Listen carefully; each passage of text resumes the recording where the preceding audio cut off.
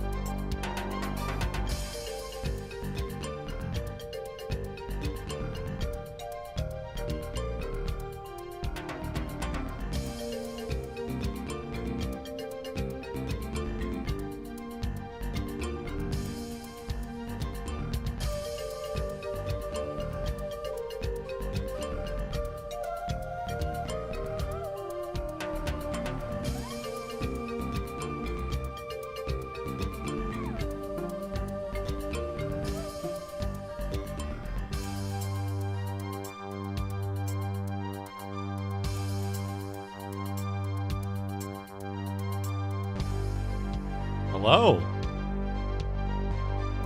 Hello, everyone. I can't stop eating! Hello, Nico Jazz. Hello, Navjack. Good to see you, Navjack. Hello, BNU, Green Herring. Astral Vortex. Welcome, everybody. And hello, Taters Games on the Twitch side.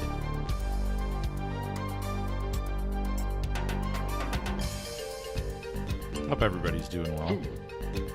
Hello, Dr. Tasty.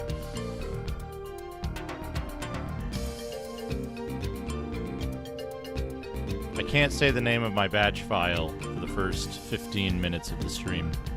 Don't worry about it. Don't worry about it. Hello, everyone. It's going to be kind of a low-key stream today. We're going to play Marvel Ultimate Alliance. Just kidding. Yeah, low-key stream.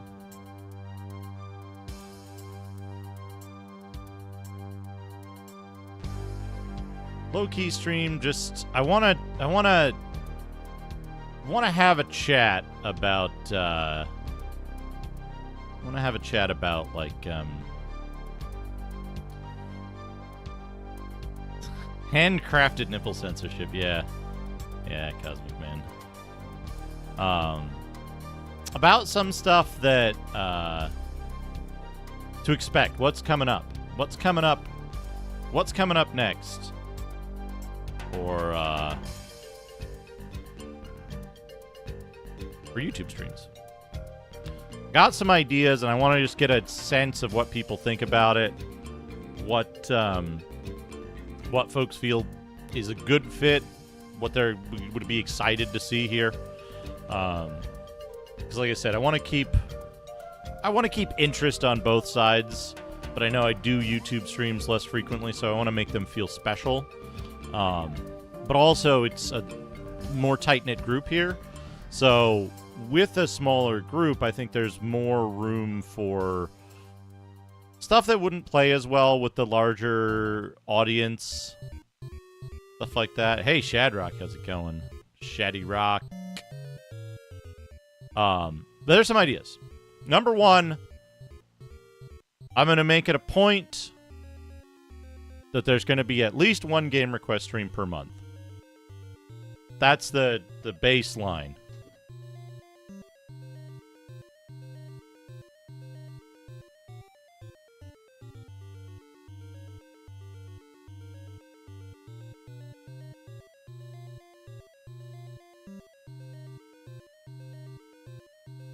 I have papers to write down ideas. This was one of my...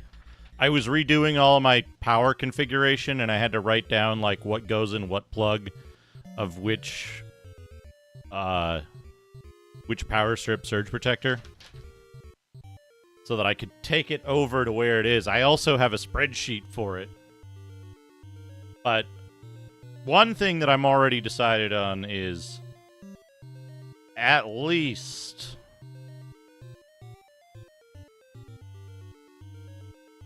one request stream month. USB hub? Yeah, I got 2 USB hubs. One's for the PSP. That's not a PSP. The PSTV. And one's for the Mister. Those are the 2 USB hubs I have.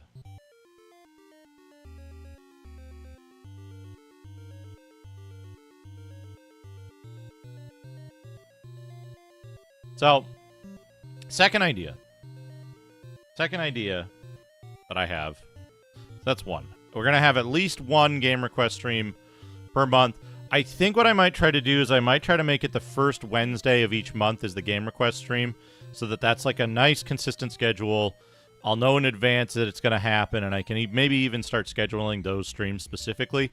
First Wednesday of the month, game request stream. And that's not to say that game requests won't happen more often, or that I won't have streams that incorporate game requests where I'm like playing some variety stuff, but will also take requests. Second, something I've been thinking about for a while. I've been thinking about, you know how I've been doing the PlayStation library exploration stuff on Twitch? I'm thinking about... Hey, Nukem, how's it going? I'm thinking about what if I do Saturn exploration, the Japanese Saturn library exploration on YouTube. Same idea, same kind of thing, but it comes over here and we start filling the same thing out. The one thing I gotta do is there's some setup that I want to do for that, which is yeah, Cat in a Box. Cat in a Box is the best default emote on the platform.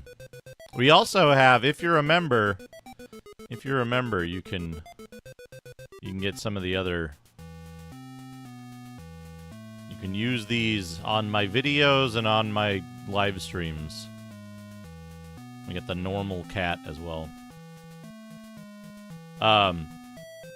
So Saturn exploration.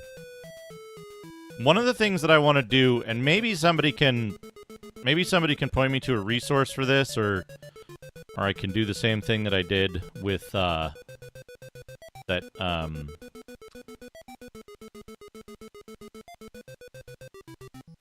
Hey, Lil, yeah, this is the Saturn is an interesting library. It's got a really interesting Japanese library. I think there's a lot of the library is much larger than the US library. Like, the factor of size larger is bigger than the PlayStation even. Where the PlayStation got a ton of Japanese games that never made it over to the States, but by the Saturn US library is tiny compared to the, like, pretty sizable Japanese library. They're a little bit closer in size, though both are bigger on the PlayStation. Now, the thing with the Saturn exploration is, one of the things that I like to do with that there's a funny thing that happens, right? And I was watching a stream. I was watching one of Mr. Radon's streams, and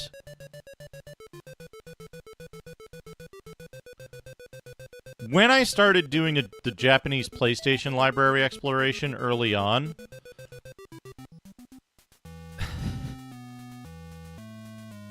I made some, not mistakes, right? I won't call it a mistake. I was unaware of certain things, and as a result, the games that I picked based on title alone sometimes weren't what I expected.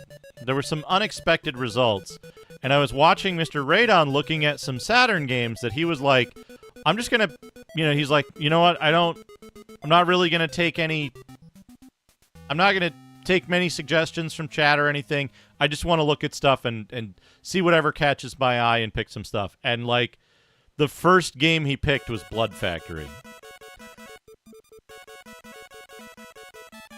The first game. And I'm like, oh, man.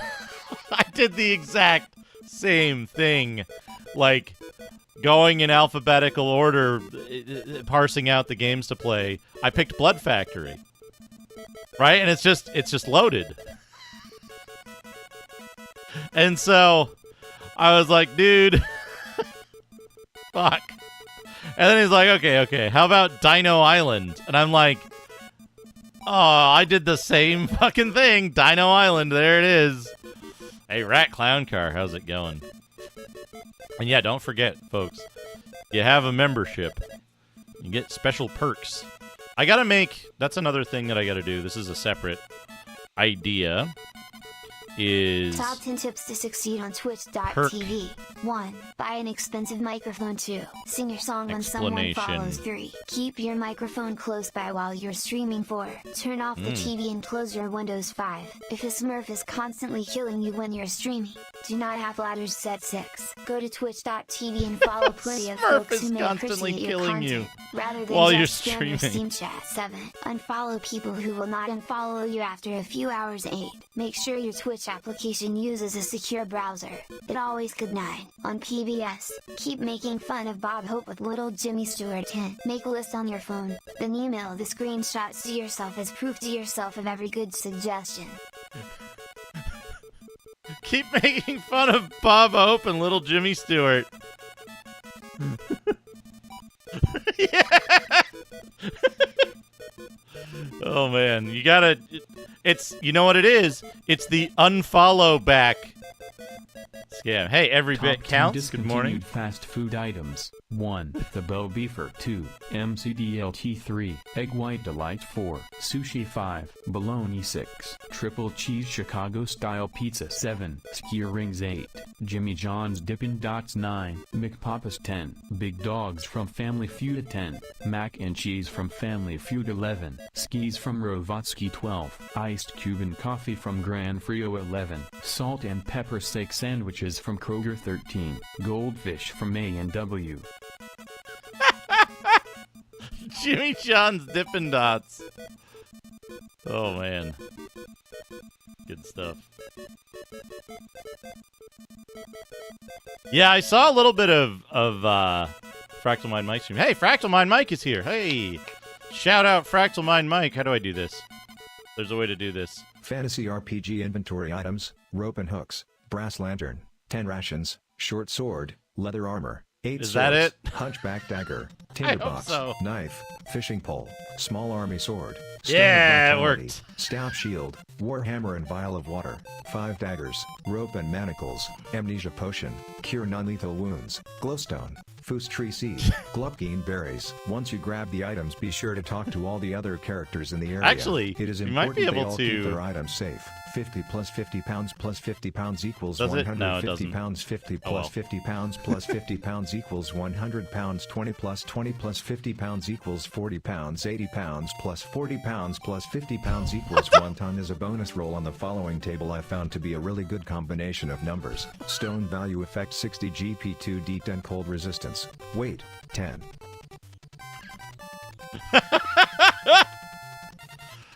Probably Phylox, right? 50 pounds plus 50 pounds plus 50 pounds equals 150 pounds. 50 pounds plus 50 plus 50 pounds plus 50 pounds equals 100 pounds.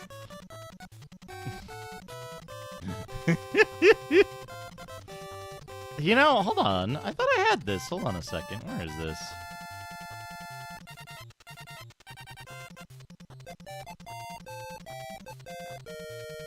Stream elements. Stream elements.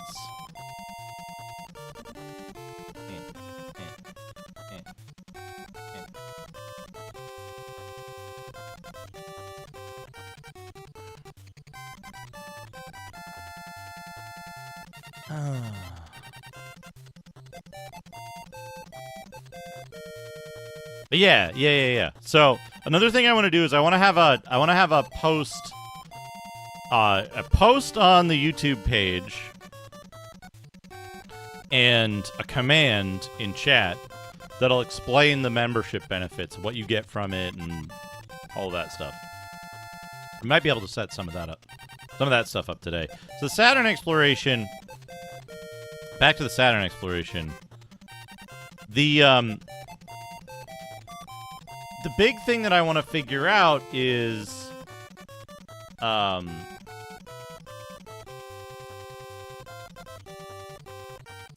want to figure out how can I get the information about games on the Saturn that were released in Japan only that are not available on other platforms that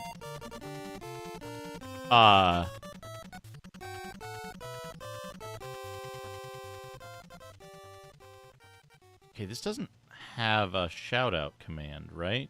Yeah. There's no shout-out command for YouTube's chatbot.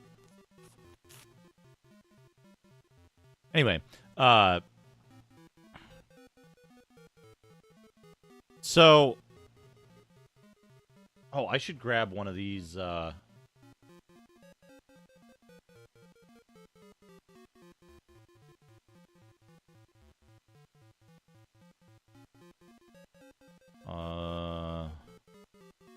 can somebody hit that heart button again?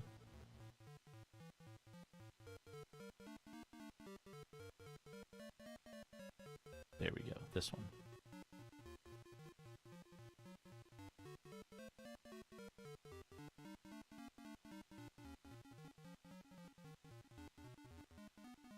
See if we get this.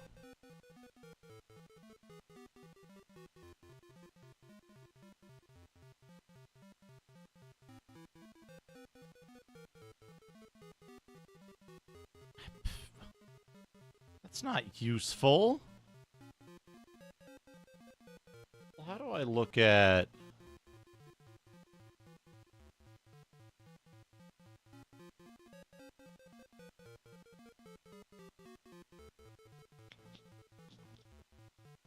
Not that one.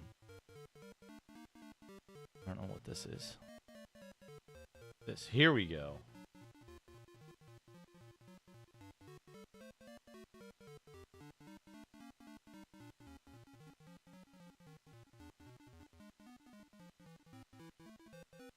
This. Oh, that's just the message. What I want to see is the actual content.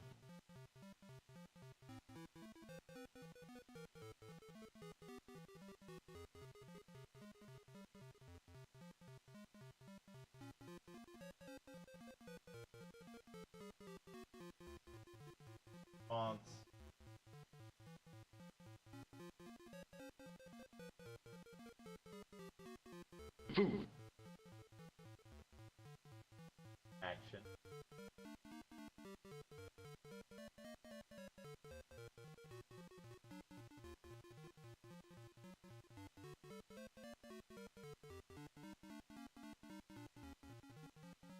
That's Noman talking. Hold on.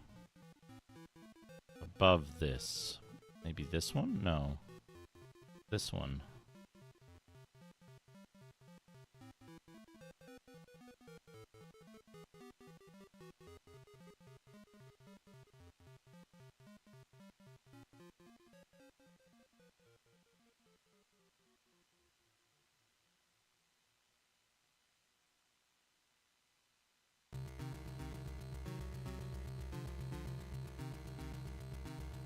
So I'm looking at this. What I want to do is I want to have it respond to these, right? I want to have it respond to the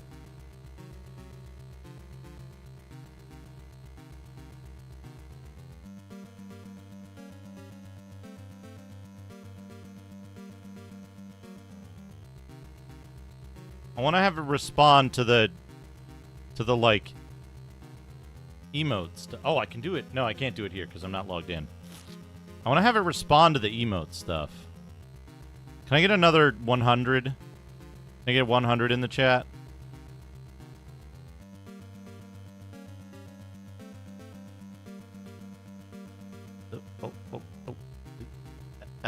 There we go. Here's one. Now, what does it do?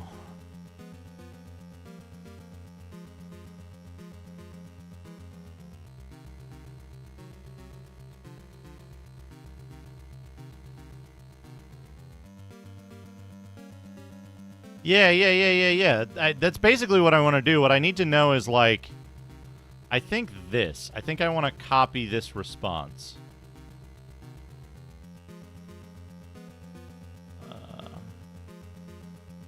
How do I...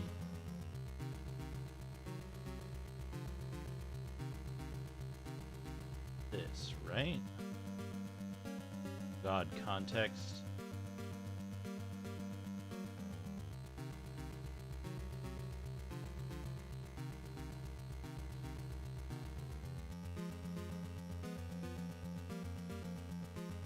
I want to copy a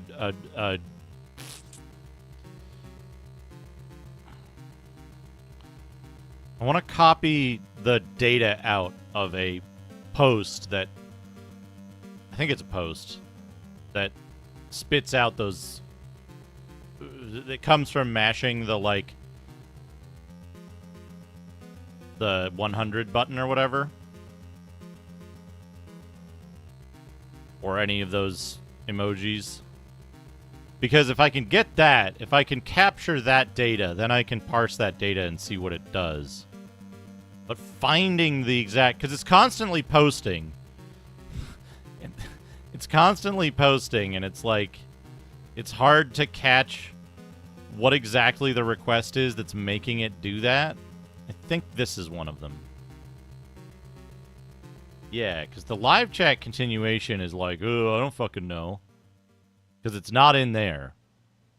But what we want is, I think...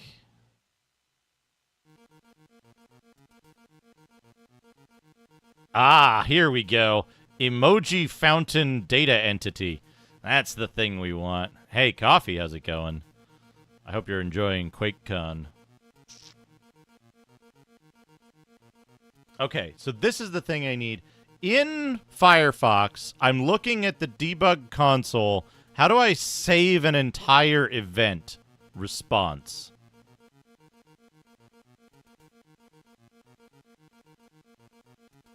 How do I save the whole response?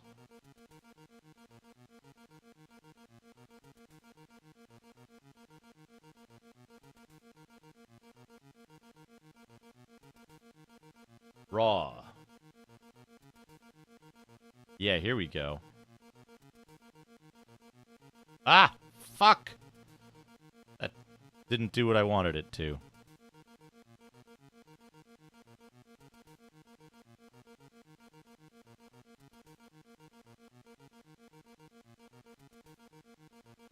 Where's the one I was just looking at? Come on.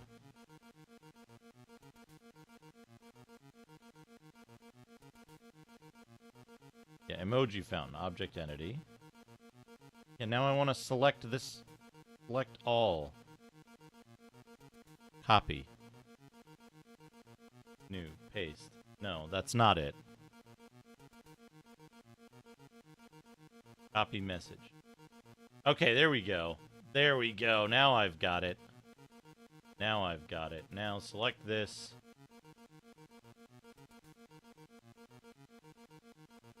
Pretty print. There we go. There we go. Emoji fountain data, reaction buckets. Intensity score. Reactions. Total reactions. It fucking batches it. Oh no. Fuck. Well, I got what I wanted. I got what I wanted. I got what I wanted. I'll have to get this over to denial of self later. Emojifountain.json. Okay, yeah, I can parse that now, I think. Yeah. Particle sizes based on intensity. There's actually a bunch of stuff we can do with this. The only problem right now is that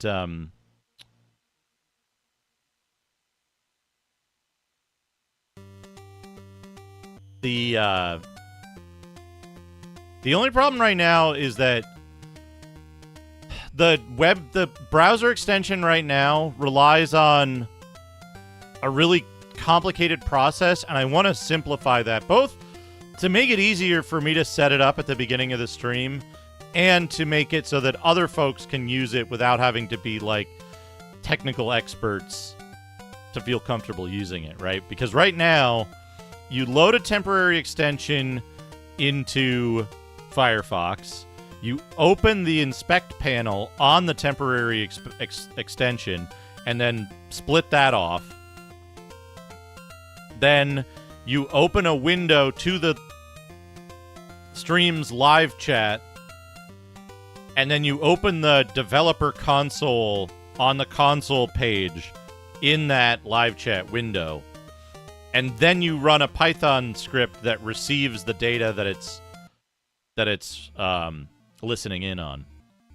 So it's a complicated setup, and the reason to do it that way as opposed to like doing a headless browser or something is that I believe, and if anyone has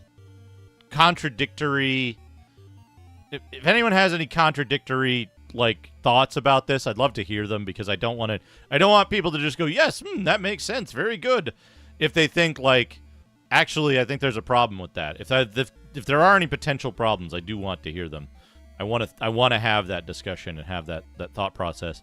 But my understanding is YouTube's terms of service explicitly state that accessing the services programmatically is prohibited. So there are two factors of using a web browser extension that reads the responses from that reads already received responses from YouTube's services, is that it, to the letter, avoids accessing the services programmatically and simply reads the responses received by the service, received by a non-programmatic access method, right? So I manually navigate to a stream chat, and then when I receive data from that stream chat, I then later analyze that data for responsive action, right? They do have a good global emote, Mike. There is at least one good global emote. I think actually two. Yeah, there they are.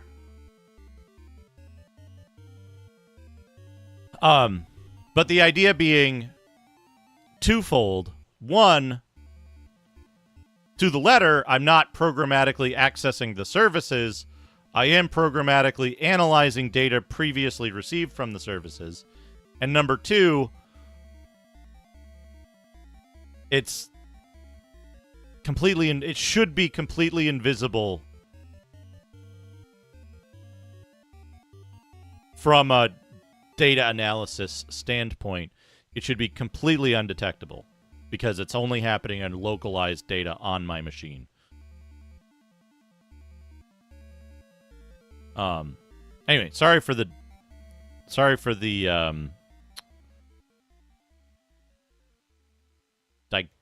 digression.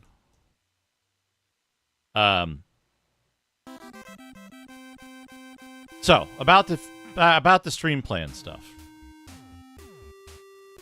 Saturn exploration stream of the Japanese libraries. What I want to do is find only games and only JP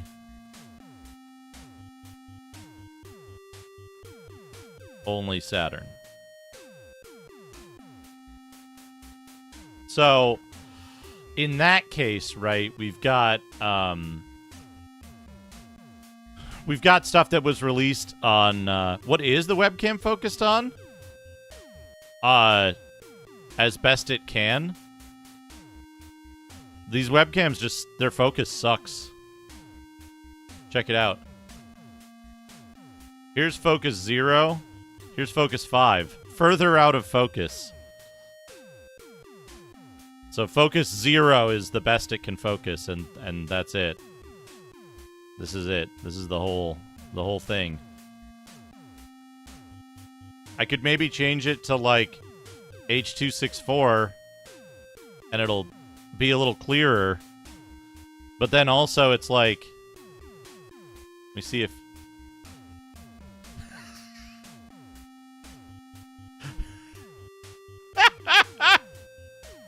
this is a problem if I put it to H.264.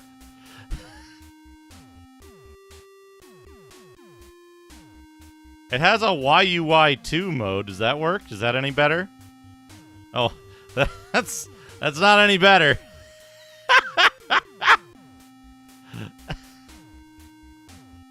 So we put it on MJPEG.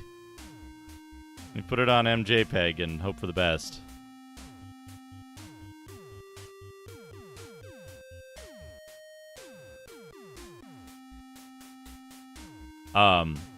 Anyway.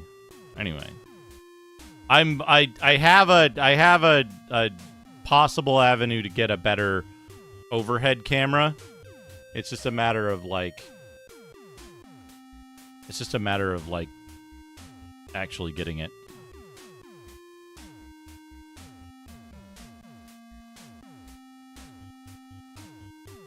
The problem is that, like, if I'm not mistaken, right? Cameras that can do even moderate quality video over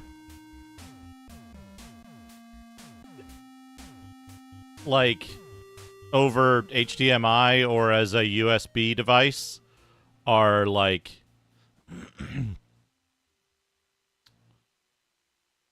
at least $500 or something, which sucks. So you've got your, what, like... Yeah, that's true. It's like... There's, Oh, I should blast this.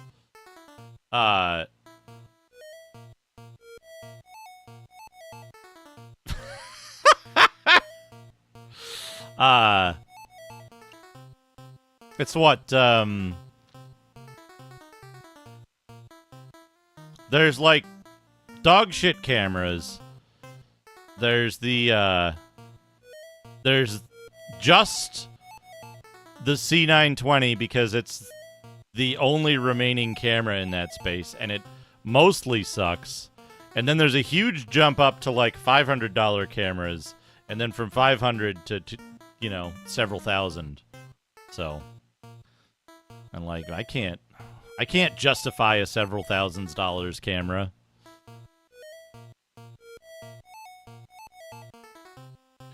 I could give it more light, but then the shadows are distracting to me. So I have it, like, kind of ambient lighting right now. And the gain turned up. But if I turn the gain down, it gets darker, but you can see it better. Whoops. Whoa, why does it look like that? That's kind of wild. Look at the, like, lines on it.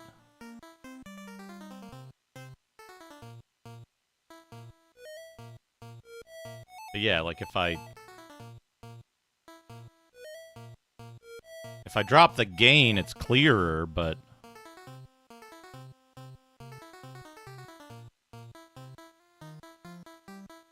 I can drop the gain and increase the exposure, but then it looks like this, right? I could turn on... Oh, it's on low light compensation because this monitor keeps turning it off, but that's okay. Whatever, let's just blast it again.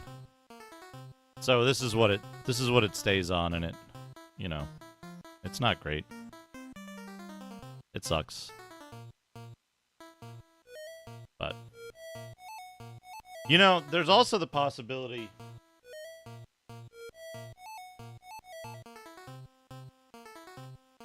There's also the possibility...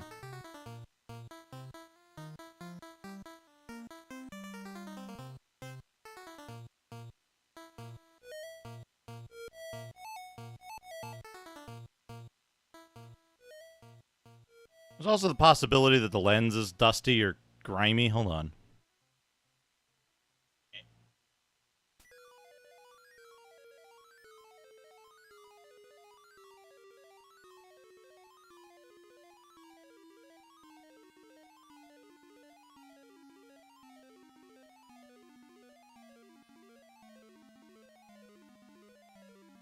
Blug.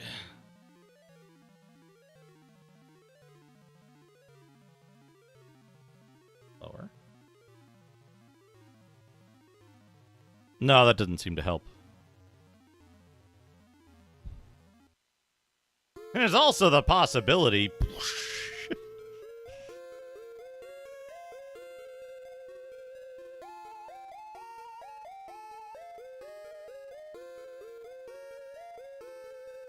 But yeah, not much I can do with it without, like, fucking one thing up. Yeah, exactly, BNU. That's the big problem, is that all the cheap camcorder stuff just doesn't exist anymore.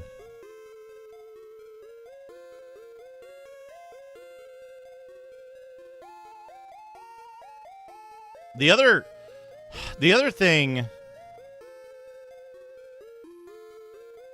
like, I might be able to get a digital camera. Like, I think my sister has one that she hasn't been using, and that might have a HDMI out or something. Because, like, older photo cameras can sometimes do what I want, which is weird. They're not great for, like, high action, but for, like, a desktop cam like this, they might be good. We'll see. Anyway, for the Saturn exploration, I want to find a way to get... Maybe I can scrape Sega Retro for this, but I want to find a way to... find out what things are actually games, and find out what things are only on Saturn, and find out what things aren't versions of that aren't versions of English language games that just had, like, a different title. Right? Like, what the heck is it? Loaded and Blood Factory is a good example of this.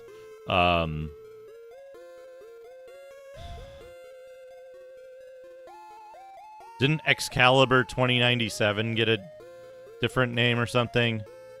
There's a bunch of stuff that just got mysteriously renamed between US and Saga and Final Fantasy Legends, another well-known example. So that's something. The other thing that I'm considering, and I don't know how feasible this is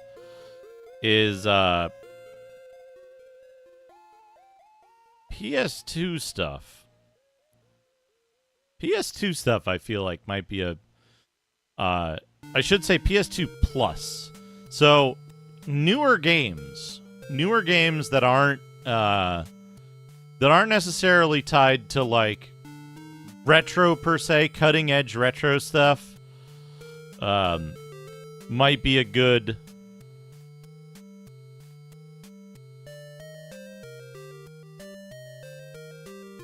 fit for YouTube, because they don't benefit much from discoverability on Twitch, because Twitch does not have discoverability. So it might be interesting to see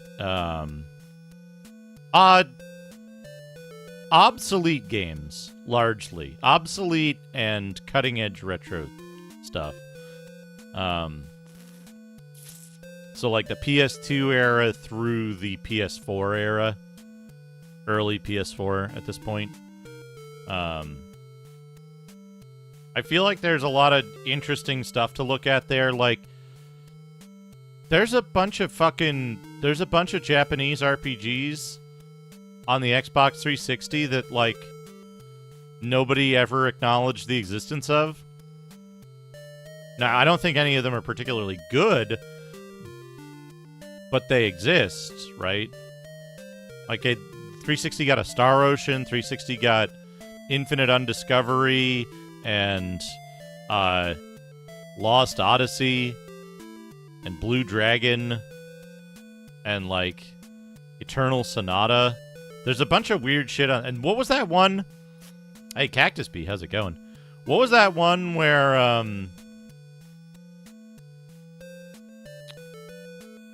What was that one where it...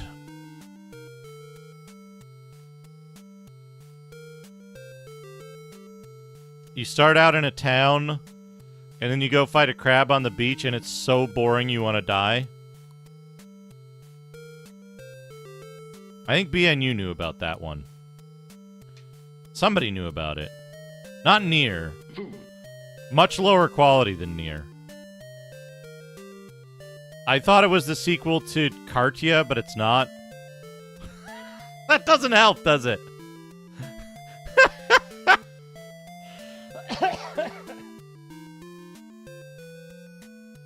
It was like super, super washed out.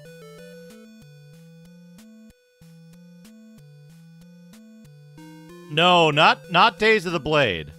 Magna Carta 2.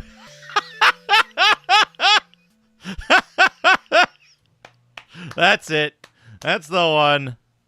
That's the one. BNU knew what it was. It's Magna Carta 2. It's so boring. It was like a single player MMO. Marmot, how's it going? But yeah, that's part of it.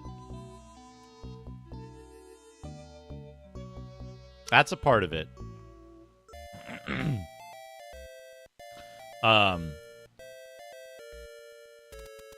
Korean. Gotcha. Yeah, but like... what generation is that? 8th gen? Eyebrow horns.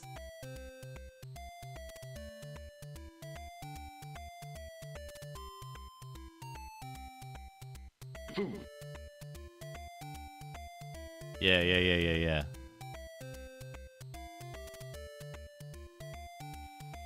Eyebrow horns. Oh, yeah. Oh, gremlins.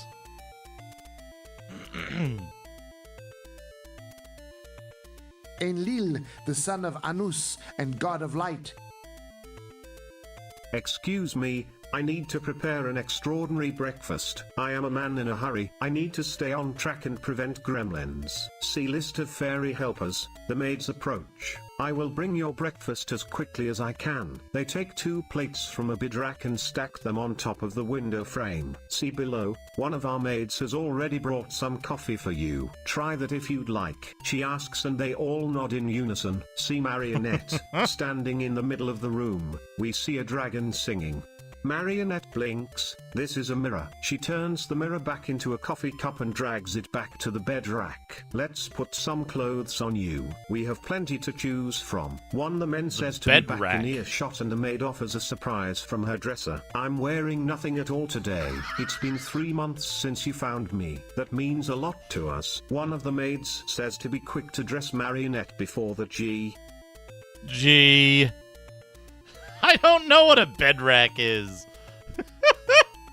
Surprise! I'm wearing nothing at all today.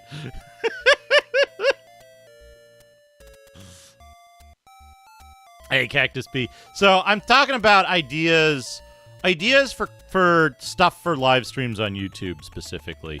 So I got a couple of things here.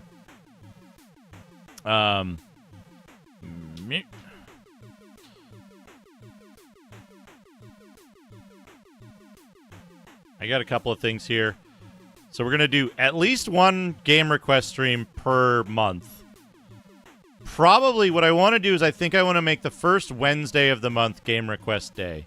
So that folks can, be prepared in advance and get hyped up for it. Second thing I want to do is Saturn exploration of the Japanese Saturn library in a more methodical sense than I have done before. Which, that means loading up more than just Dungeon Keeper Nexus and Mechanical Violator Hokkaido. But I want to find a way to get a spreadsheet of the Saturn games that are out there and enumerate whether they are Saturn exclusive, whether they have PC ports, whether they're Saturn exclusive in that console generation, whether they're in fact Japan exclusive and not released in the US or North America or Europe under a different name. Third, that they're actually games and not just books. And that's pretty much it. But I want to make sure that I get that information and have that on hand to avoid the Blood Factory Dino Island problem, which is where, there's tons of interesting stuff on the Sega CD and the 3DO. Their libraries are just very small, so it's easy to find. It's easy to find interesting stuff. It's more difficult to actually play it and maintain that interest. The Sega CD and the 3DO are games without gameplay where you just mash the button and then different animes pop up one after the other, and then it goes pick a thing. And then sometimes they also let you look, think, talk, move. Because it's very rare that those books... Yeah, like the Titanic game. Japanese adventure games, which aren't actually visual novels, tend to be what I've heard referred to as Portopia clones. And it takes a game being really cool to make that work. And I think, Case Titanic is a good example of that.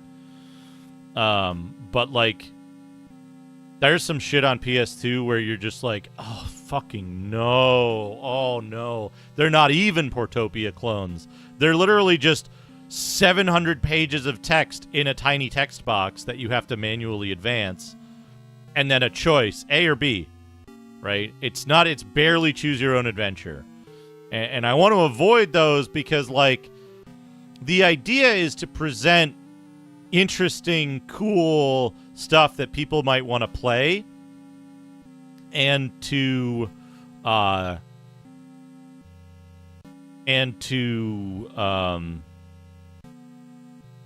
exactly, BNU.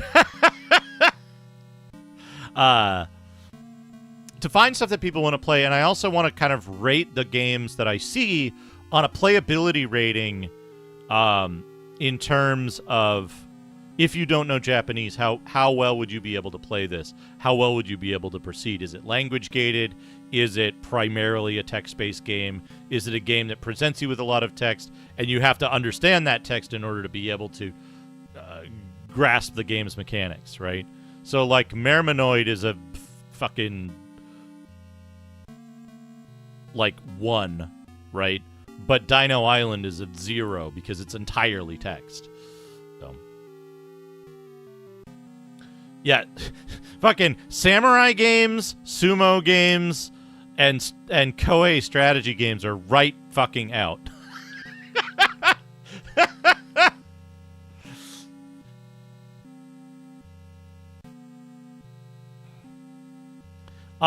Yeah, let me address that. Thank you for pointing that out. And we'll address those both in order. ROM hacks, I don't particularly get into doing ROM hack stuff. There's a Hey, Matt Balmer, how's it going? There's a disconnect, I think. There's a bigger risk of, like, how to put this. I find ROM hacks tough to resolve in terms of content presentation because there's a pretty strong risk of what I call the psychotic author syndrome, right? In video games in general, and especially in anything that touches or crosses over with retro content, there's a fair chance that the author of the thing is psychotic. All right, Mike, enjoy your work call. Enjoy your work call. There's a fair chance that the author of the work is psychotic. Now, this can happen in officially released commercial products as well. Take a look at working designs, right? But like almost entirely bad psychotic, right? Take a look at like hardware mod creators and their business models. Take a look at many of the like ROM hack translations that people do and like and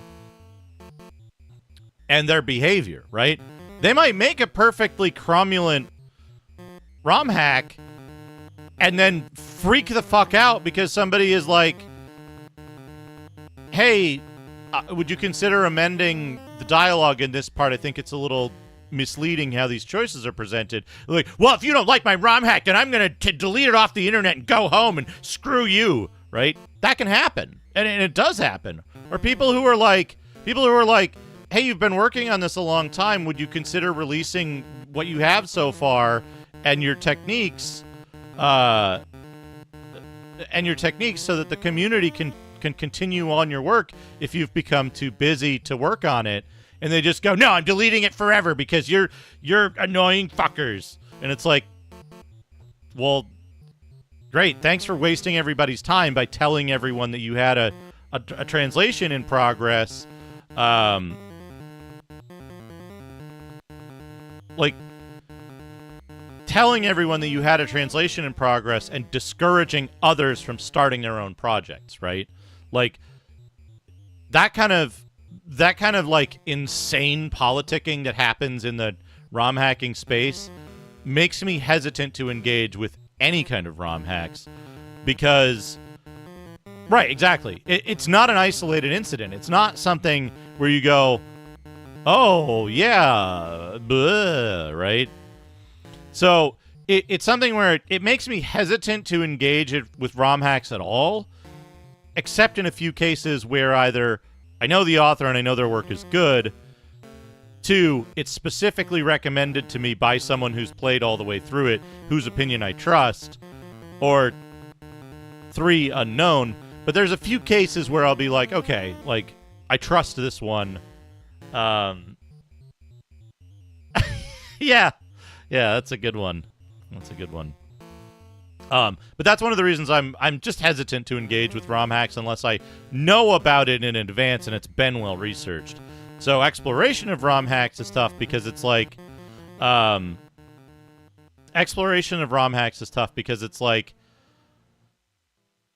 you never know when you're gonna load up a ROM hack, and you're gonna be like, oh cool, like, hey, like this is a like a game balance update to to Crystallis. Cool, let's see what it does. And you boot it up and it changes all of the text to slurs and all of the sprites to, genitalia. So it's like, yeah, okay. Right? Or you get a thing that's like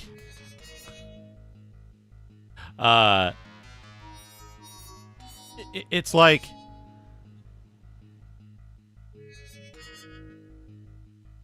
yeah, that's the other thing, Nico Jez, is that there's so many games. I want to see all the games first, and then I'll worry about the ROM hacks. Unless there's stuff that people are like, hey, specific thing that you are interested in has a translation. I played all the way through it, and there's nothing wrong with it. Then I'm like, yay, good, right? Or if someone is like, hey, Majin Zenki did a translation of Shinseki Odysselia, I'll be like, awesome, cool, let's do it. Right? But that's a big part of it, right? Is that, like, you never know, like, it's a risky business to go digging into ROM hacks you haven't looked at before. And if you've already looked at all the ROM hacks and you're presenting, like, a best of, that divides into a, like, large time commitment for a small amount of on-stream content time, which I'm already juggling so much stuff behind the scenes that I tend not to commit to that kind of stuff. But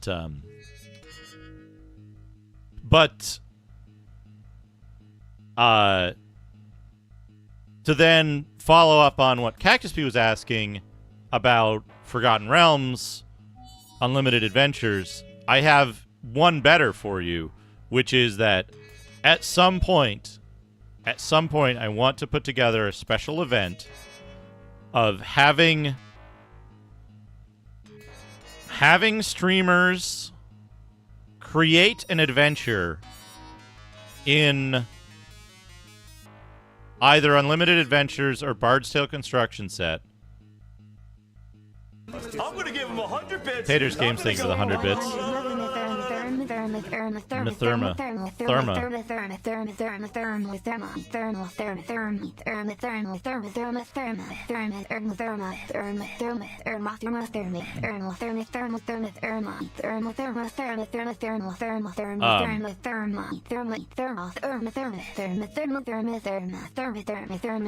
Yeah, I want to have, like, a bunch of trustworthy streamers put together a as well balanced as can be done, but full of memes. I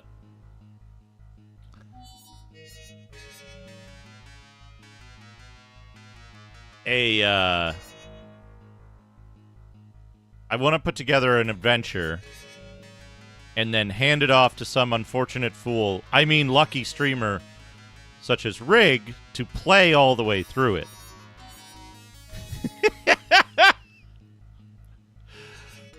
I think that would be a very good time.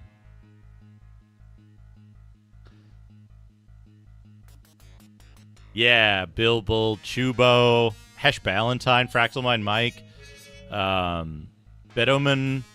There's a lot of folks out there who I think have enough experience with games to, like, put together a really good thing. And I think the best way to do it would be to have each person focus on one area, right? So you ever play one of those old MUDs where each of the areas was designed by a different author, and sometimes it was all just stitched together. Sometimes the person who was running the MUD would just be like, okay, so this area attaches to Smurf Village, and then Smurf Village exit here attaches to, like, Sky Kingdom, and, like, this one attaches to the, like, Orc Wastes and stuff like that, right?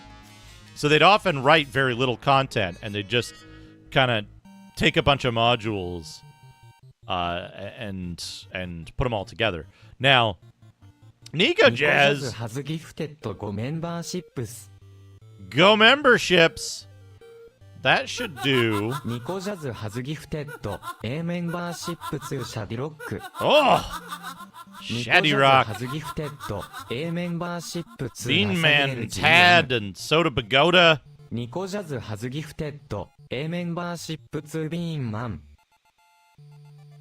good. Look at that. And Nathaniel GM. Enjoy your gift memberships, folks. Thank you so much, Nico Jazz. Top 10 books. 1. Hell yeah. Manly Sea Tales. 2. Grognardian. We're going to get some extra neural nonsense. The Unpleasant Profession of Jonathan Walters. 4. A Year in the Life of a Wolf. Hardcover. 5. 9 Black Aces. 6. Good Old Dirty Black Magic. 7. Men Against Fire. 8. The House Next Door. 9. The Gnarl Empire Companion. 10. The Gnarl Empire Handbook. By Swithing. 11. The Emperor's Two-Fisted Tales 12, His Dark Materials 13, The Legend of Moberly McCool 14, The Great Book of Tales of Space Anarchy 15, The Dark Hammer Trilogy 16, Space Anarchy. The Amazing Ache of Nightshade 17, The Cold One Trilogy 18, The Hidden Cities of Mystery 19, The Frozen Empire Trilogy. That is a 10 good tips to succeed That is on a good book title. Twitch.tv. 1. Buy an expensive microphone. 2. Sing your song when someone follows. 3. Just try some fancy commentary. 4. Don't have an ego, and don't be afraid to grow your skill level. 5. Be genuinely interested in the chat and answers your questions. 6. Know what type of stream you like. 7. Also Completely what that type of stream egoless is streaming. about. 8. Can you Link to your imagine? live stream section on the page of your channel so the viewers can follow. 9. Have a good time. 10. The ad freak in my heart wishes he or she had an amiibo card instead to show interest on twitch.com at least an hour or two. Yeah, get the card now for $6.99 per year. At John Ryder, that's one of the reasons I started The Twitch. ad You just freak have to in tune to my find it. heart. At Liam_Noe all in all, pretty straightforward review of a very popular streamer's tips, as well as what you could do to improve. Fantasy RPG inventory items, rope and hooks, brass lantern, 10 rations, short sword, leather armor, and a compass. You arrive to find that the town is going to be attacked by orcs. Your quest would be to support your allies and regain dominion by assisting the townspeople's resistance and return the players to their village. This entire section was a highlight from my DM interview with Ian Lavender of Games Workshop back in 2010. A CRB post to follow soon to cover the NPC combat phase. We actually had a fun time chatting about what features of the game we would be using. The party couldn't afford items until we bought them. How much were they worth? Even more importantly, however, was what type of items they would be able to buy. If we were to use MCG rules and allow our PC's martial skill level to determine their value, and if some items had prohibitive monetary costs, would this force the players to be overburdened? How many rolls per day/minute was this going to take for a lower level character versus a high level character? Would we be able to generate a lot? Welcome to the United States of Nintendo. When I arrived, the first thing I did was log into the Super Nintendo network, which I didn't recognize in the actual NES. Also, the monitor didn't work. You'd think a 1990s game console should work in 2017. Instead, I took a look at the bookshelves. A kid's bedroom in a city lined with games, toys and books. Not that the bookshelves were stocked with books anyway. Nothing like high-resolution instruction manuals. I'd been playing Super Punch-Out! For a while over the past few months, and it had become my holy grail. A game that would hold my attention throughout a fight, but also let me avoid violence like Mom kept telling me to. My friend was enjoying a tournament matches with his brother. Always willing to donate a fist. Wait, does Amy do the tournament thing? And his brother could take time off from school to get a peek at his super. He'd never beat his older brother, and just this evening wanted to test his mettle. The two of them would proceed to throw themselves into each other. This is a scene from a high fantasy film, starring Shadrach and Mr. Radon. Mr. Radon steps down from his throne. Shadrach addresses his followers. Side cam of Shadrach, with the lower part darkened to hide the obscenity. Mr. Radon's image appears on a map, with light beams from behind him. The light blasts blow down the walls of the room and appear to be in the ship. How's it You going? guessed it, shafts. Shadrach sprawls upon his throne. His seat is in a cone-shaped chamber. Beneath his throne there are a couple of narrow arches, one at one end of the chamber, and the other at the other end. Here's the scene from the same film, under masked actors, and here's some NSFW, legal language again. The one kid in the next sequence tries to convince the mother to beat it to the bedroom in the morning with him on her bare bottom, not in the towel she'll get later by the school laundry. Sorry, babysitter or grandpa's friend, the child. Top 10 discontinued fast food items. 1. The Bell Beef for 2. MCDLT 3. The Holy Cow Burger 4. The Chicken Ninis 5. The Slim Jim on a Stick 6. Pop Tart 7. Foosh Bunch 8. The Shake and Bake 9. Sugar Smack 10. Chicken Black Fryer. In part 1 of this article, we looked at what the internet says about Taco Bell's top 10 Slim rapidly Jim on a declining stick. fast food items. But now that it's springtime, The problem appears to be even more extreme than a year ago. Here are the 3 fast foods that are sure to be on every dining service to be herded off their own plates list. 1. Big Mac. As far as I know, on May 4th, a Reddit user who goes by the handle Labula posted an account of a trip to the Taco Bell drive-thru that contained his findings. The final piece of evidence came from an official Taco Bell news release. He posted the link to his blog so everyone could see the stat. 9. Hold on. Does Amy do... Tournament. Guatemalan Chihuahua tournament. I thought she did it.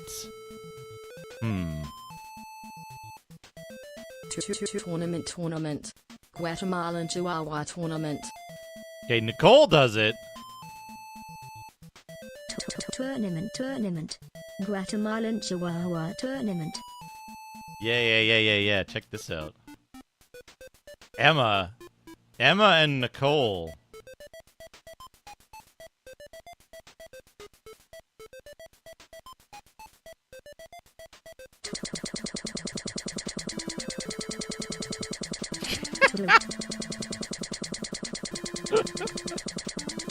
Good. What about Russell? Holy shit!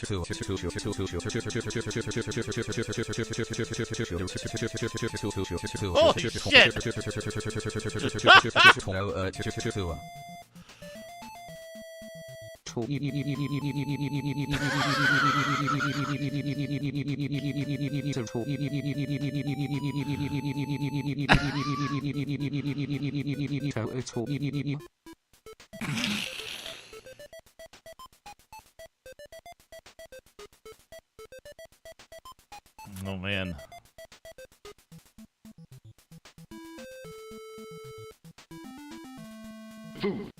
Geraint. Geraint has some interesting tours as well. Anyway, yeah. So, Saturn, I want to get the actual games on the Saturn. So, figuring this out, I might have to scrape Sega Retro or something. I might have to find a spreadsheet that covers genres and, like, other releases. We'll see.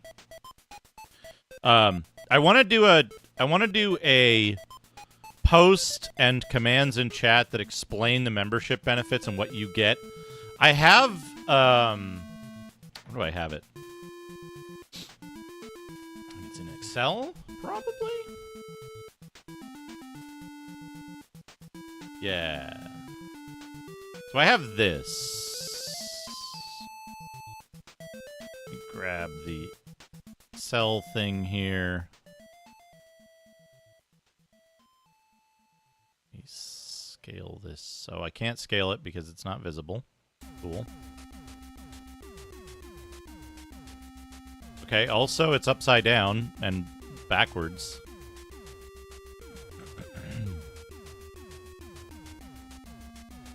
Whoops.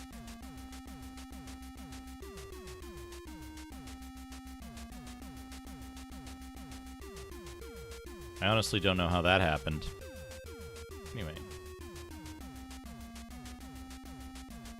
Anyway, I got this, right? I ginned this up. I ginned this up when I was first applying for partner, or when I first was qualified for partner on YouTube. And basically what this is it's a very simple equation, right? On what platform, which interaction, right? What you get, what I get, right? And so this breaks down very clearly, like,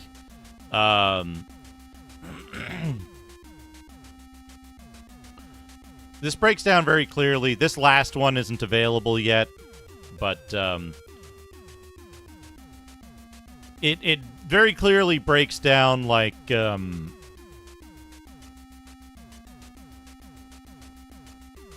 what it is that the exchanges, right? It's a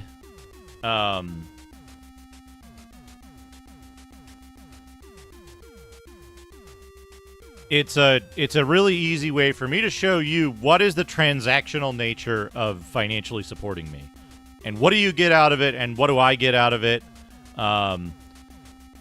and there's certain more stuff to how this breaks down, like memberships and subscriptions on YouTube and Twitch tend to have knock-on effects in terms of viewer behavior. So, like, if you gift a membership to somebody, that person's more likely to come back and interact with the stream because they feel a better connection to it. They feel more, they feel a better preference towards watching, right?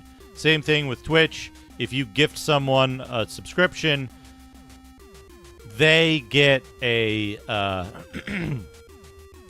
get ad-free viewing. They're more likely to watch the stream because they don't get ads.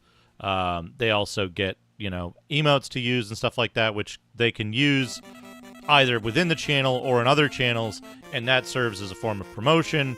So there's a balance to it, but given something like this, right, I want to put a public post that, like, clearly and cleanly shows what it is that all that stuff is, specifically for YouTube, because, like, YouTube is more complex. It's Twitch, I don't get to do anything. I don't get to change anything about the membership stuff.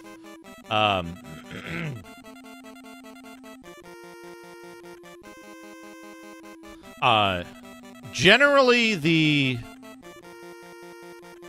the breakdown, there's a if you're interested in the financial breakdown, Cactus Bee, there is a pinned post in Stream Tech on the Discord that breaks down all known values for rates. The biggest, the highest pay through is Business PayPal. Nothing comes close to Business PayPal in terms of the pay-through rate, because it's like 85% at $1, and it only goes up from there to like 98% at like $20 or something like that. Sorry, Business PayPal with dynamic micropayments. So if you are a streamer, if you interact with small financial transactions at all, having a Business PayPal that does dynamic micropayments is absolutely a must, in my opinion. Anyway, so there's that. I want to put up a command for it so that people know what it is that they can do, because on YouTube it's a little more complicated because I have specific stuff that I can offer as benefits for the channel, right? The other thing that I want to do is I'm working on it now. Hopefully Fractal Mind Mike and Denial of Self, that's in their kind of wheelhouse, the technology that it relies on. So I'm hoping they can work on the basics of this system, but the basic idea here is I need to get an arbitrary image displayer. And I'd like to have it be one that can work for most people as a very simple setup where you run something and then you point a browser source at it and the browser source does all the heavy lifting. It won't be as efficient, or it won't be able to do cool stuff like the food cannon, but if you say, hey, display an image, it'll show an image. If you say, hey, play a movie, it'll play a movie, and it'll do so in the way that alerts work. So this is something that would be preferable for, like, if Chubo wanted to do Ko-Fi alerts in the same way that he does his, like, alert gotcha stuff, but he wanted to have that run through Ko-Fi or PayPal or whatever, you would be able to do that, and then, like, for example, 5 pulls for $1 instead of 25 cents multiple times, right? So that makes it easier for people to batch up their support and get the same get the same stuff out of it, right? And that's something that Chubo doesn't have to go in and like figure out how to configure all the complicated stuff. And to that end, that would be something that would then allow me to do the neural network image stuff, which is another benefit I've been like. It's there, but right now it is on the basis of video game tips. 1. The like green badger, for reasons unknown, either gives you 0 health or doesn't do anything at all. 2. We did. 3. None of our friends wanted to fight the green badger. 4. He has a bigger blade than any of you. You should stop trying to fight him. 5. Fucking stab the nice creature in the pink ass and then smother him. 6. Jeez. If you don't stab him immediately, he will do nothing. 7. The pink ass isn't very nice at all. 8. Oh yes, the pink ass is very nice and very strong. 9. Going with 400 plus. It means you're not going to win, but it's definitely worth a shot. 10. Press drum for when you don't know what the fuck to do. 11. Don't control 2 pussies at once. I made it. 12. More stabbing of the guy on the pink ass. Be ready to have your face sliced for the sake of the game. 13. What could they want Press from me? drum when it looks like the pink ass is about to fuck. Zamunda. Thank you for the Twitch follow.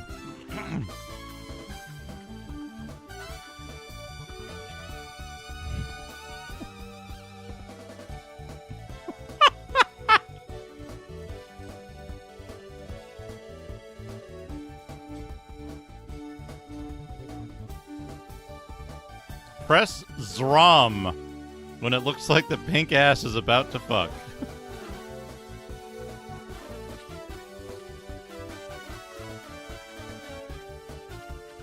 Anyway, but yeah, right now, if a member goes, hey, I want to do the neural network image thing.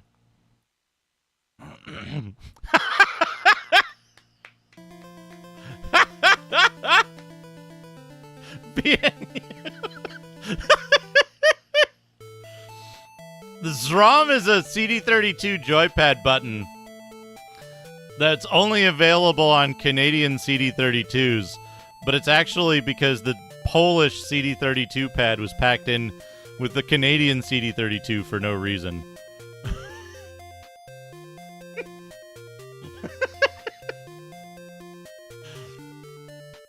So if a member wants to do the neural network image thing, then I can do it. But it has to be something where they like ask in chat and say, hey, I'd like to do a neural network image. And then I'm like, okay, well, hold on. Let me find a stopping point in the game that I'm playing, or we'll do it in between the next game request. And it's a cumbersome, complicated process. It can be done by request, but it's not easy to do. However, when I have arbitrary image display, you'll just type exclamation point image, and it'll pop up a neural network image. Now, the way that's going to work is there's going to be a prefix list of types of prompts, and they're going to be combinatorial, right? So you might get like hot fudge. You might get like nacho cheese sausage covered in hot fudge or something like that, right? Actually, let's see. Hold on a second.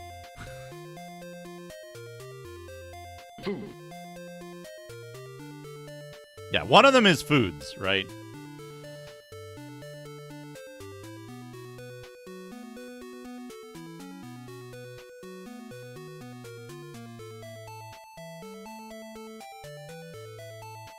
And then what it'll do is it'll generate an image based on that prompt. It'll spit the image out and then display it down here over the whatever widget the bag is on at that moment.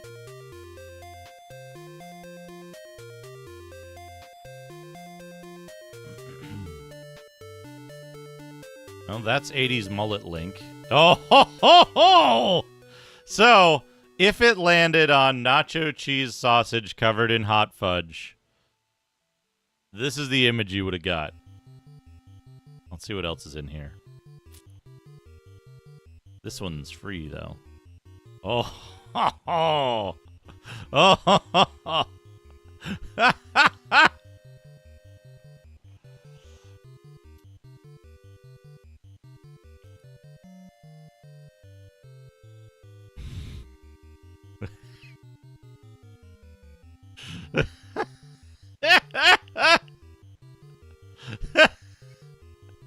That cheese is not dessert colored. There's no dessert that color.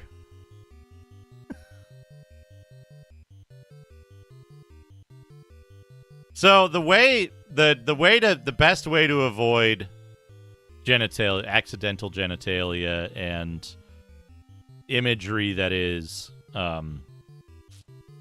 problematic, let's say, is to make sure that there is 100% exclusion of chat or viewer influence on the imagery. You never get to pick what image is generated, right? The only thing you do is the most selection that a viewer would have, to me, is you get to pick from a class of items, right? So you might be like, you know what? I don't want cursed food. I do not want cursed food. I want something... I want something else, right? Potentially cursed food. Some of it could turn out good, right? Like nacho cheese hot dog with salsa. That'd probably be fine.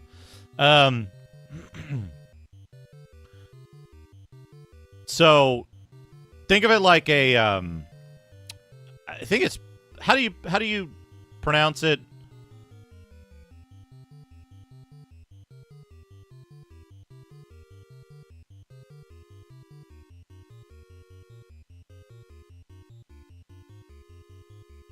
Prix Fix. Yeah, Prix Fix or Table D'Hote menu, where like you go to a restaurant, right? And the restaurant doesn't have like, oh, I'd like this appetizer and that entree and this for dessert, and can I get a side of French fries, and can we replace the salad with the cucumber feta or whatever, right? Like, none of that. You go to a restaurant and they're like, do you want meal A, B, or C? And you're like, meal A is these 5 courses, meal B is these 5 courses, and meal C is like these four courses. And that's it.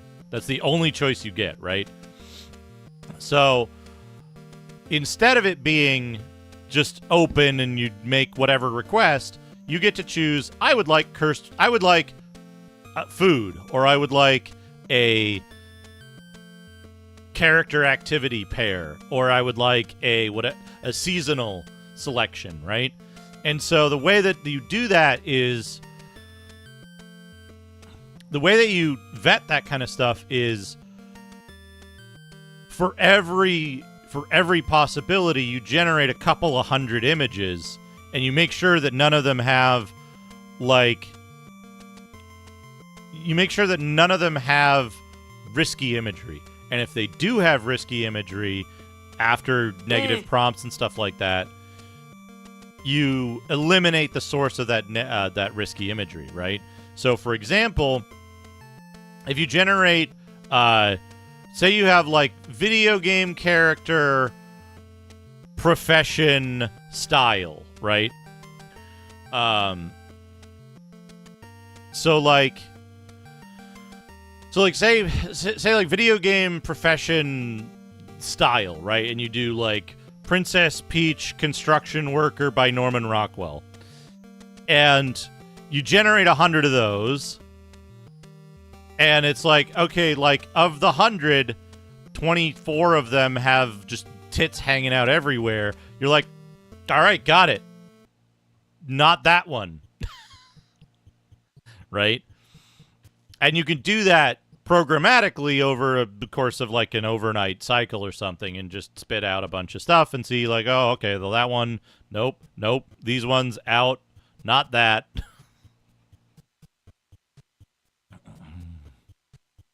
But, yeah, seasonal selection is stuff like we see in the intro, right, where none of the stuff that was generated for the intro slideshow, I think this is the intro slideshow, yeah.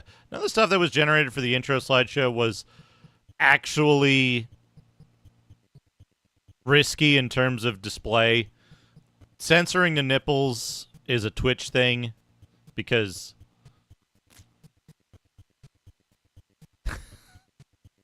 there's, you know, other problems. We won't talk about that, but like Shen weird. But, right, but like, for example, you can avoid that stuff by including a negative prompt that says, you know, nothing nude, no nipples, and, you know, maybe don't put swimsuit or at the beach or in a swimming pool as part of it, and you'll get less risky imagery, unless it's certain combinations. So, like, some of this stuff is just like on a hot day, and it like makes the characters look really angry and upset. And like just really yeah, like I think that one was like sweltering heat. It's just angry Gandalf out in the desert. But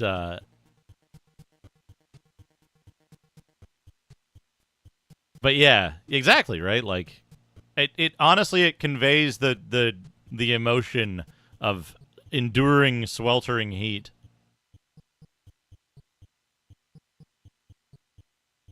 But yeah, it's just broad-based testing and making sure that, you know, out of 100 images, if one genital slips through, then that one's not okay. If you get 100 images with no genitals, chances are that 1,000 images might have one genitals, but if it only appears for a couple of seconds and nobody talks about it, it's probably fine, right? But, you know, that's the risk, right?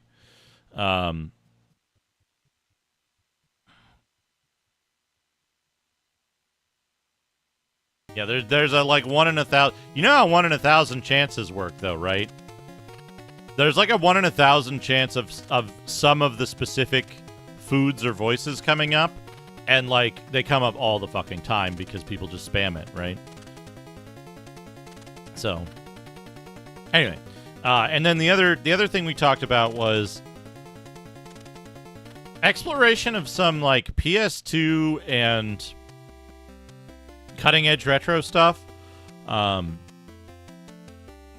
and 8th generation, I think. In terms of like, there's what was the name of it?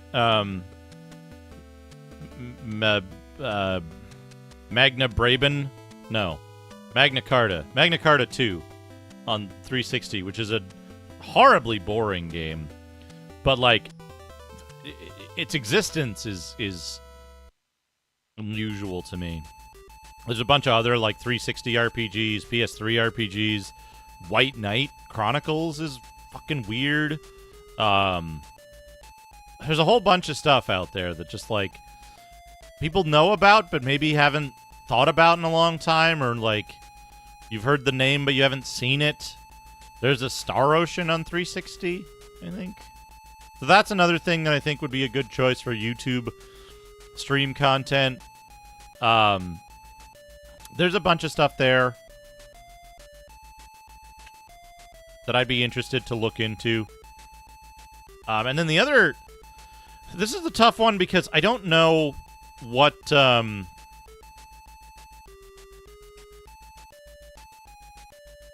I don't know what other games I know well enough. Oh, we made a hard little man in White Knight Chronicles when we did it last request stream. This is one that I don't know what games I know well enough for this to be an option, but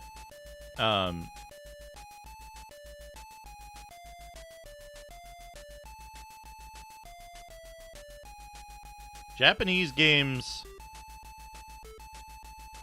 in Japanese, like we did with Phantasy Star, right? Another option for that might be The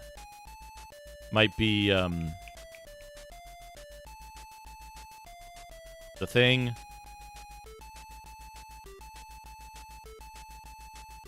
Kingsfield 1. Because, like, I played through Kingsfield 1 on stream very early on, but I never played through Kingsfield 1 because I don't generally play translation ROM hacks that aren't official, and Kingsfield 1 is only in Japanese. But then you can play Kingsfield 1 in English, and then there's Kingsfield 2, which is also in English, which I also haven't played, but I kind of want to play Kingsfield 1 first before moving on to Kingsfield 2. Even though I played Kingsfield before that, I only got, like, I barely got one level into Kingsfield before I, like, some shit got turmoil, and I couldn't keep up with the schedule and focus needed to play it in Japanese. But things are a little more settled down now, and with YouTube streams, I think YouTube streams are a chill enough environment that I might be able to continue doing that. And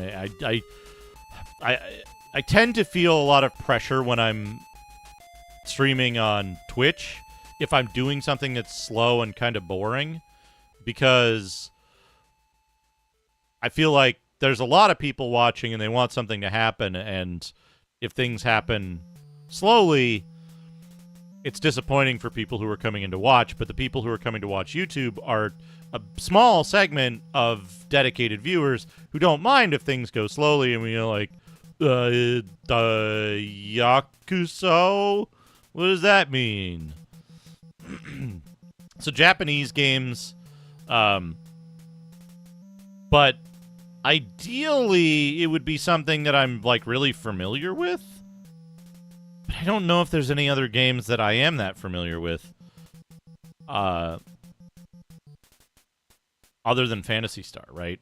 Ideally it would be something that I know inside and out and can play without looking at any of the text, but I think only Phantasy Star is simple enough. Shadowgate I don't know quite well enough. Because, like, I constantly have to, like, actually look at the stuff, and there's, like, the Sphinx riddle and shit like that that are tough and, like, language based. Those are difficult things.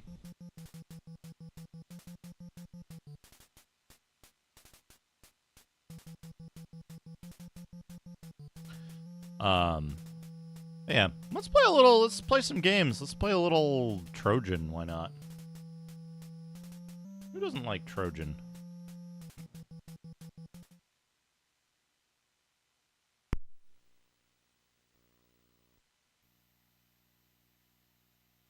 Who doesn't like a little Trojan? Trojan.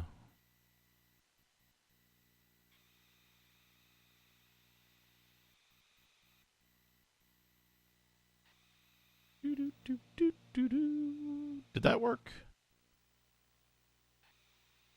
It did. Good. This is a script from Days of Our Lives Kai. Dr. Tom Horton is powering up.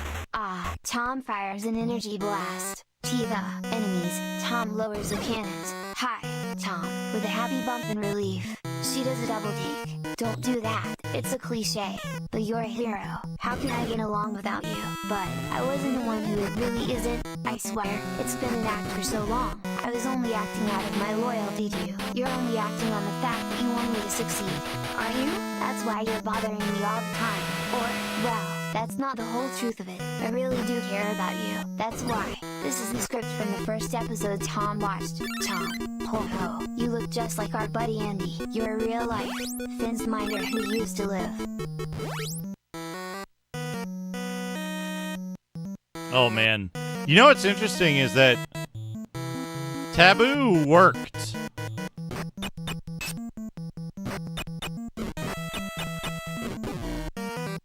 Taboo worked really well. It actually sold like surprisingly well for what it was.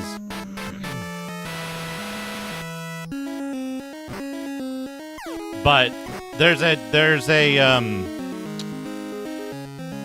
what's the word I'm looking for? There's a much bigger industry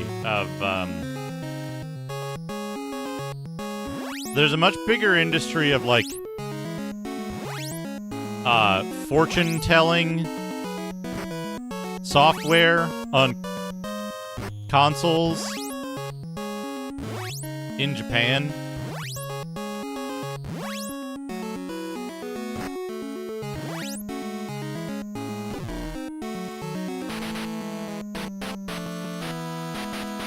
I think Taboo got I think a feature in Nintendo Power, and it like for what it is, it sold surprisingly well.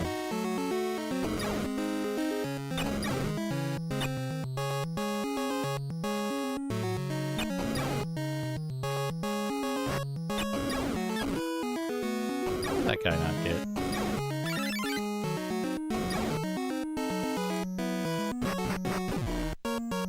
Compared to other utility software, like novelty software stuff that hit the NES, especially early on, it was like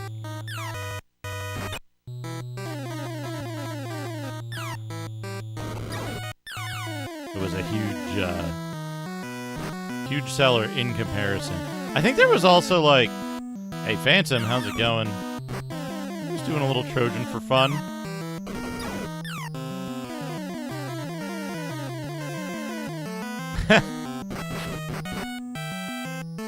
I hope you're having a good time. Yeah, welcome.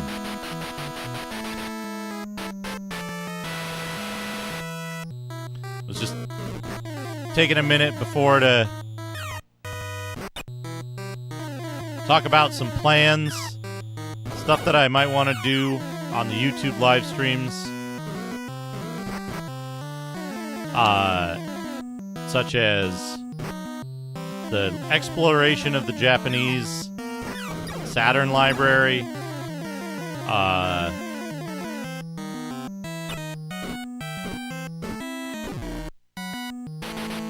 playing games in Japanese, exploring the PlayStation 2 and Xbox 360 generation,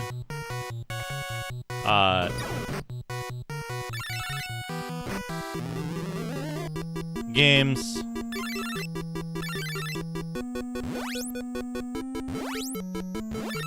Nico Jazz, thank you for the remembering. Nico Jazz has gifted 10 memberships.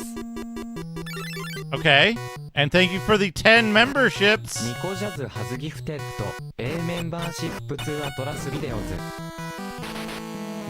Atlas Videos, Icy Kitsune, Darren, Dana, Derek, No Name. Nico Jazz has gifted a membership to Darren 42.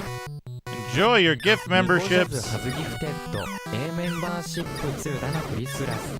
Atlas Videos, did I say that already? This is confusing. Thank you so much, Nico Jazz. It didn't pick up the... I travel up to San Francisco and spend the weekend cubing with a group of friends. It didn't pick up the remembering, though, possible. which is weird. Find a cubing buddy, too. No one Should have likes done. Strangers 3. Don't go solo. What does cubing entail in the obvious case? Well, you go to separate cubing cubicle with your friends and work on crossword puzzles for a couple hours. Then pack up your cubing gear. But leave your cubing buddy behind. Why? They're too cute for you. And you can't walk at the same time. As they grab you doffing your cubing gear, you cry. But give up around 7 p.m. They are out of your sight. This group isn't particularly socially isolated. They're working on assignments ahead of time. A lonely cubing buddy on a Friday afternoon isn't much fun.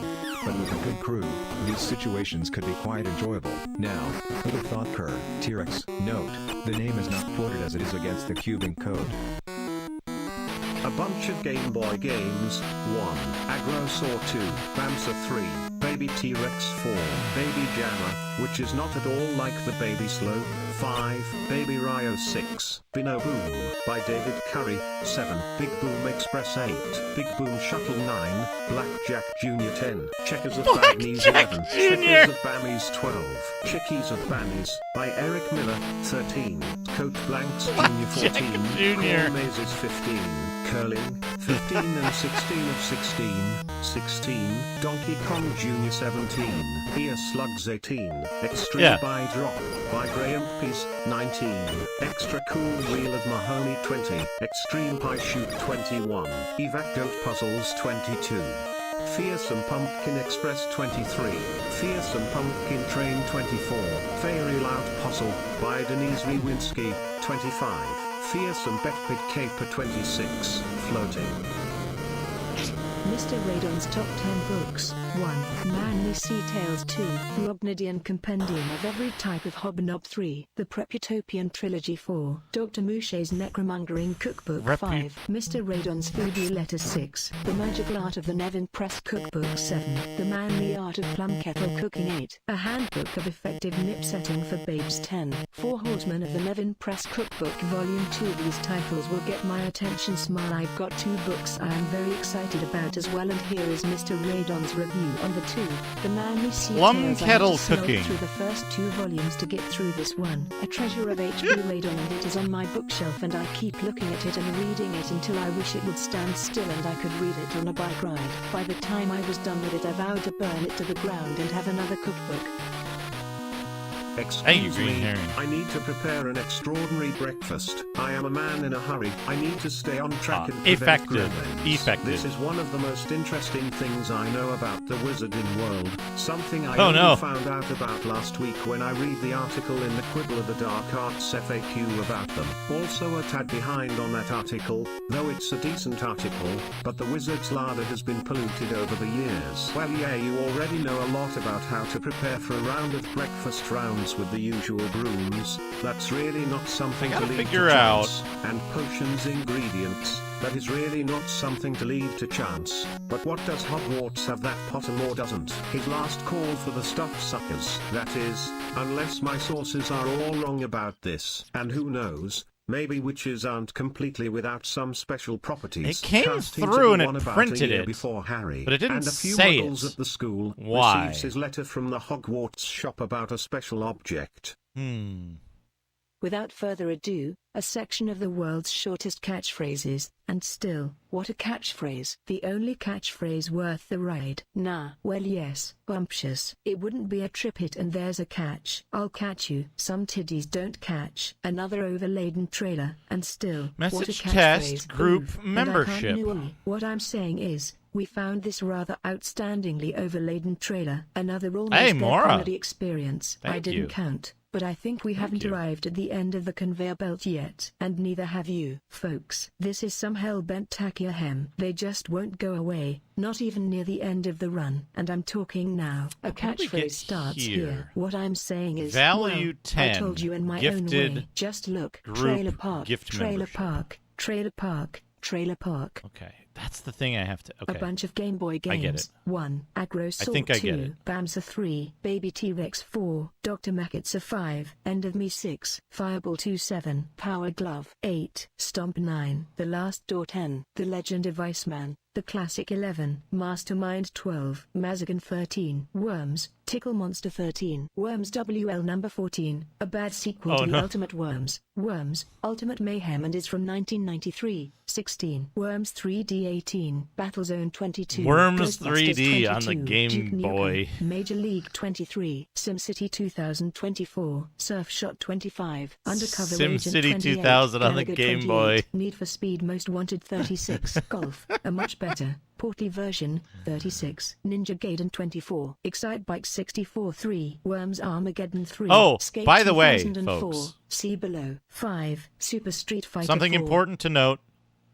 A bunch of weird video game power-ups. Does anyone Blue have cheese. It the, works like, standard cheese, except it only specific attracts your thing you opponents. have to Max 2, do Rock in a cage. When hit on your back, it will have a certain to effect turn to your on attack and defense 3. receiving Skull gift Shield. memberships? Can deflect incoming projectiles by doing a jump at close, medium and long range, respectively. You can Does catch anyone the have edge of rocks and break the it steps fall. you have to do Plasma for that? Blaster. When it hits the enemy, it will cause them to become temporarily hooked and stuck in them to deal big damage. 5. Mutant Slime Thing. Spawns green and red-purple rings that turn into explosive minions which will start eating the slime and then explode. 6. Flutterbug. It's a bug/egg that you throw with your finger when it's running in the air. The flutterbug will stay in the air until you hit an enemy with it, and then it will start following the enemy very closely. When it hits them, the little flutters will create a flame which will burn the enemy to an extreme and reduce their HP to 1. 7. Crystal Bubble.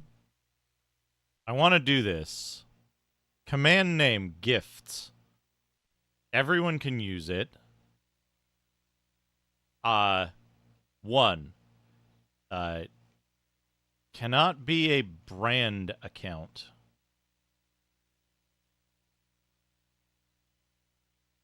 2. Can I do multi-line? Maybe multi-line will work. Yeah, so how do you opt in to receiving gifts? You must opt in to receiving gift memberships as follows. Cannot be a brand account. Oh yeah, sorry about that.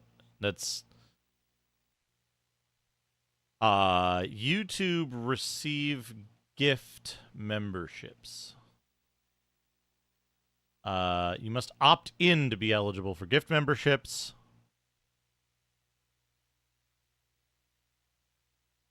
Gift. Opt in and get gift memberships. Only available on participating channels for purchase or redemption. And opt in and get gifts using blah, blah, blah, blah. Many ways. In live chat.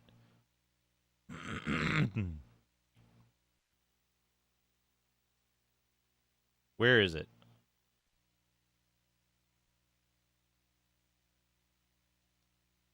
Select allow gifts. Select the pinned membership gifting.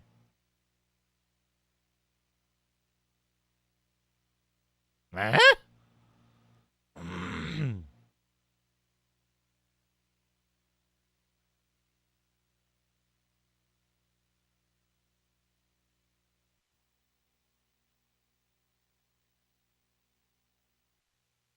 Link to channel page with /allow gifts at the end. Perfect. Perfect. Here's what we want. Here's what we want. Hold on a second.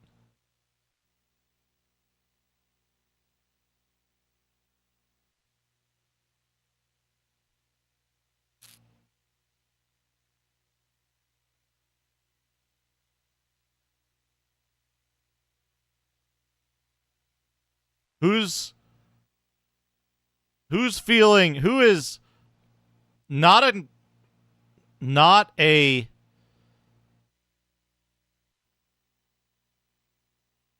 already a member, not a brand account, and feeling adventurous?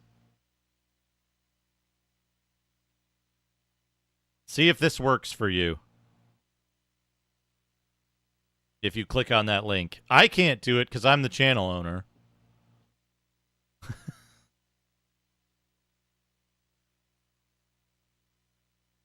Okay, awesome. Click here. Awesome. Activate command. Now,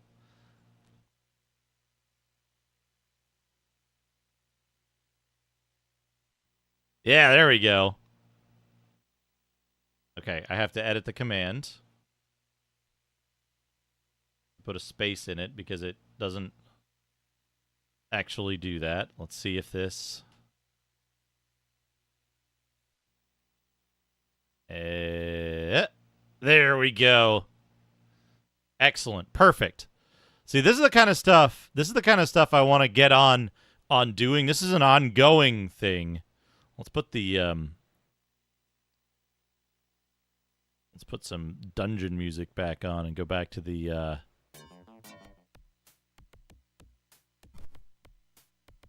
back to doodad time. So, this is another thing that I want to... It's an ongoing plan, idea, project thing, but make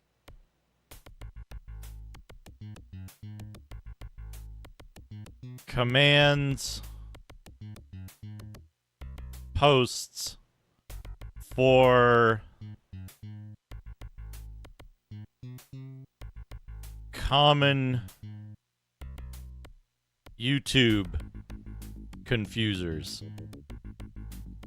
Right? So, like, there's a... You can change your display name on YouTube, right? There's a way to change your display name, but it's kind of convoluted because you have to, like, go to your channel. You have to go to your own channel page, which if you just use YouTube as a viewer... My God, that's fantastic. It doesn't, like... Thank you for the subscription. If you are just a viewer, there's like no reason you would ever go to that page, right?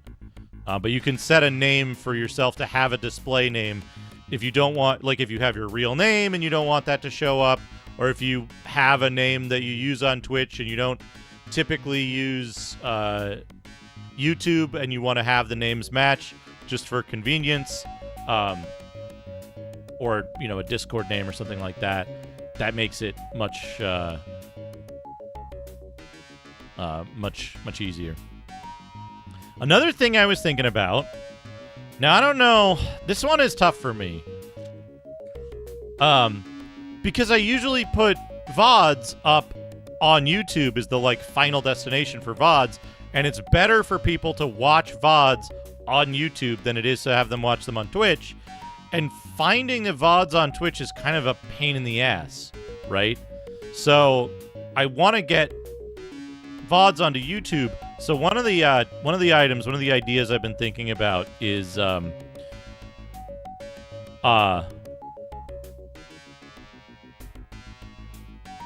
missing VOD game replays.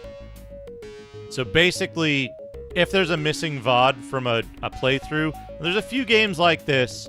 If there's a missing VOD, I'll go back and replay the game on YouTube and then publish those live streams as VODs or download them and re-upload them as standard videos. Just because, you know, I've already played the game. If I'm replaying it on Twitch, does it really make that much sense to replay it if it's not something I'm, like, super into and replay frequently? So maybe replays are a thing that we might want to do. That might also line up... Hey, Phantom! Awesome. Enjoy your gift membership. Thank you for membering. 20 inscrutable video game tips. 1. I gotta The fix Green this. Badger, for reasons unknown. This is separate. Either gives you 0 health or doesn't do anything at all. 2. Keep walking while pressing B. This doesn't make you invincible like in earlier games, but as soon as your opponent has followed you to the ground, they're in trouble. 3. On the controller, tap either right or left to send waves. Turning left or right too soon has them in shock, confusing them, slowing them down a lot. If it's already too late for the opponent, wait for them to come too near, and throw them over the edge instead. 4. Maintain that attack over time cycle. You can't waste time healing at another enemy, or as you shield overhead damage them to death. 5. Reflect projectiles by pressing left or right. The first time I tried it I thought I'd accidentally canceled the last enemy because they instantly broke shields at their higher levels. but it turned out to be one of the hardest random tips to activate for me, and probably an obstacle from the start for many players. 6. Just let the screen get bigger by. Ah, John Matrix. Welcome, Phantom John Matrix. But yeah, that's a thing that, like, I'd like to get. What I want to do is I want to have commands or otherwise, like, easy access to helpful tips for, like, how to interact with YouTube to smooth the transition for people who are unused to it, right? Like, yeah, we know chat sucks, right? How do we fix it? How do we make it better? What options do we have as users of the platform to just make the interaction with the platform smoother, right? So that's a big thing. And if anyone has, like, if you have a procedure that you know of that makes something better, or anything that you know about YouTube that makes things work better, let me know. Like, DM me on Discord or post in Stream Tech or whatever. My pugilistic chum. Hello, chums. It's me, Biffo the Bear.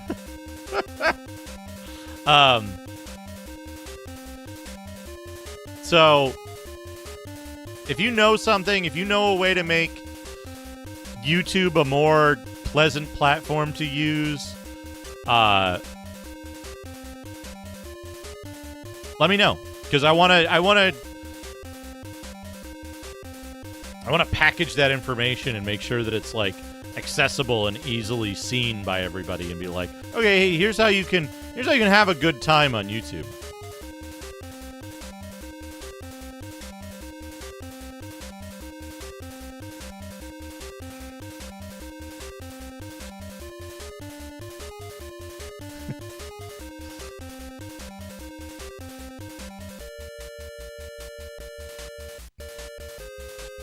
But that's something I think that would be very cool, right? Like, when new people come in and they go like, hey, blah, blah, blah, you can just be like, hey, check it out. Like, oh, somebody's gifting, like, anytime somebody gifts memberships, right?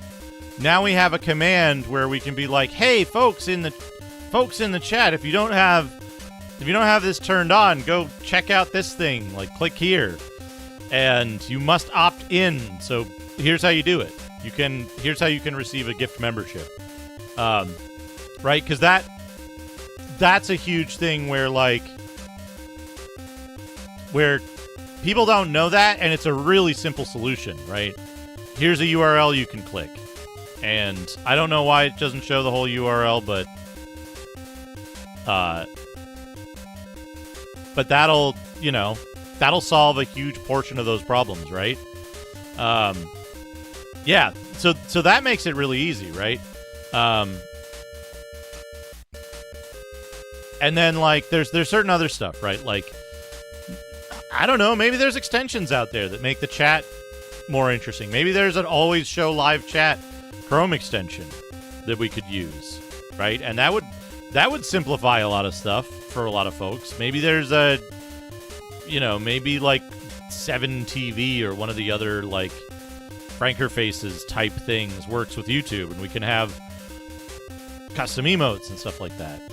That would be cool. I'd like to incorporate that. Another thing that I'm working on that's, again, a little slow, is on-screen chat for YouTube. So, I'm interested to see, like, how we can make that stuff better. Improving the YouTube experience, I think, is a big part of making the platform successful. And yeah, like, that's the other thing. Food cannon on emoji fountain.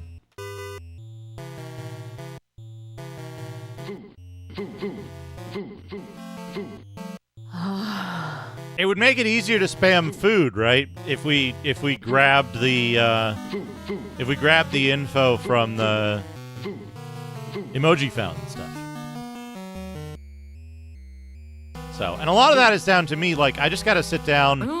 I got to go to the dentist tomorrow. I'm getting the tooth that I got the temporary crown put on. I'm getting looked at, which I'm hopeful for because, like, it was a little like. When it was all over, sore? she attacked the ape herself. It was a little sore for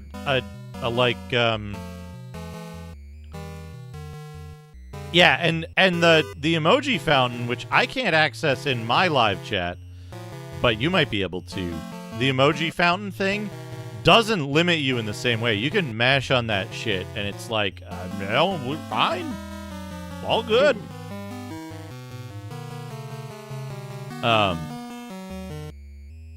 But, yeah, so, like, being able to do food at that rate would be really good, right? Because then you could mash it. Then you could mash the stuff. However, I will say super stickers will send their entire converted price to the food cannon. I do have that hooked up. It only converts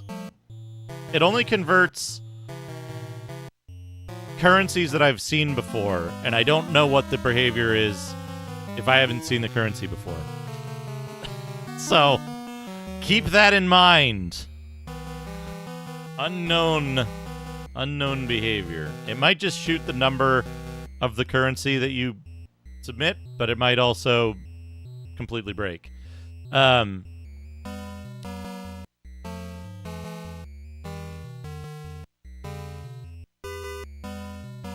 Right, yeah.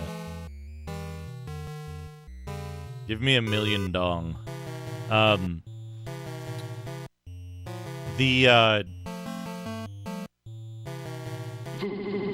Fractal Mind Mike.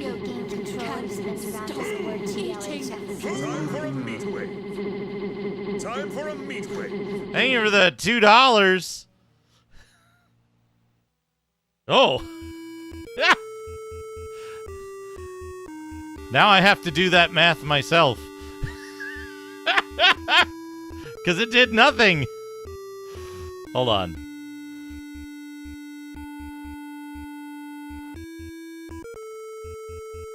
$445.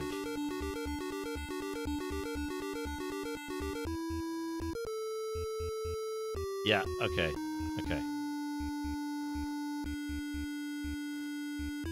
What did it do? What did it do here?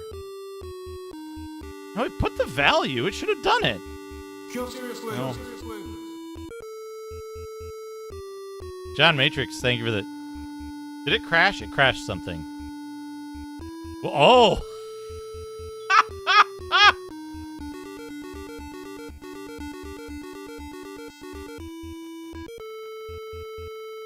Hold on. It's so good. Still hungry. Time for a meat wait. Thanks for the food. Thanks for the food. It just took Stop eating. a really long time to do that. Because it's 25,000 foods. Oh, it's so good. Thanks for the food. So it works. This is going to be going for a while. Thanks for the food. Thanks for the food. Yes, food. Thanks for the food. Stop eating. Thanks for the food. It's so good. So there is a point at which the brain will be the slow part of it. It was indeed. And John Matrix Cheer will go through as well. I'm still hungry.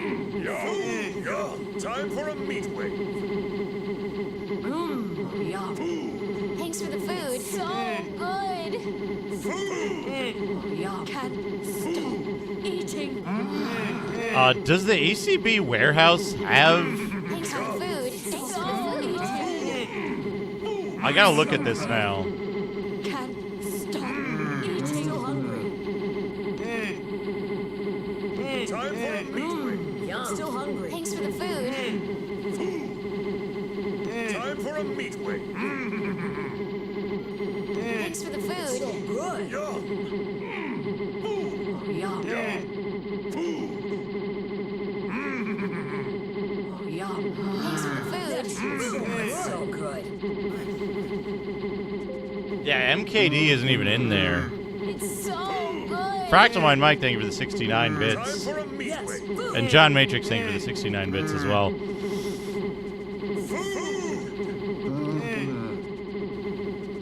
Nico Jazz, thank you for the 250 Macedonian dinars. Oh, it's so good. I gotta find a better source because I only have like certain major currencies from ECB. Time for a meat wing. I might have to hook up my Google app to do that as well.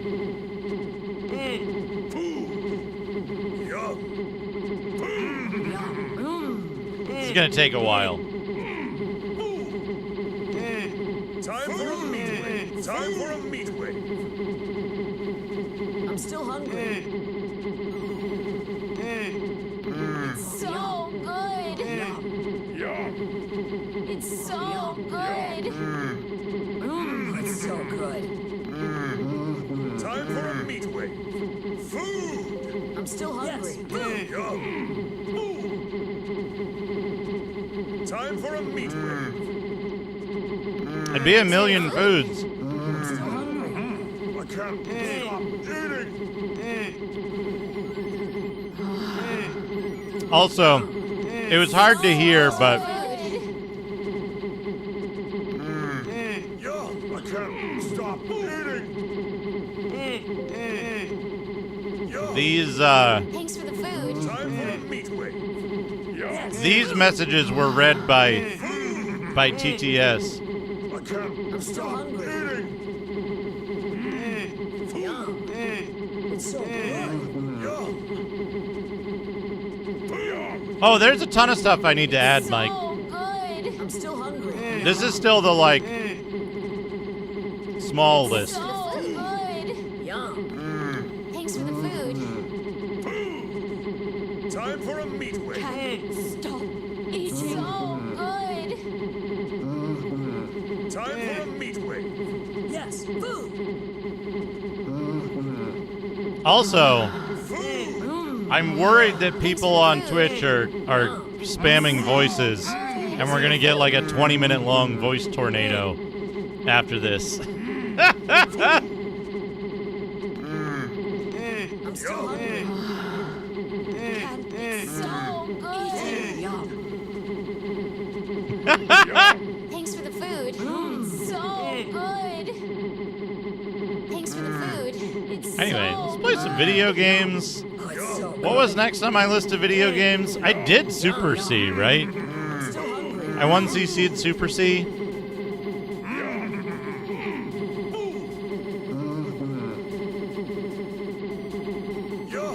Not yesterday, no. I'm still hungry. It's so good.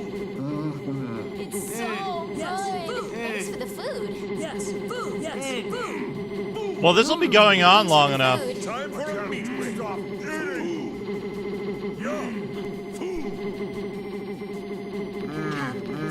This will be going on long enough. Eating. It's so good. It's so good. Yum. Stop eating. Thanks for the food. Time for a meat wing. I think I disabled. It's so good. It's so good. Stop. I think I disabled tornado It's so good. I'm still hungry. last time it happened. Yes, food. It's so good. It's so good. Because I was like, you know what? Fuck this. Thanks for the food.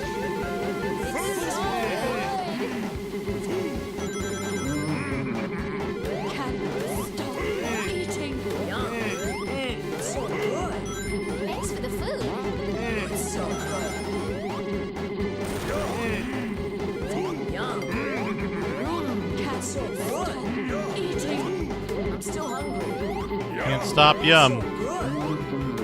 It's so good.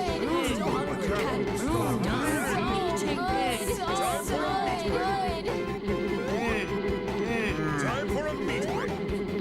Time for a meat break. Eating. It's so good. It's so good.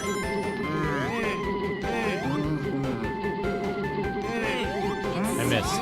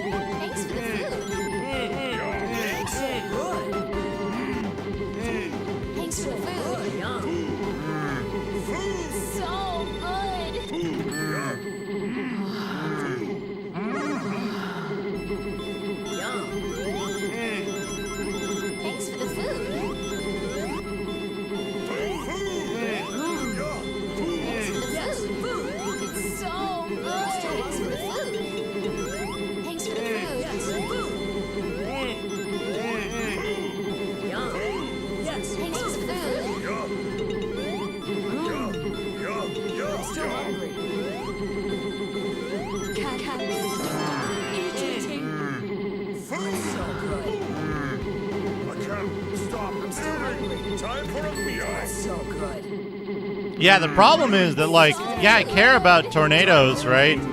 But I only care when it's actually a tornado and not like, hey, we think that, like, the rotation in these clouds might be capable of someday generating a tornado 200 miles away from you.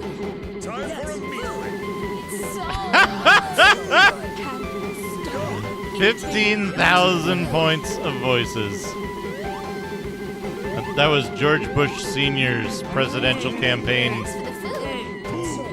slogan.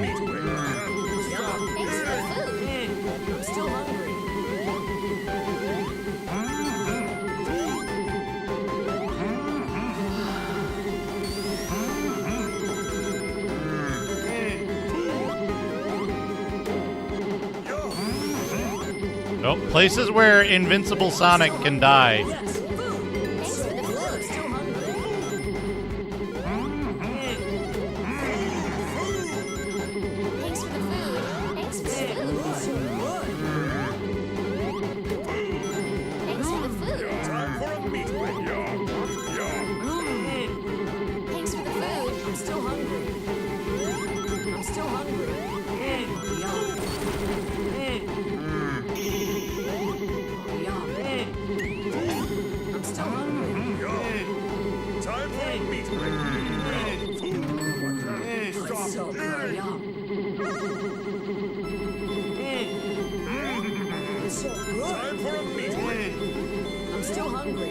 That's a goal. I don't want to go in the goal.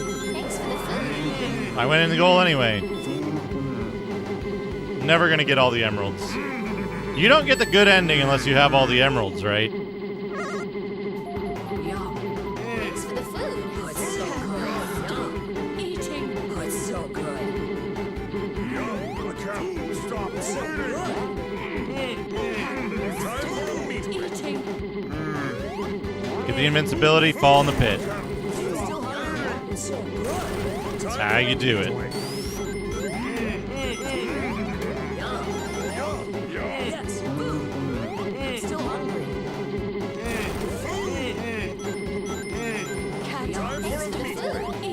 You know what? I just realized something. Just now I realized something. Sonic the Hedgehog is an Amiga game.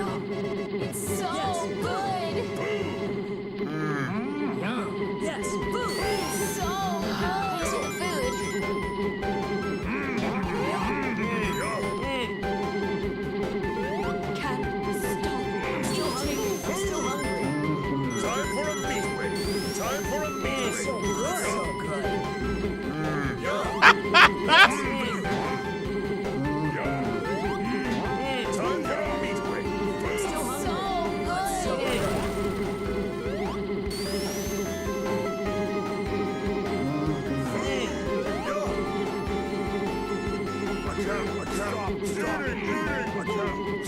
for the food. It's so good. Oh, it's so good. But here's why. Here's my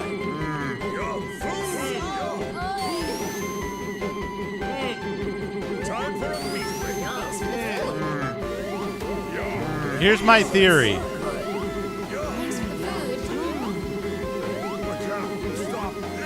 Oh, it's so good.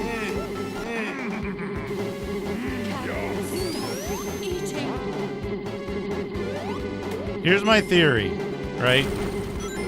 Here's my Sonic Amiga game theory.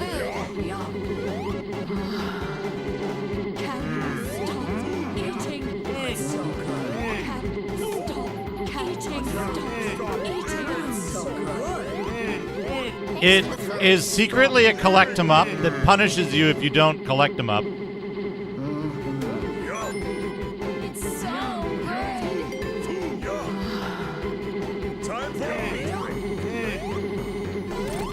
I'm still hungry.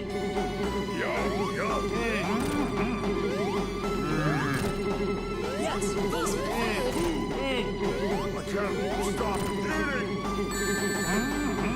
food. Sometimes it does. Sometimes it punishes you even if you collect 'em up.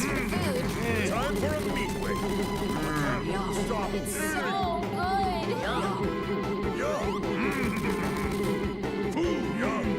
It's so good. So, number one, it's secretly a collect 'em up that punishes you if you don't collect them. Two, Food. Oh, it's so good. Thanks for the food. it's a game that lets you. It's a game that lets you go very fast, but punishes you for doing so. It's so good. Right? It's an animal mascot.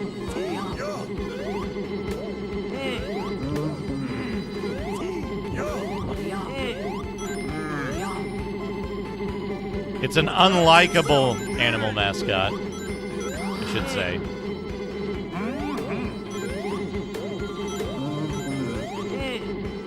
Thanks for the food. It's so Thanks good. so good. Thanks for the food. Thanks for the food.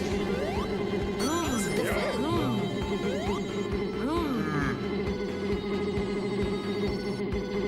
Oh, it's so good. I can't show it here. I can't show it here because this game disables all the camera controls. Thanks for the food. Thanks for the food. But it has a fucked up camera.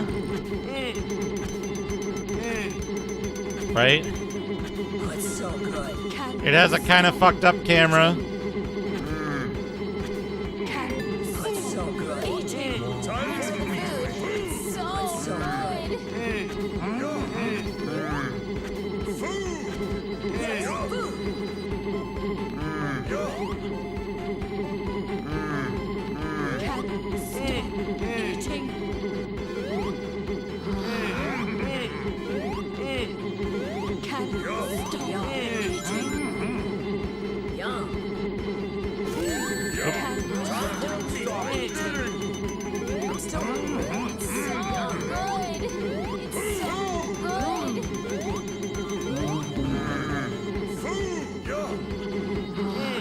Love it. Stop eating. Yes, food. Yes, food. It's so good. Stop eating. Yes, food.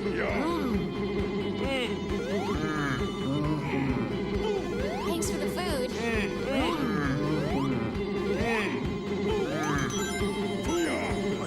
Stop eating. Have I mentioned that I'm continually impressed with BNU's engineering? That, like, Oh, it's so good. no problems. This is just running constantly with no problems. It's so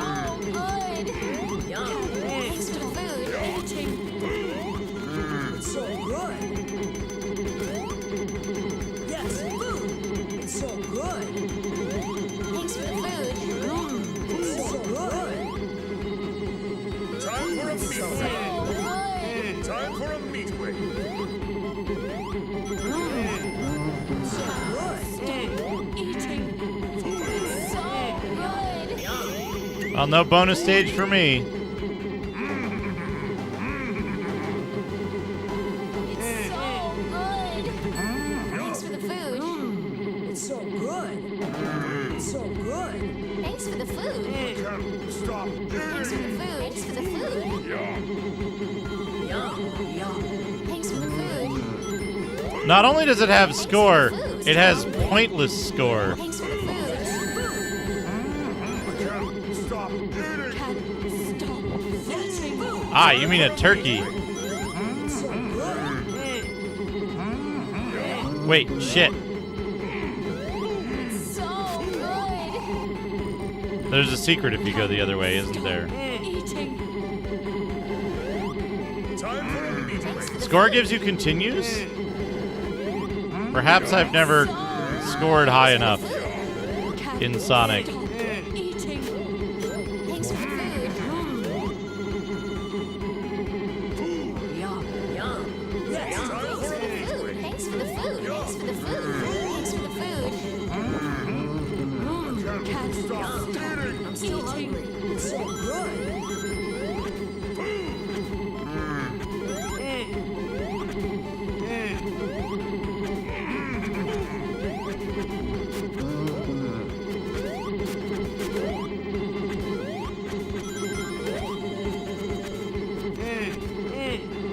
It's so good. Thanks for the food. Eating. It's so good. When did Sonic come out? It's so good.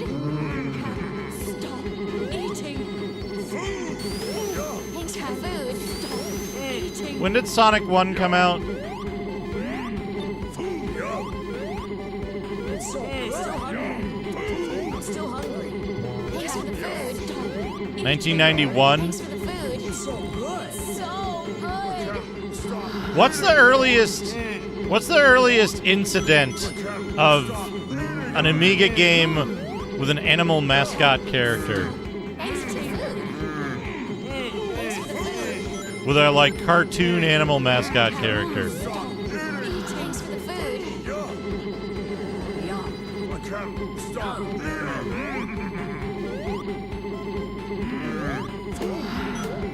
So good. It's so good. So good. Stop eating. I reckon it's probably 89 or 90, right? So good. I think it's probably later. Stop eating. It's so good. Time for a meat break. Thanks for the food. We might have to look that up after I get sick of Sonic. Stop eating. It's so good. Thanks for the food.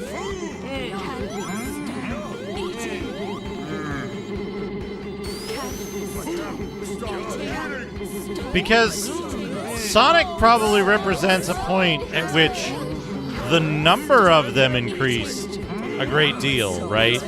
Like, I'm sure there's a huge increase after Sonic. Yeah, RoboCod counts, but RoboCop was later, right? Thanks for the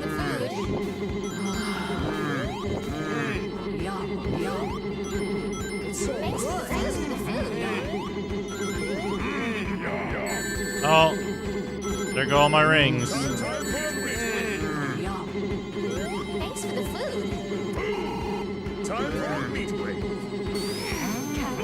Stop eating. It's so good. Robo-corn on the Robo-Cob.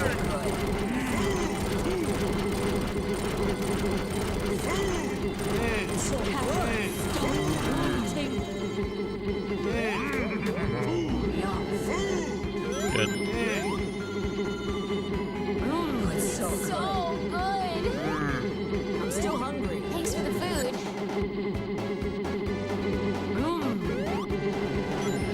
So like I said, when I get sick of this game, when I get sick of this game and it's time to turn it off. Time for a meat wing. Time for a meat wing. Yum. Time for a meat wing. So good. It's so Off. good. Yum. It's so good.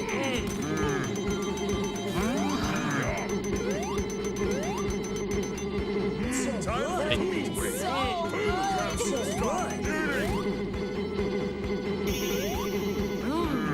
It's so good. I'm still hungry. I can't stop eating. Yum. It's so good. 50 rings in special stages. I see. Thanks for the food. 1990 for the first James Pond. So good. Can't stop eating. We're gonna have to look. Chat, we're gonna have to look at like Hall of Light will probably be the best option. Right? Hall of Light probably. My ring has disappeared. Oh, those aren't. It's so good. So good. Time for a meat wing.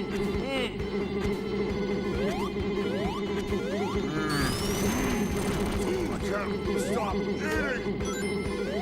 It's so good. Yum, yum. Thanks for the food. Yum, yum. We're gonna have to look at Hall of Light, I think, to see what the animal mascot platformer situation looks like on Amiga in the late 80s. Thanks for the food. I'm still hungry. Thanks for the food. It's so good. It's so good. Thanks for the food. It's so good.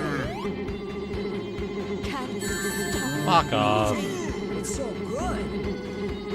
It's so good. That's as much Sonic as I can stand. Yes, food. Alright, Thanks we for the need food. the Thanks list. for the food. It's so good. Yes, food. We need Chrome 2, Thanks for the food. Chrome 1, there it is. I'm still Thanks for hungry. the food. And we need a new tab with Hall of Light, Amiga. Yes, food.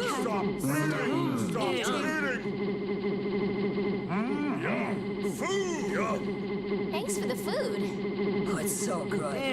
Thanks for the food. Thanks for the food. Yeah, very plentiful food. This doesn't look normal. Games. Search games. They've changed their layout. Thanks for the food. Yes, food. It's so good. Category. Oh, it's so good. It's so good. Platform.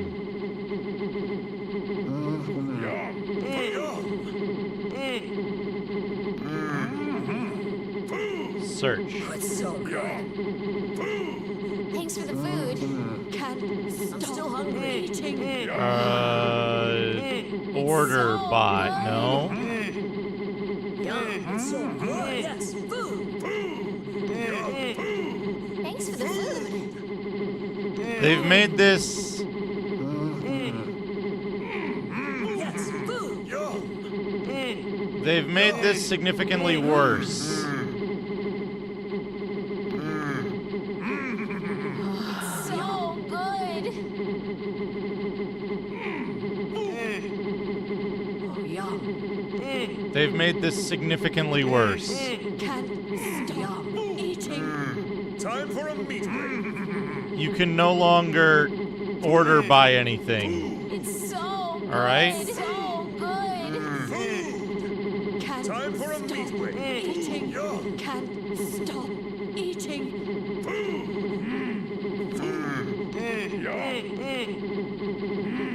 Thanks for for the food. Oh, it's so good. Not on Amiga, you don't. It's so good. Thanks for the food. Yes. Time for a meat wing. Yum. Can't stop eating. Yes, food. Thanks for the food. Can't stop eating.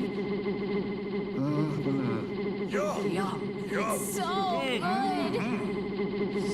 Yes, Sort food. by. Oh, it's so good. Sort by. Time for a meat wing. Sort by. Where the fuck is sort by? Time for a meat wing. Who the fuck? Food. Who the fuck does this? Where the fuck is sort by? I don't give a shit about an Amiga game released in fucking 1998. Nobody fucking does except psychopaths. Like, fuck you. I want to see games by order. Can't stop eating. So good. Oh, it's so good. Where's your fucking sort function, you fucking pieces of shit? Thanks for the food. It's so good. So good. Eating. Both of the Amiga resources used to search for games are fucking unusable now. Let's try Moby Games, which is worse.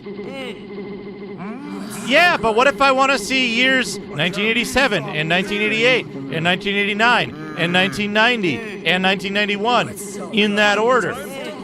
Eating. I'm still hungry. It's fucking insane. Platform, Yes, food. Amiga.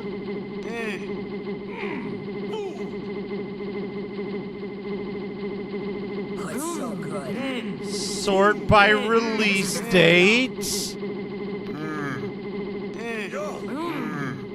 Thanks for the food. Oh, genre. Thanks for the food. Yeah. They have platform as a genre. Good. Oh god. Oh god, look at this. Look at this. What is this? What is this shit? Oh, it's so good. When did fucking web designers lose their fucking minds collectively? Oh, yum. Who designed this unusable shit? Yum. They should be sent to fucking jail. I can't stop eating. Alright. Oh, it's so good. Protakus. Food. Bubble Bobble. Oh, it's so good. This flip screen. I'm still hungry. Yum. It's so good. Yum. Thanks for the food. Dexter. Bale. Batman isn't really an animal mascot. Oh, yum. It's so good. Stop eating. I Thanks for the can't food. eating. Can't. Yeah. Yes.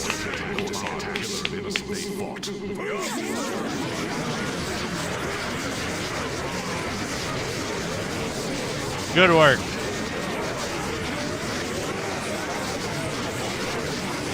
Excellent work, everyone. Nintendo. Sega 21. The first thing I did was log into the Super Nintendo network, which was quite confusing because the real internet site is actually non-existent for a variety of reasons. Anyway, after the obligatory confirmation that I had indeed authorized in the proper manner, I was given my gamer card, which essentially is a credit card for that system, which can be used to enjoy great online functions and more general things like to order new games. This whole process took about 2 hours. And everything went incredibly gamer smoothly. card. Eventually, I asked whether I could insert my phone and press the power button to start playing the eShop. While it has never once occurred to me to actually do such a thing, I did it out of curiosity this morning and got my content information for Nintendo eShop services down to this without any problem. The Nintendo eShop via the phone, the Nintendo eShop via the PC. So I popped in my phone and gave it a go, and there it was, as expected, a loading page of a game, where I could see the screen, whether I had a controller plugged in or not.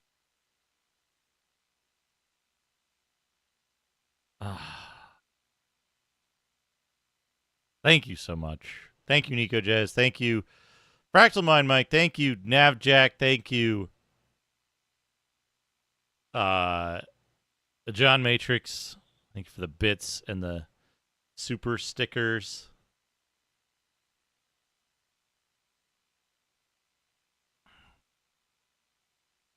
Is this flip screen? This is flip screen.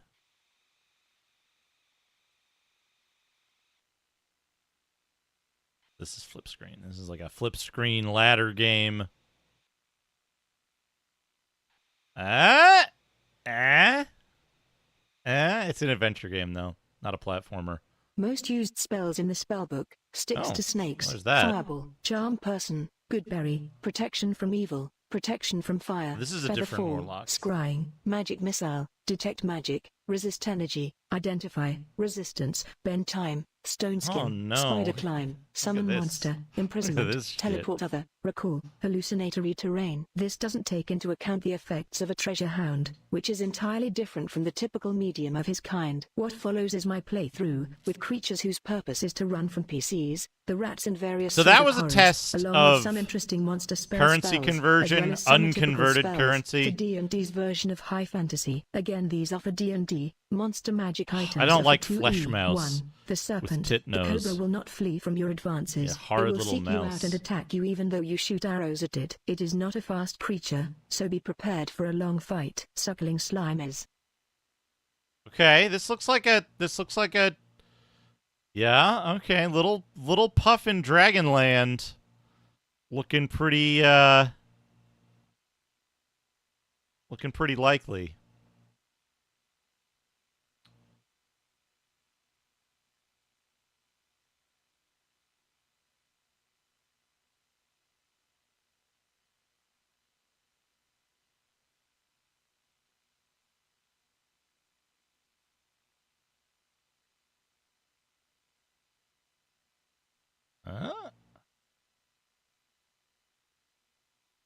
Oh no, Twin World. Twin World.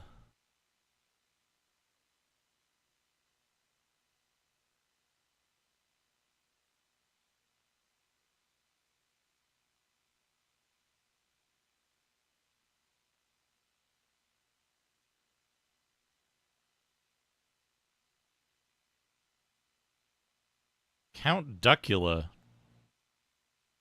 New Zealand Story is a Japanese game where you control a bird and you do platforming. I want to show Disney's DuckTales: The Quest for Gold for a different reason. Oh, Flimbo. Flimbo came before Sonic.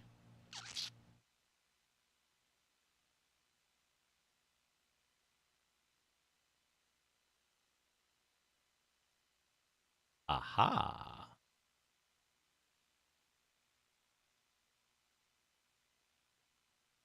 I don't know what Strix is. Republic of Gamers, probably. Tom and Jerry. Oh, we got platforming. We got a time limit. We got, wait, this might be flip. Yeah, this is like flip screen or single screen. 9 lives. Oh, we got an animal mascot. We got platforming. Yeah. We got a death. We got spikes. Getting closer. Oh, I guess we're a ghost in this one. That doesn't count. Oh, that's a good son. Look out for bugs. Day 1. Look out for bugs.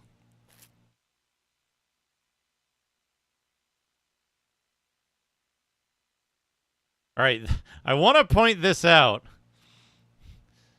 because this game has like, yeah, it's fucking stock portfolio in a fucking DuckTales game.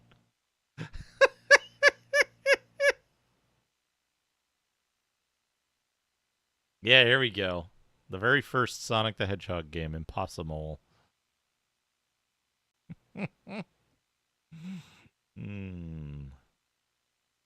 Yeah, I guess Sonic the Hedgehog is a James Pond clone.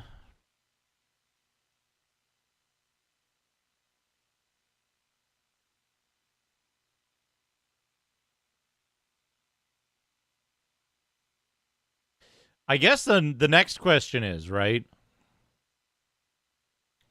What is the first collect 'em up on the Amiga?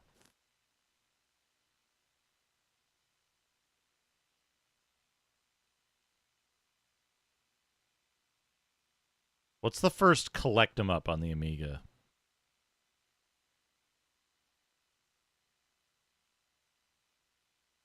Where you must collect all of the items before you, or some percentage of the items before you leave the level.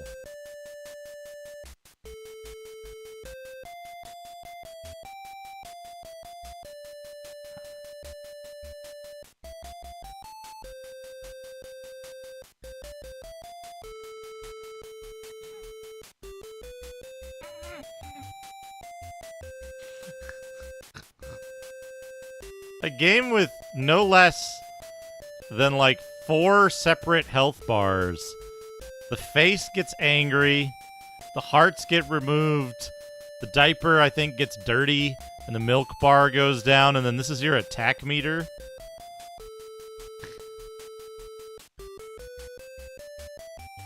Wait, didn't they, hold on, I gotta look at something.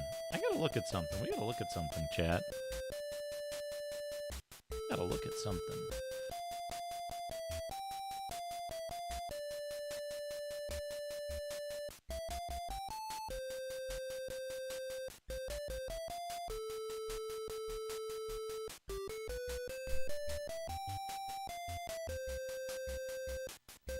Gotta look at something.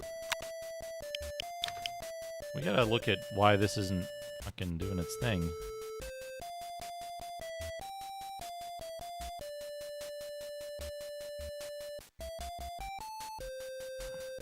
Oh. There we go. No. Cue cards. Okay. Am I making this up? Or was there a Baby Joe game on Japanese PC Engine release? Am I making that up? Was it a fake game?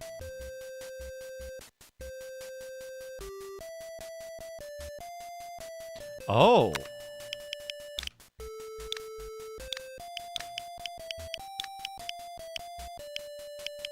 Not on this list.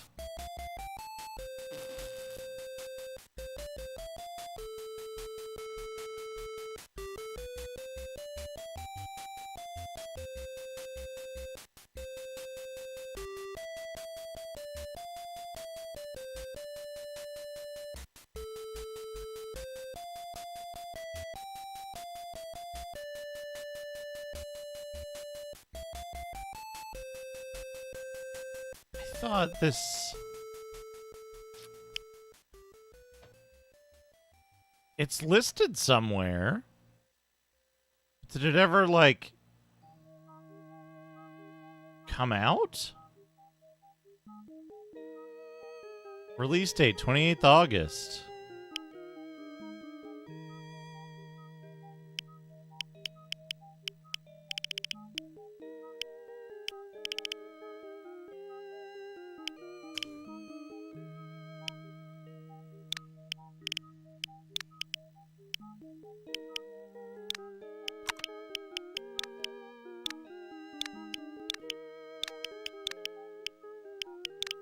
Now I gotta check.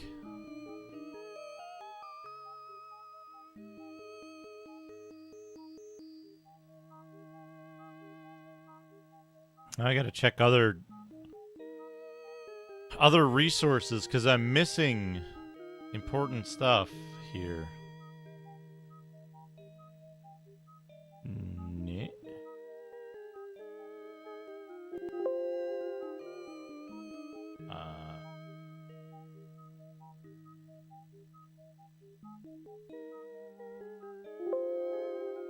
Not listed there.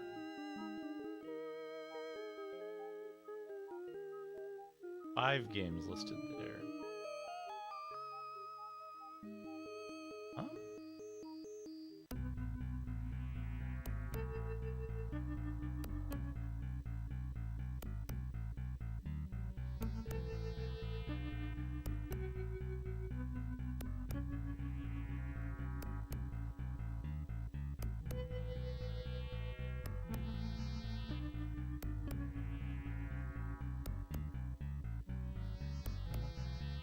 Okay.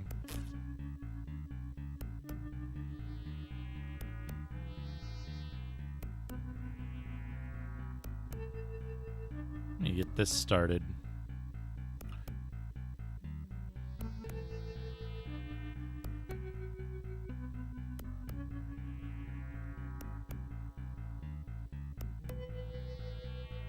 Data inbound, I download. Get that.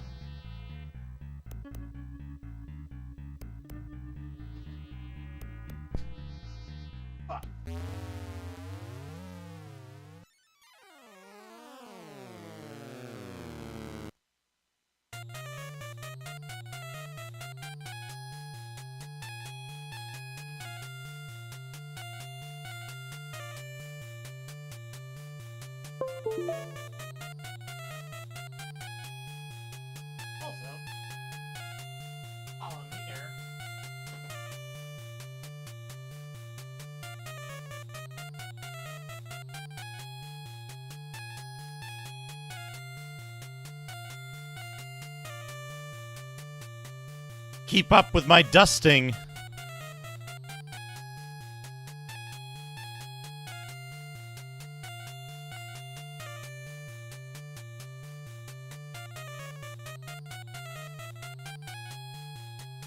My collection is a little bit out of date, you see.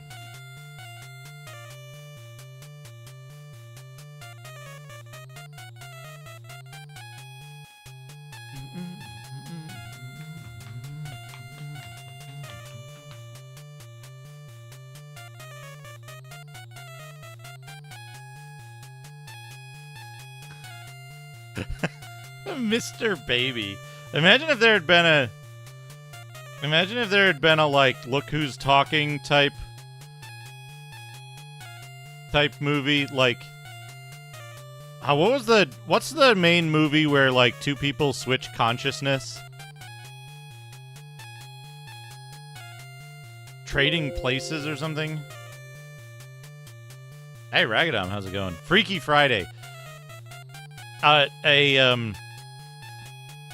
An Arnold Schwarzenegger Freaky Friday Look Who's Talking movie where Arnold's character gets his consciousness swapped with a baby and Arnold becomes Mr. Baby.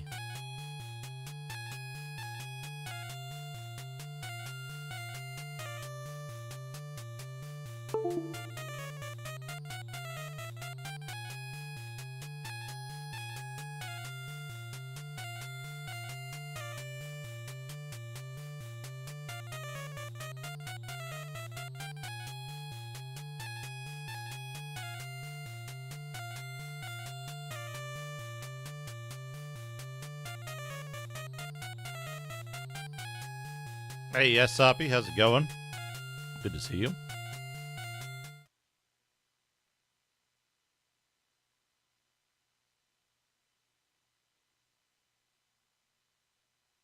My problem.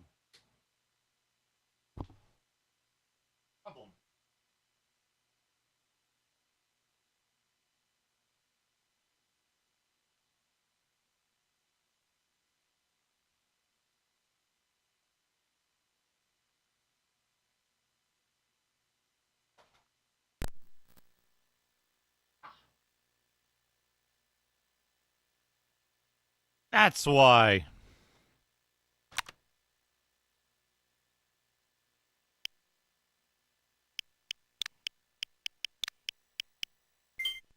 Yes.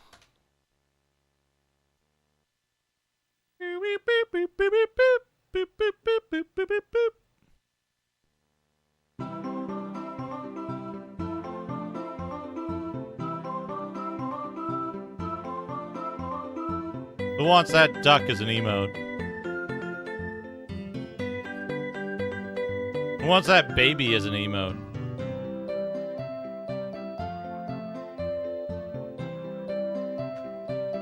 Who wants that baby as an emote?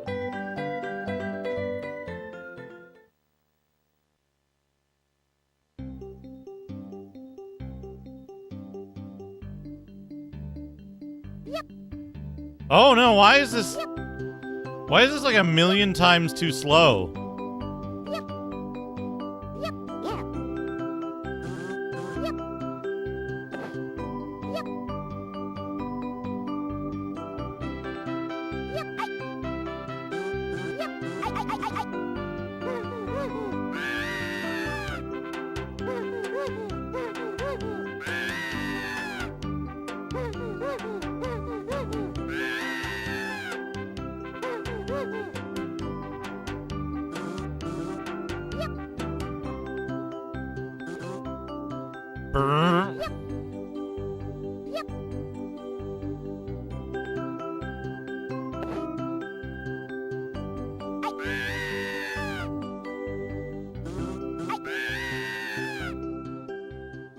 Game over. Oh no. Oh no, Baby Joe. Best babies. Matthew, Richard, Martin, Stephen, Amanda, Jonathan.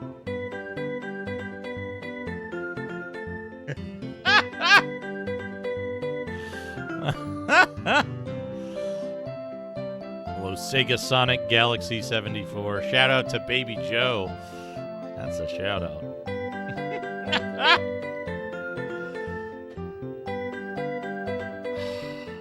Why did they do this? Why did they think this was a good idea? Porting this game of all things to fucking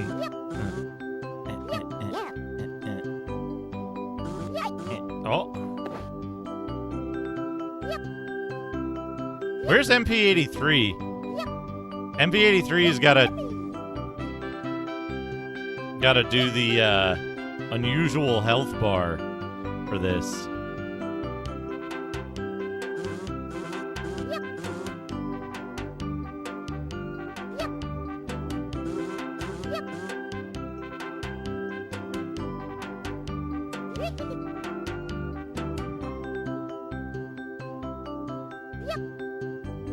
This also doesn't spawn the super baby power up for some reason. That worm hurts you. The flowers will hurt you.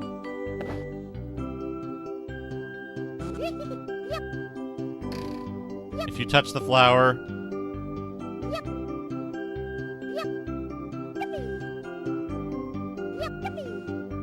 Yippee! Oh no, this has the like. Oh, there it is. Super baby.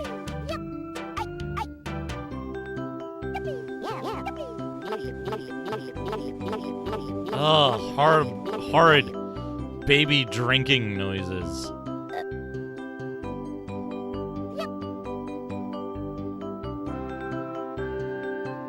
How about if this was an emote? How about if this was an animated emote?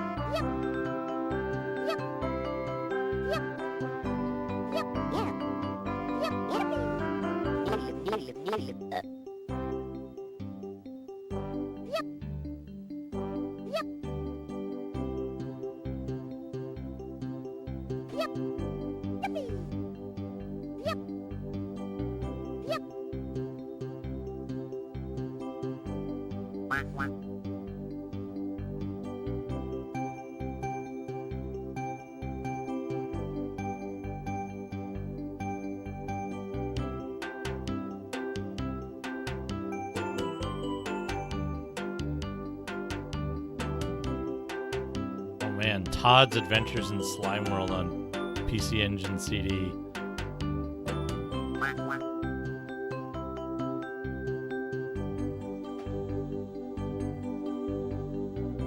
Dosed. That duck got fucking dosed. Whatever that means. I cannot explain. I cannot explain in detail how much I fucking hate these jump physics. You like float up and then drop down quickly. It's like the opposite of what it should be.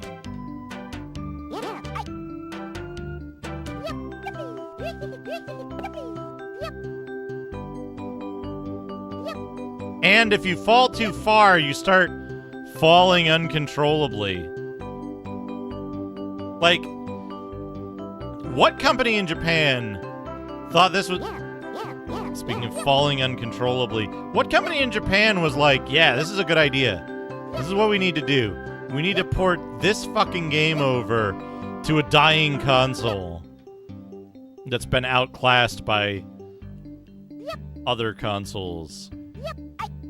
This European game. This is what...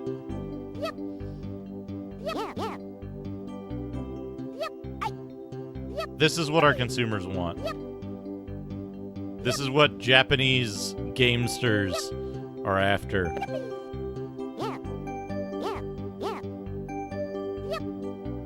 Baby Joe.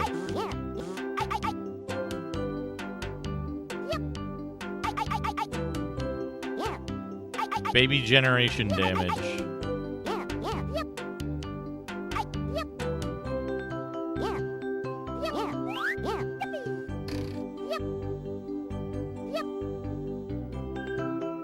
Wait, does collecting too many point items increase your diaper?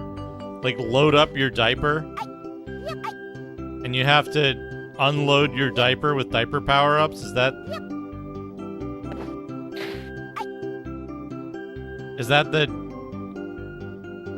the fucking...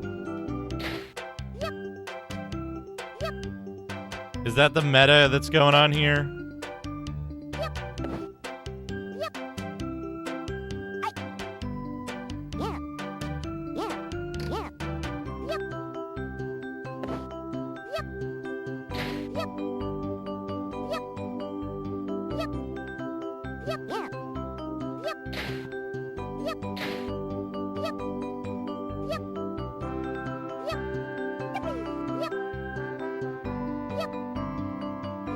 Oh man, the J cape gets you some shit.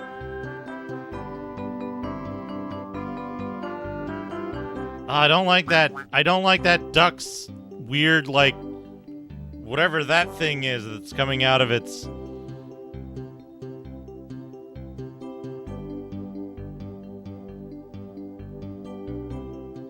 Whatever is coming out of its... chest?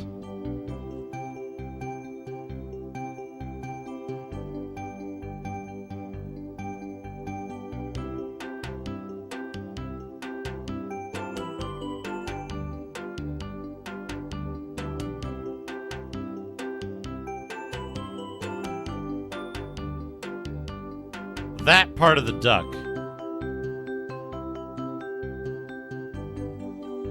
I don't like that part of the duck.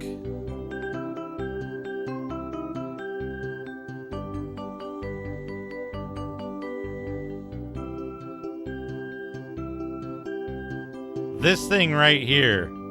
Whatever this is, I don't like it. I don't like that part of the duck. Not a fan of that part of the duck. Just to clarify. Do not like the weird chest lump of the duck. Wearing a diaper. Oh no. Now I know how this was... Now I know how this was sold. Surely.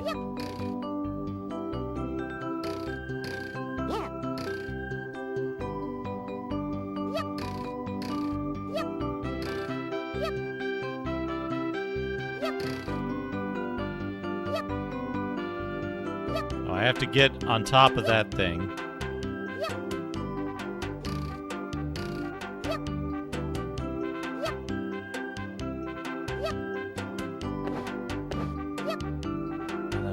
This has power downs in it. Oh, well, okay. I'm at a loss for how... Oh, I see. There's a balloon.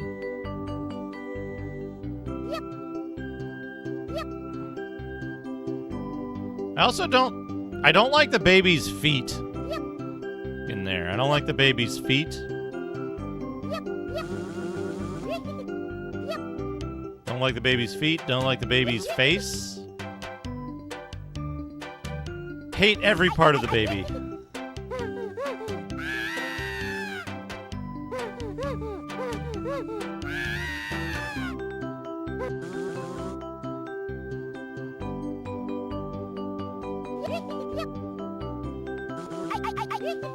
Oh.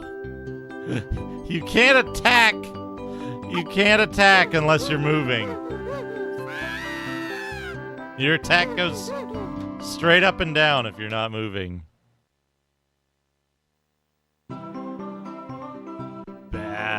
Bad.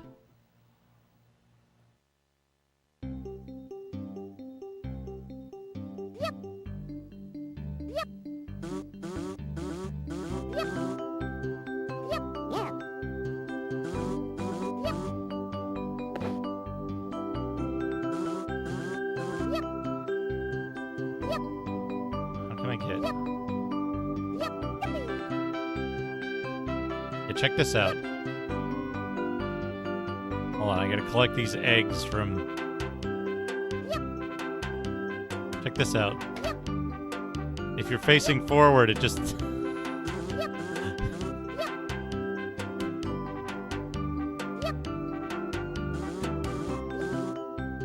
This is Baby Joe, the superhero.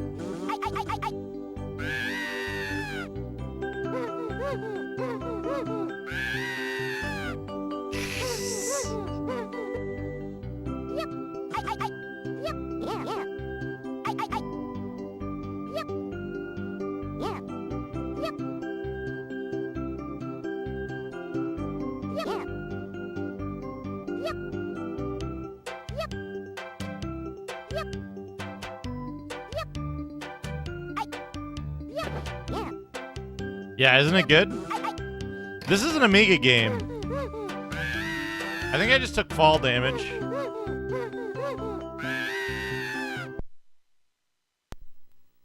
You know what's worse, though?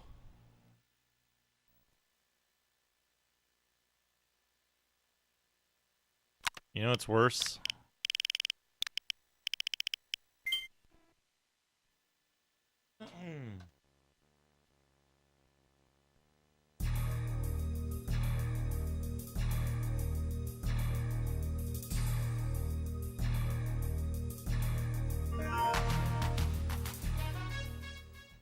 Look at those tiny hands.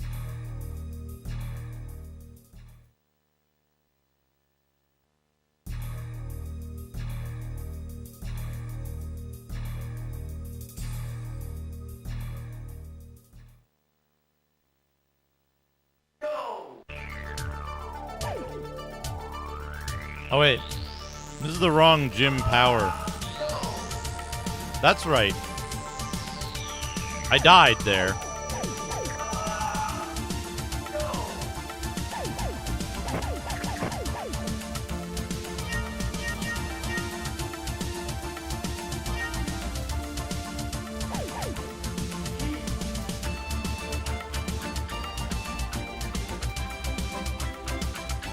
This is the wrong one, though.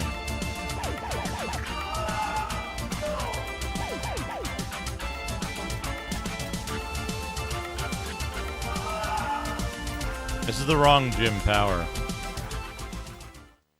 I mean, I think they all are.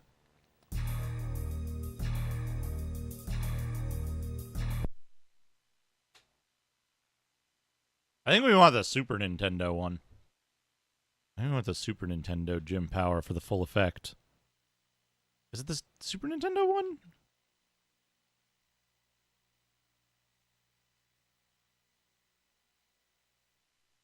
Ah.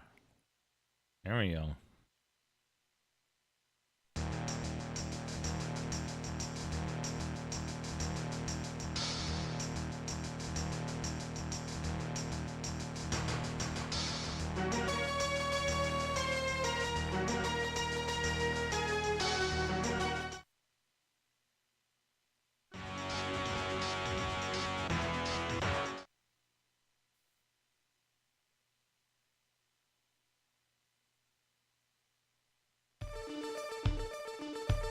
Are you ready for the fucking Barfomatic? Here it is.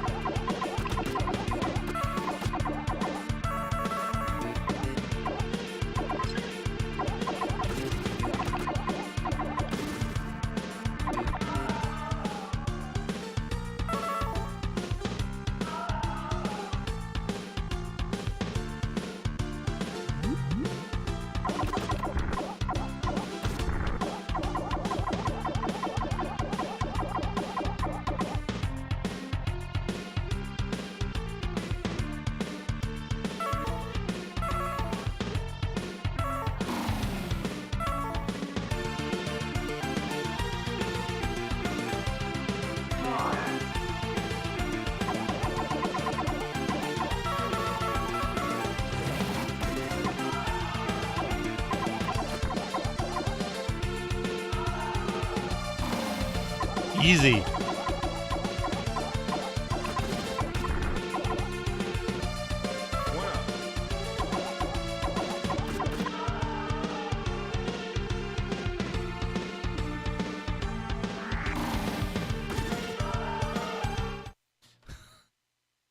Playing on easy.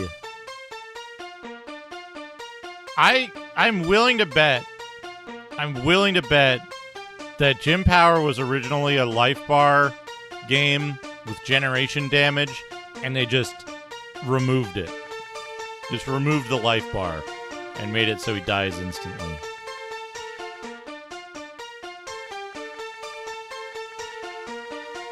Willing to bet.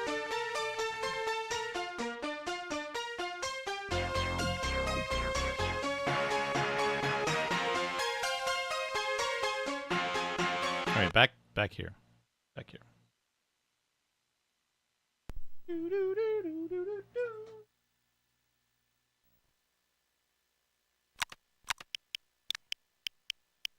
What do we got on here? Okay, I want to be real clear about this. We read this in EGM the other day.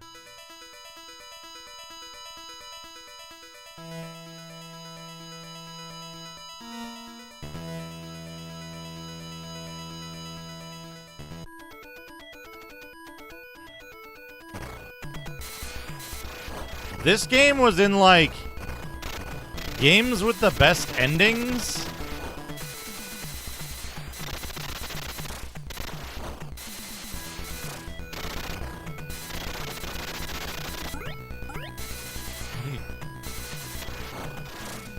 I forget how you do this.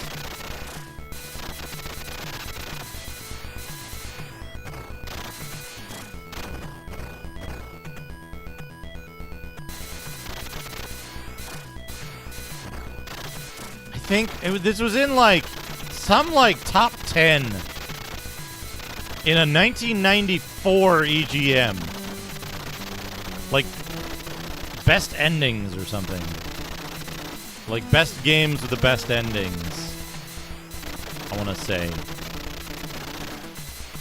And it was fucking this fucking game of all things, right? Like, how do you... There's a way to do ground guns, right?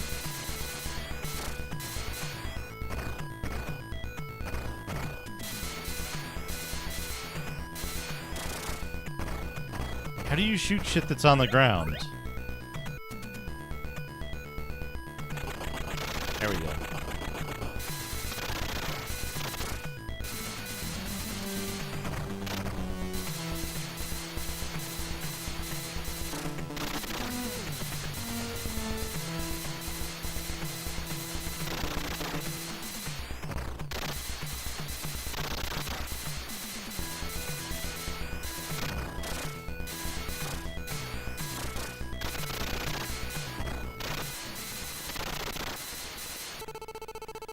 High energy near.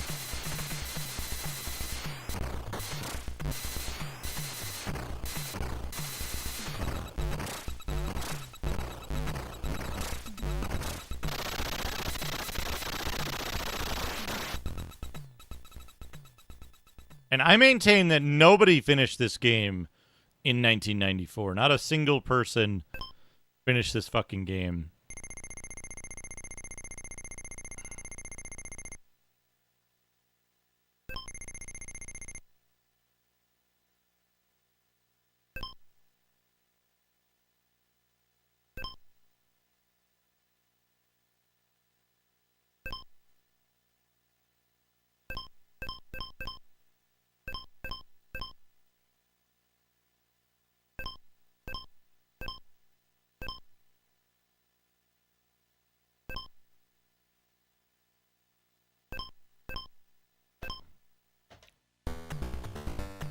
Power added. We're moving.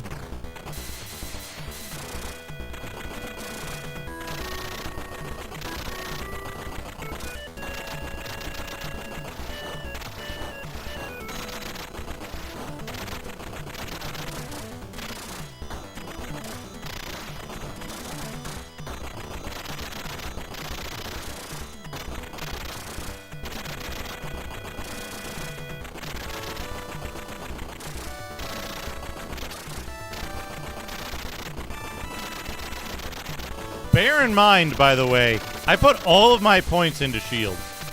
All of my available points went into shield just there. At the start of this mission.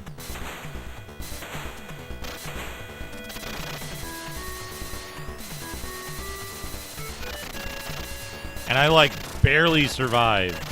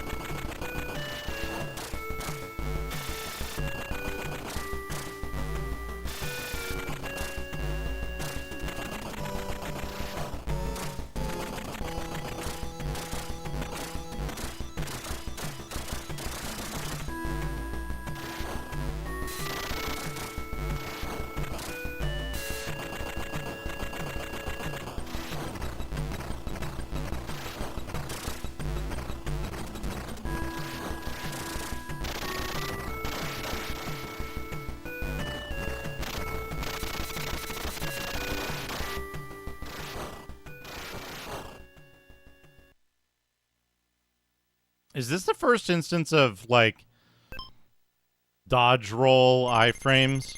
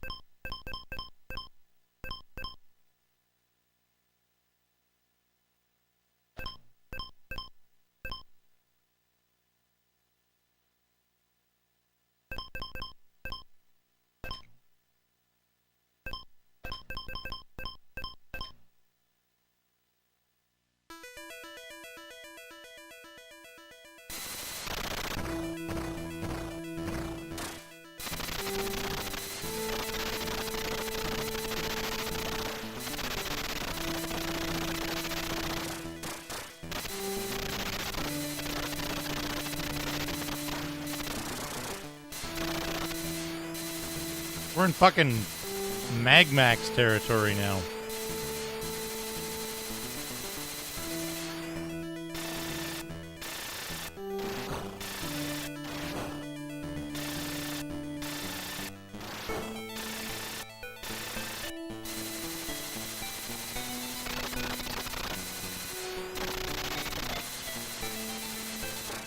Oh.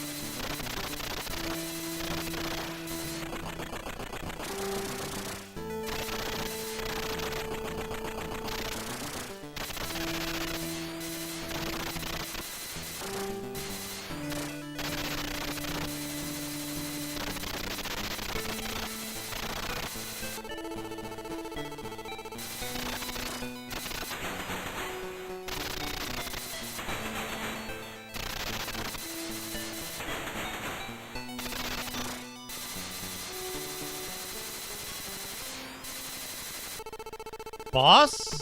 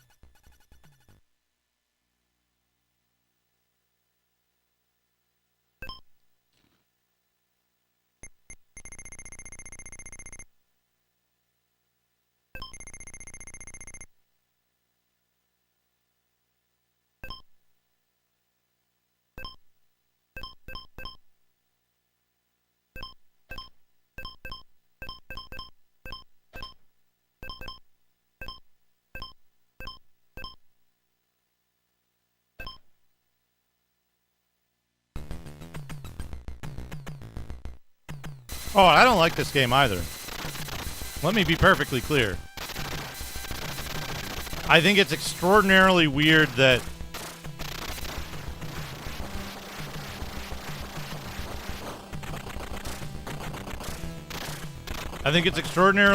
this game showed up. Oh, okay. You're just gonna damage me.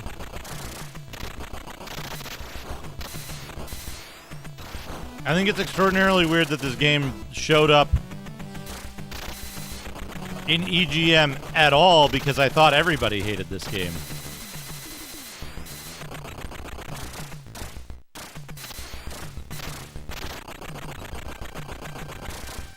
It's also pretty much impossible.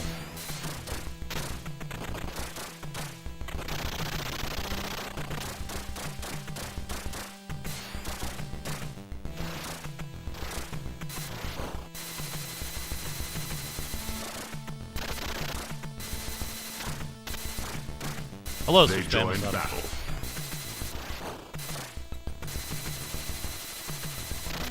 What are some of my favorite games to play?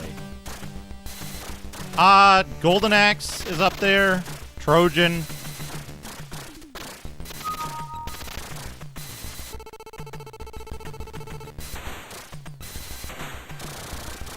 Okay, the lava hurts you. That's expected.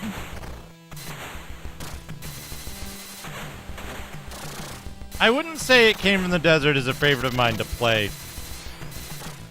Phantasy Star is up there.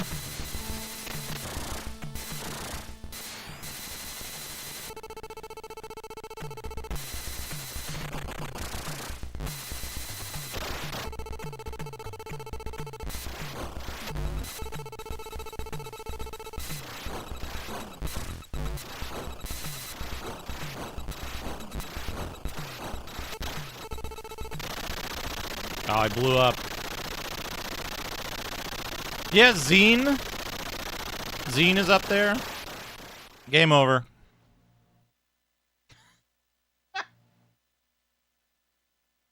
Game over.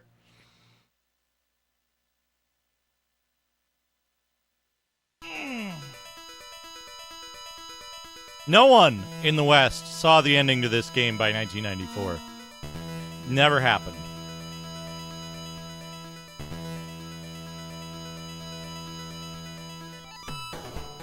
Yeah, it's...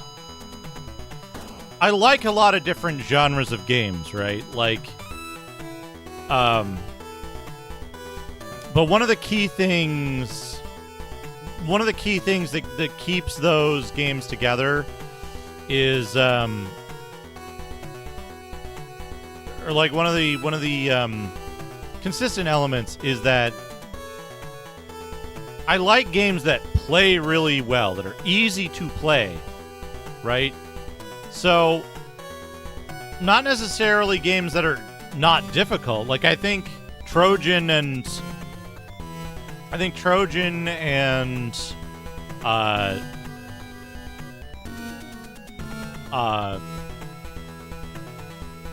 Golden Axe are difficult games, right? Like, you don't get to playing them. You don't get to playing them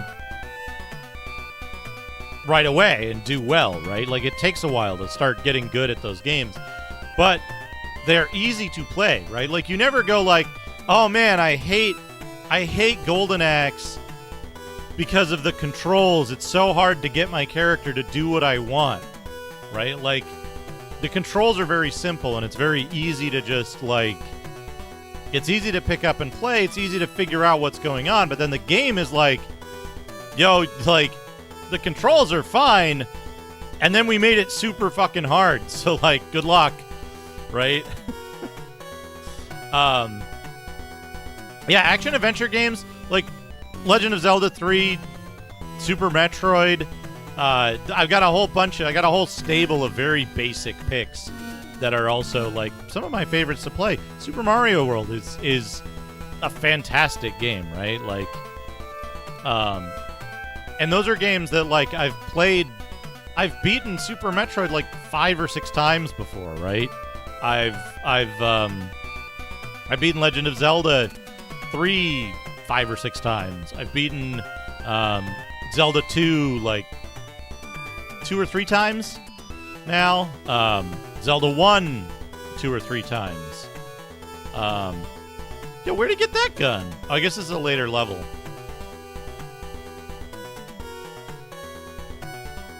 But,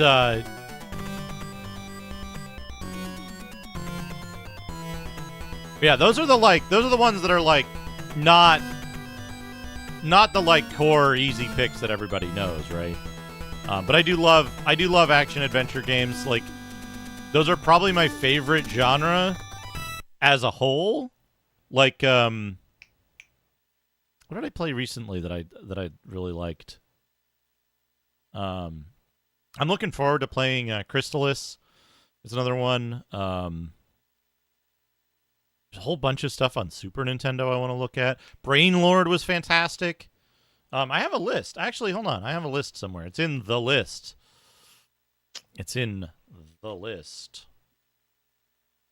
Let me bring up the list.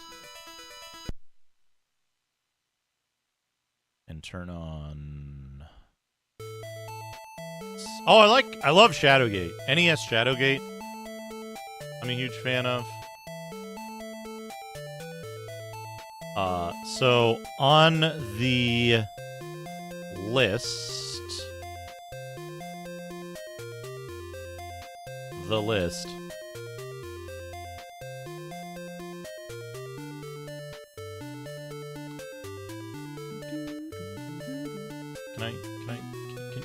Can I please zoom in? Thank you. So I have a column on the list. Did I love it? And let's see. Broken Land, yes. Bloodfest, yes. Doom, I previously already loved. Mind Magic 3 counts for that. Daughter of Serpents. Xanac, I also previously loved. Castlevania Symphony of the Night is another. That's fantastic game. Absolutely loved Symphony of the Night. Ys Book 1 and 2 is a excellent game. Maybe I could do Ys. I've already done Ys in Japanese on the X68000. Maybe I could do a replay of the PC Engine one, because I know that one kind of inside and out. Dark Secrets of Africa was great. Master of Darkness is really good. I don't remember what F means in this column. Restricted Area was great. Seventh Cross Evolution, I love to play that game, but it's long. Graffiti Kingdom. Sky Roads is a fantastic game that I love to play, replay frequently. Bloody Wolf is really good for that. One Must Fall. SMS Rastan is a really good one. Ken Satan on Master System. It's not my favorite game to go back and replay, because it's very difficult, and it's very punishing if you lose. So you have to not lose. You have to pretty much 1cc or deathless completion it. Alone in the Dark is an excellent game that I do like replaying frequently. Golden Axe, of course. Miracle Warriors I love, but not for the gameplay. Dragon View, I want to go back to Dragon View one of these days, because Dragon View is amazing. I love the Gold Box games. Well, I love Pool of Radiance and Curse of the Azure Bonds. Dark Alliance was extremely fun to play, as was Dark Alliance 2. Masters Fighter is... Oh, funny. Funny. These are games that are funny to replay. They're not, like, particularly good. Revenge of Death Adder is great. Dark Sun Shattered Lands is great, but I don't feel a need to replay it frequently.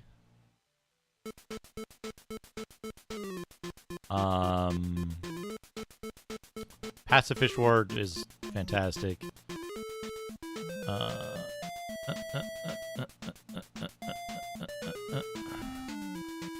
Actually, I think this one might be incompatible with the SSTS3. I think I played that on something else. Rygar, Eye of the Beholder.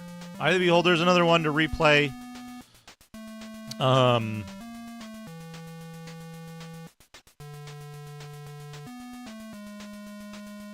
Yeah, Phantasy Star, Eye of the Beholder 2.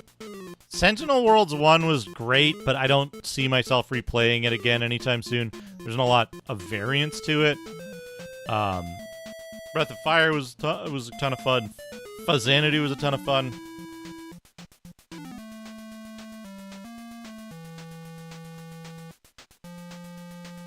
Oh yeah, the PlayStation Masters Fighter is better in my opinion, because it's stupider.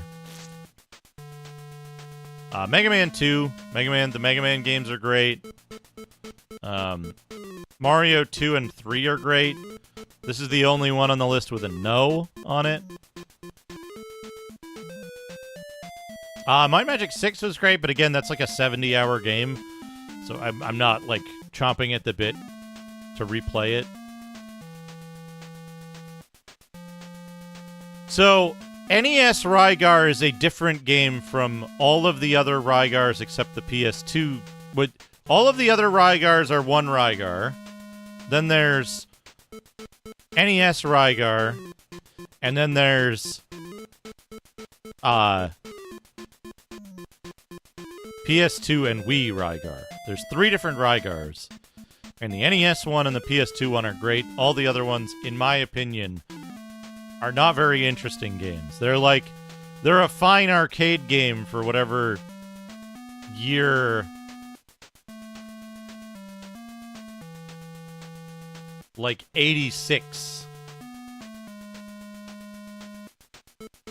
Right, 1986 Argos no Senshi. Did I have the DOS version listed for Rygar? It should have been... If it said regular Rygar, it should be regular. PS2 is Legendary Adventures, which is a fantastic game. If you like Devil May Cry or God of War, it's kind of along those lines. It's challenging in some parts, but I think it's an excellent game. Blazing Lasers, why is this not... That should be a P. Heroes Quest? Heroes Quest, I could have a whole channel of replaying Heroes Quest. I could have a whole channel of replaying Heroes Quest. Metroid? Like Metroid. Love Metroid. Quackshot is fantastic. Symphony of the Night. Tyrion is a great DOS game. I have Typhoon is funny. Hyperman was very funny to play. Castlevania 2, love Castlevania 2, love Heretic. Grappler Baki Saikyo Retsuden is pretty good to complete. I hate Star Tropics, honestly. I hate Star Tropics because of how it controls. Star Tropics is the epitome of a game that is difficult to play, where its control method gets in the way of you enjoying the game. Right?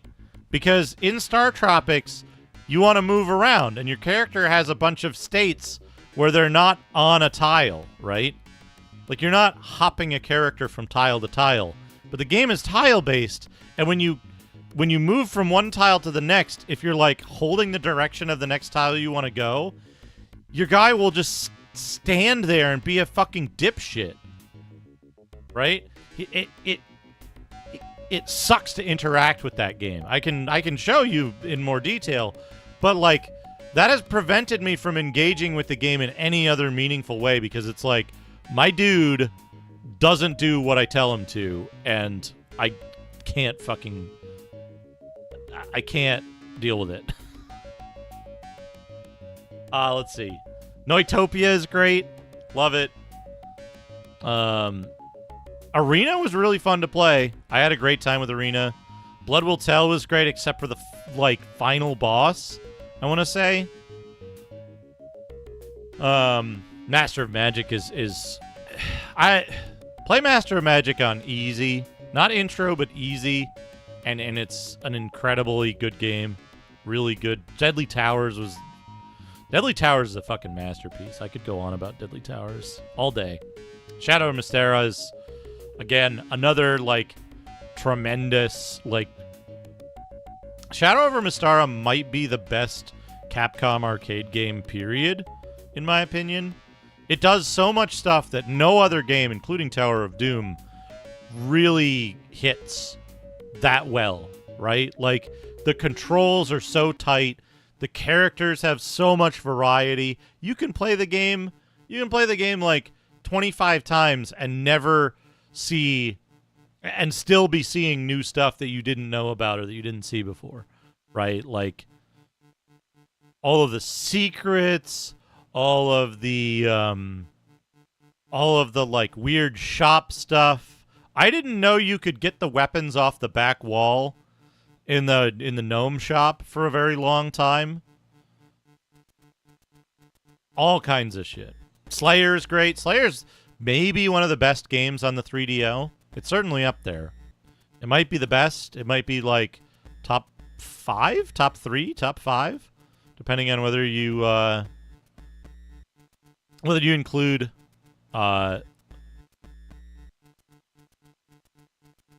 obsolete ports. Cross Swords is, again, Cross Swords just play with infinite credits because it's like it's just real good. Cactus Bee, have you seen this? Hold on. Bomb, bomb, bomb, bomb.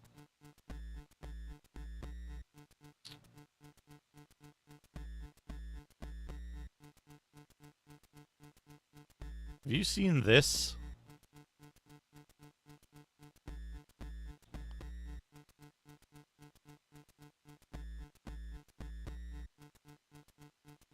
If you like the art in Shadow over Mystara, let me tell you about the magazine book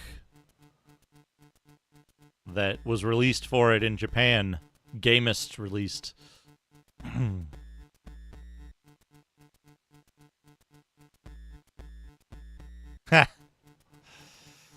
Quest for Glory 2 is a great game. Quest for Glory 2 isn't as good as the first one, though.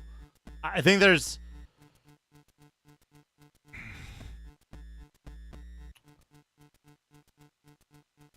more emptiness, and there's more to dislike about Quest for Glory 2, where Quest for Glory 1, Heroes Quest 1, I should say specifically, Heroes Quest 1 is just, it's the tightest, like, it's such a, like, perfect choice of scope, of the, like, total, just the total, like,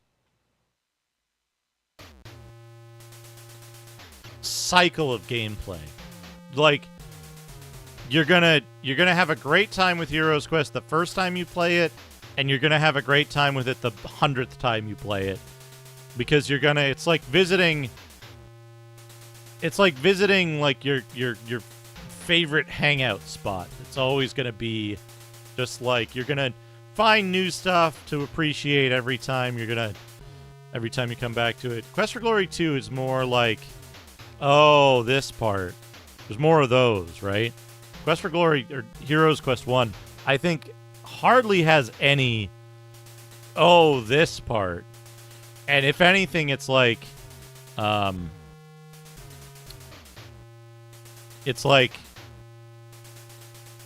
maybe the Wizards game.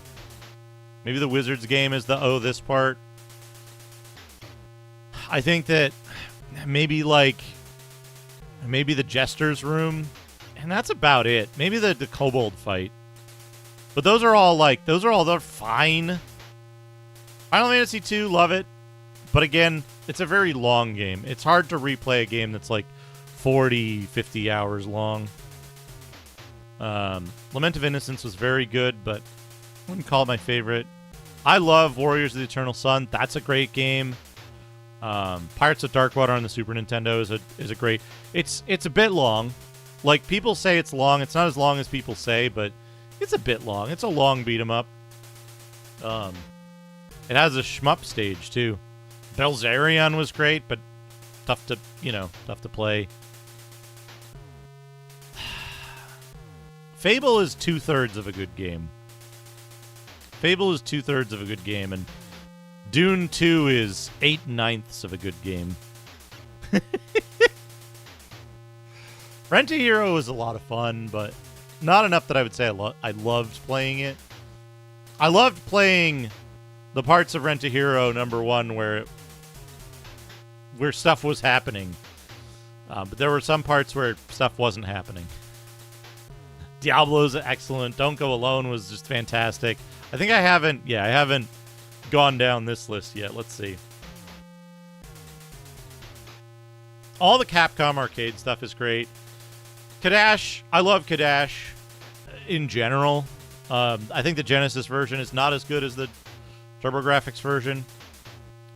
Magic Sword. These are all fun games to play, but not stuff that I go back to that often. Demon Souls, I very much like. I think I like Demon Souls best out of the franchise. Garo was fun. Daggerfall was very interesting. I love the parts of Daggerfall where you can just play in the world and stuff happens. But I think it's maybe you want to go for a later patch. Last Alert is an excellent game. Time Lord sucks. Brain Lord is amazing. Legendary Wings is good if you don't die ever. All 3 Dungeon Explorer games I like. And by all 3, I mean 1, 2, and Crystal Beans. The Sega CD one is like some fucked up other shit. Lands of Lore. Lands of Lore is an excellent game, but it falls apart. In like the last 2 or 3 dungeons, I think it has some trouble. After the last floor of the White Tower is where it starts to show cracks. Synchronicity Prologue is great.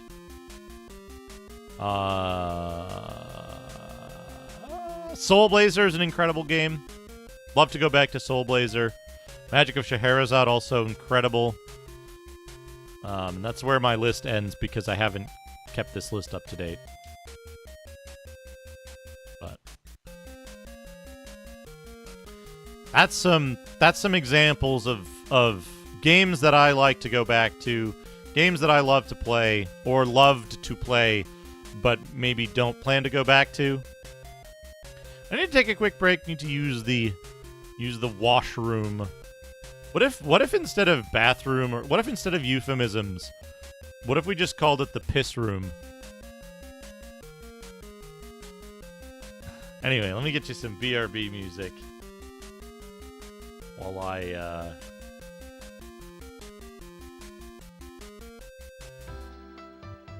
I give you some neural nonsense. I'll be back shortly.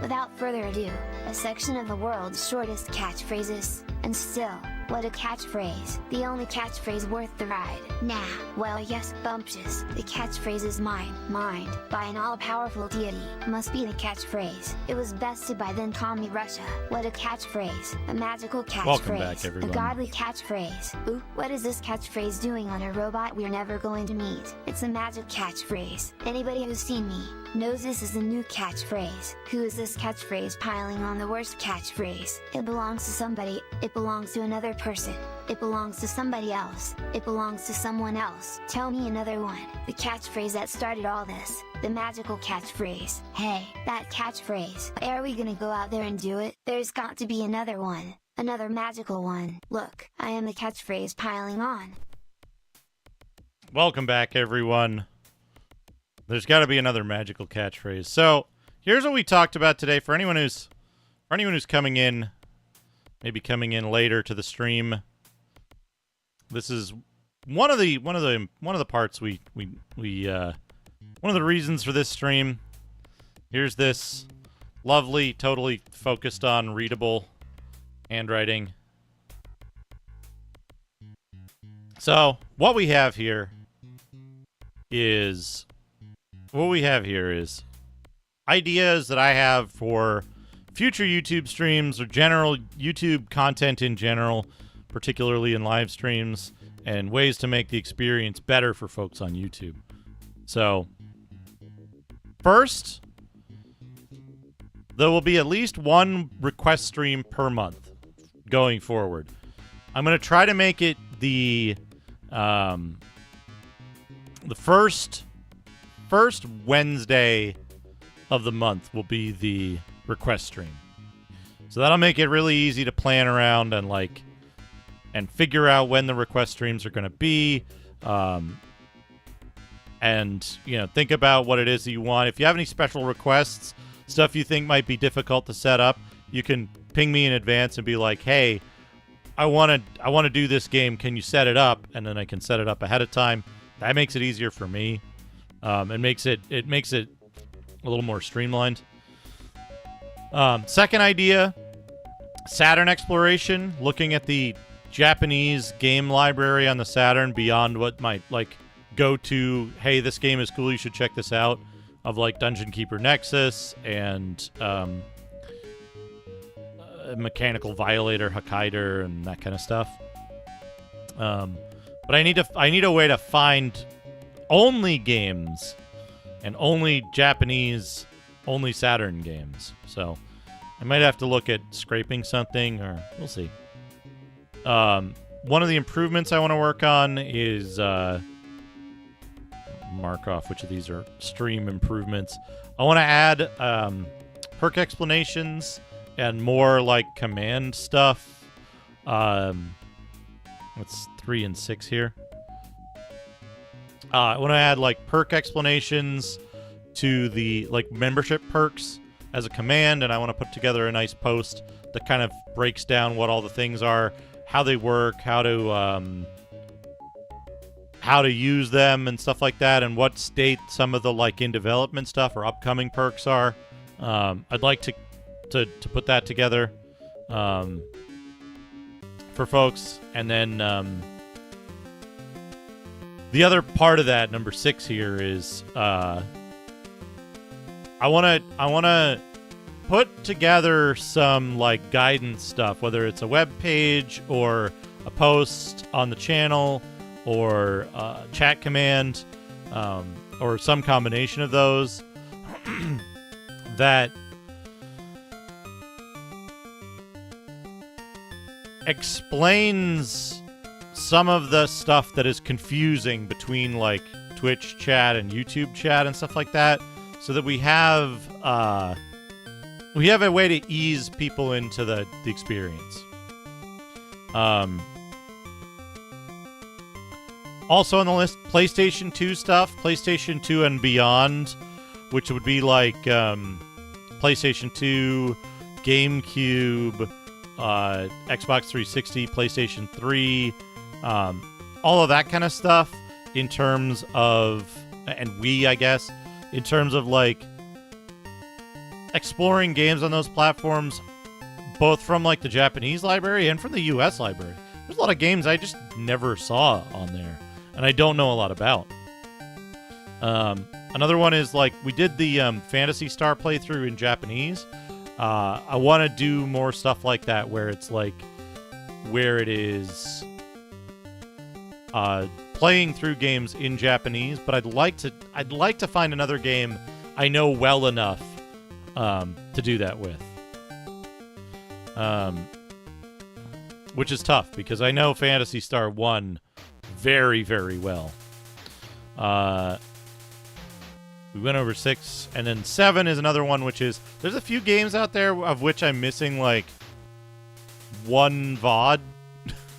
I'm missing one VOD somewhere in the middle, or for which I didn't save the full VODs and stuff. And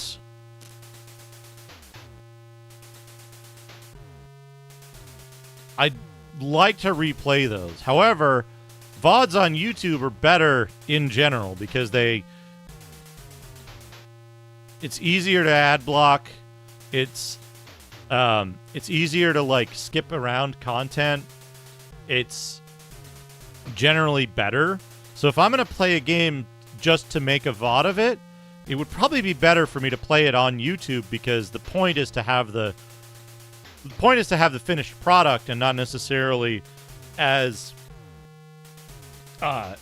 content to show off live, because be like, okay, yeah, we played this before. This was a couple of years ago. We're playing through it again, and I think that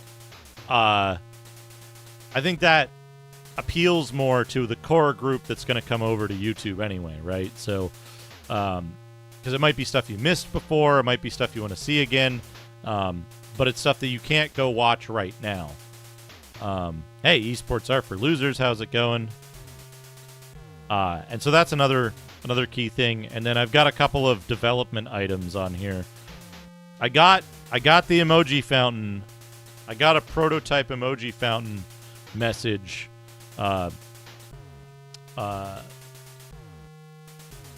Noted down. I have one saved, so we'll be able to look at that.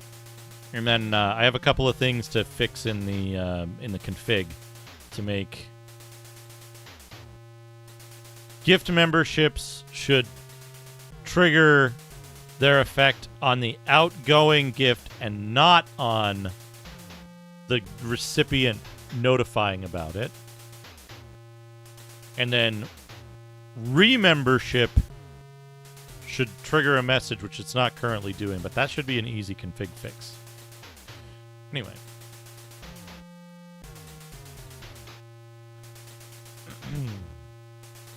Anyway. So that's the stuff that's in the works. A lot of stuff going on. I've been having a really good time doing YouTube streams, honestly. Like, it's a ton of fun. It's a ton of fun. By the way, folks, Fractal Mind Mike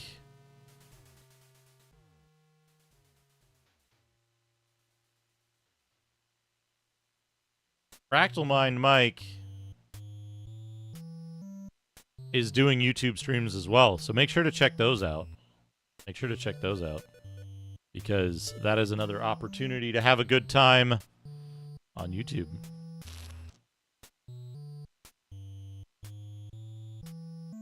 Oh, there's Fractal Mind Mike right there.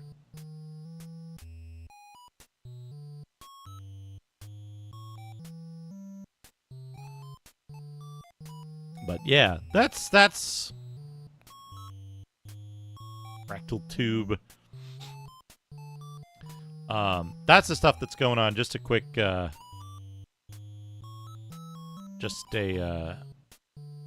kind of refresher on that. So I think the next thing I'm gonna do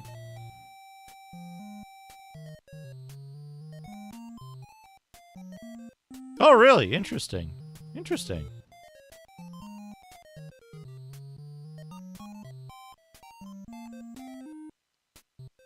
Oh, interesting. Interesting. Also, we figured out a really easy way, we figured out a really easy way to do, to direct people to, allow gift memberships to apply, which is you can like make a URL. There's a URL format you can do, so like your YouTube channel URL/allow_gifts will will bring people to a page to allow them to receive gifts memberships to your channel. So that'll be a good, I think that'll be a good thing when people are like gifting a membership or something. We can use that command to opt in. Yes, that is correct. You must opt in to receiving gift memberships. And you cannot receive gift memberships if your channel is set up as a brand account.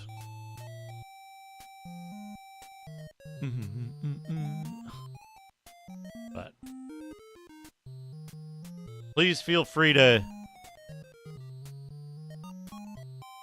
if you are a YouTube partner, please feel free to steal that format of message.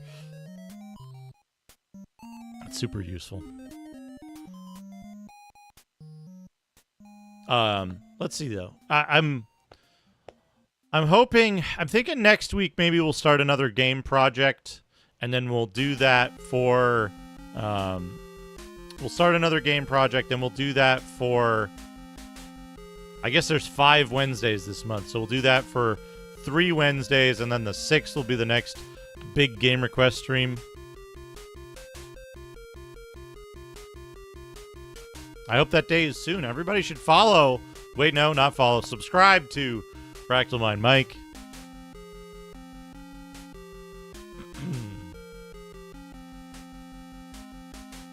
Yeah, it does this weird thing where it like it will hold a gift membership in like limbo until they've all been accepted. It's very confusing. It's not the best interface, but it is what it is. But let me put these controllers away before I forget to.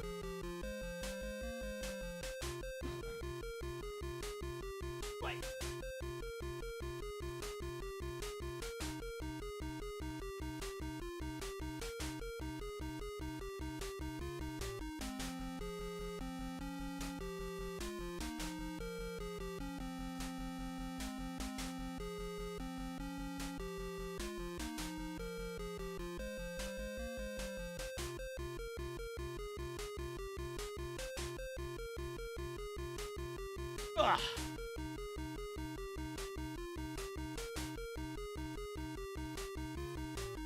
But yeah, the other stuff I'm thinking about is like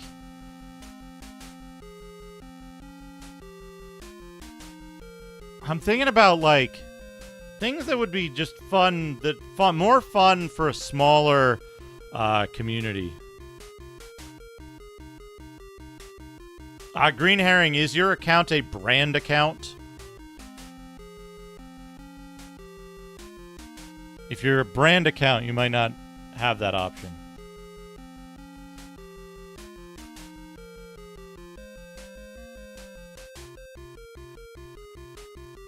I know a couple of folks. I don't know how to check that. I don't know how to check that. I know Navjack had his set up as a brand account, and ActusB maybe?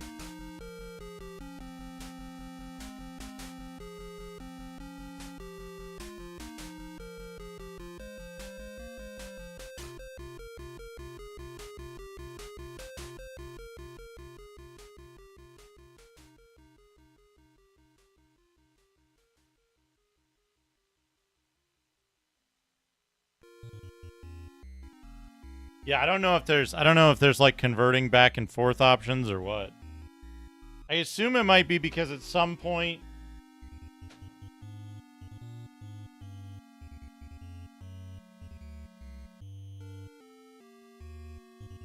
it might have been necessary to make a brand account to hide personally identifying information or something like that. I reckon that's a reasonable concern with Google. Anyway, let's see what else. The other thing I might consider for YouTube is because for me, it's a very strange thing. YouTube is simultaneously far more stressful to start a stream on, but far less stressful to be doing a stream on, because there's a lot of knobs to turn and like things to set up and like stuff to do that is required for starting up a stream. Like I'm going and opening the debugging tab and all of this other stuff, and like managing my broadcast and making sure to uncheck automatic place names and making sure to like change it to public. There's all this shit to do. And once it's running, once the stream is running, it's a lot more chill. But so because of that, I'm thinking it might be fun to do really like low investment games here. So stuff like games that require a lot of grinding. So like your Dragon Warrior, your Miracle Warriors type games. Where I'm gonna be doing the same thing a lot and not having to like pay attention to what's going on in the game a great deal. So not particularly like action-based stuff, so that I can be more available, more interactive with chat. Filox looks like it's stressful to play. The newer Might and Magic games, I played 6, and I had a great time with it. But that is another, yeah, it's like a game that's like... 6 was, I think, the longest game that I've played on stream, maybe. Was one of them. But I might also consider, like,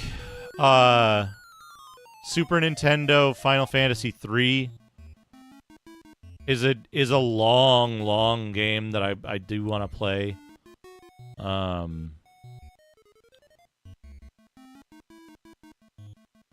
There's Might and Magic 7 I would want to play.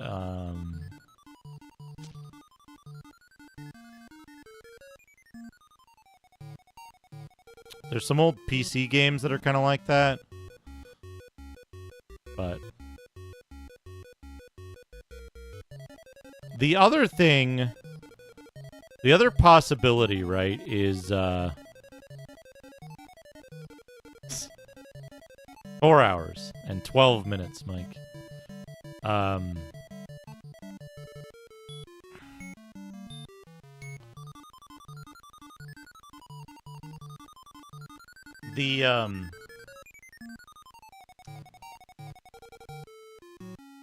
Yeah, like Wizardry 2. Wizardry 2 might be a good YouTube thing.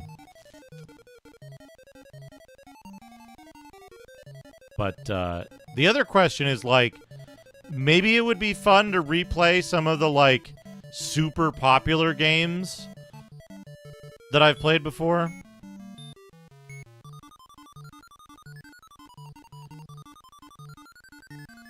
Hey, Beep T Bops. I've streamed on YouTube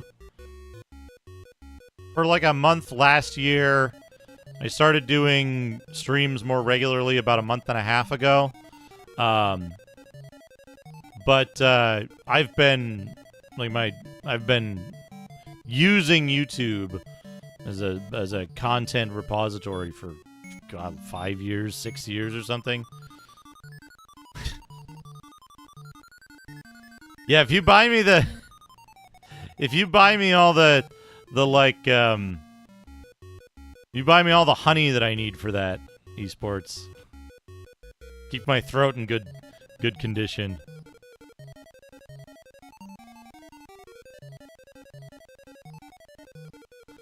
But yeah, I enjoy it, right? Like, one of the weird things on YouTube for me so far is that, like, the general size of the platform in terms of live streaming is a little bit of an early shock that you're like, whoa, holy shit, like these numbers don't look good compared to what I'm used to on Twitch. But then actually it's fine because that's the relative platform size, like, and relative category sizes with regard to, like, gaming versus live streaming as a whole. It's like, hey, actually, that's pretty good. Like, 15 people watching a stream on YouTube is like getting maybe like 200 people on Twitch. So it works out, right? And I'm fine with that.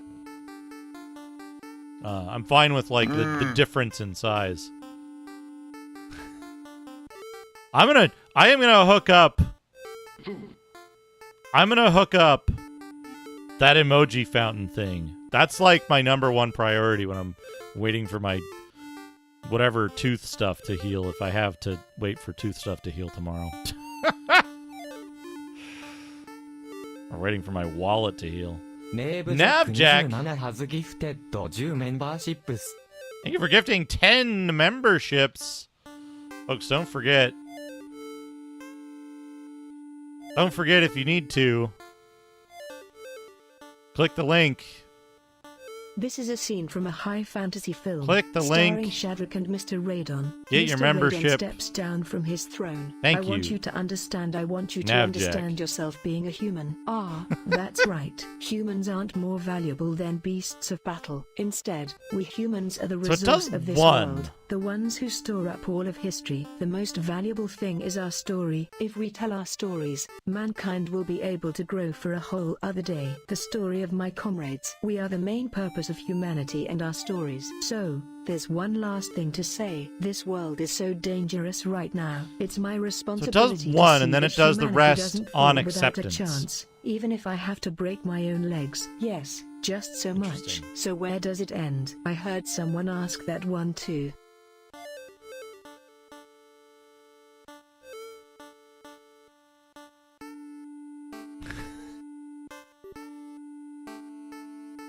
The world is so dangerous right now, it's my responsibility to see that humanity doesn't fall without a chance, even if I have to break my own legs.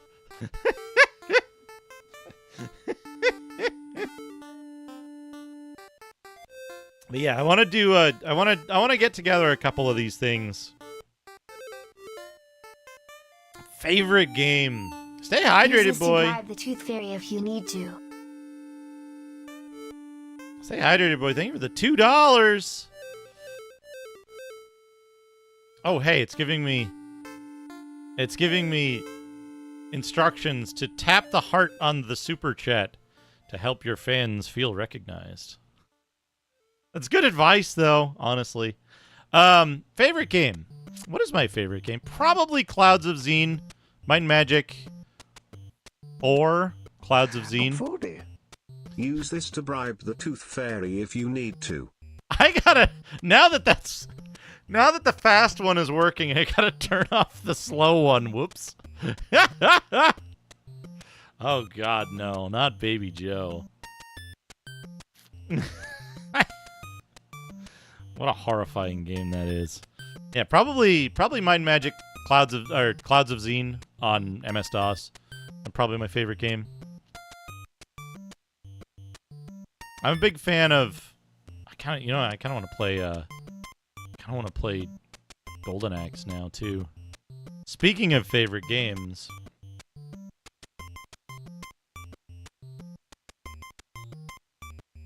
what, Baby Joe? Do you know about Baby Joe? Do you know that Baby Joe got a CD-ROM port exclusive to Japan on the PC Engine CD that we played earlier? I don't know if you were around for that.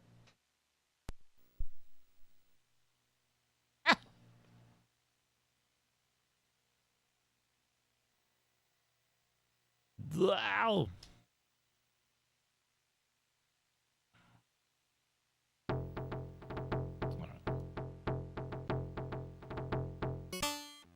This is another of my favorite games.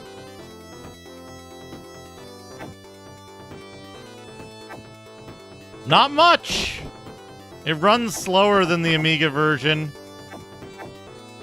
And the sound and music is a little different.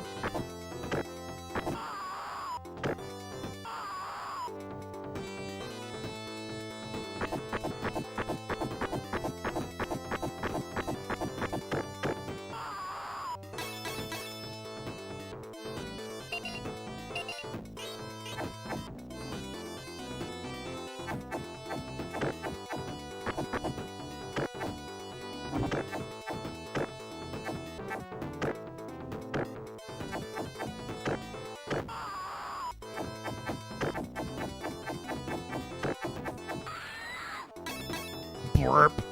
Blurp.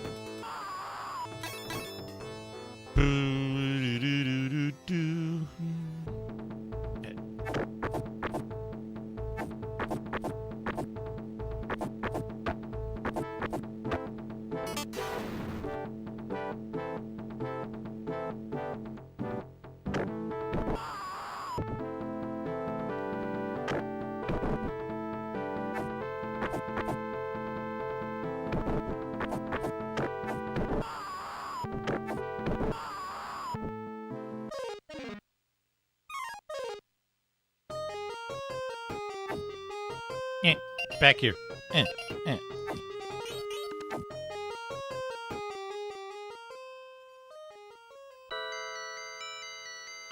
Death Adder is in his castle. I'll take a shortcut through the Turtle Village.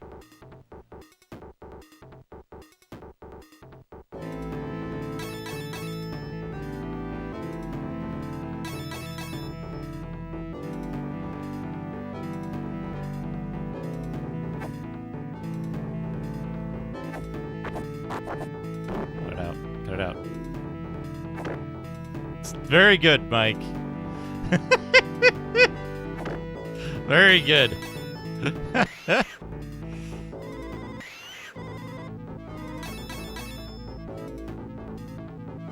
Yeah, they'll just jump off anywhere.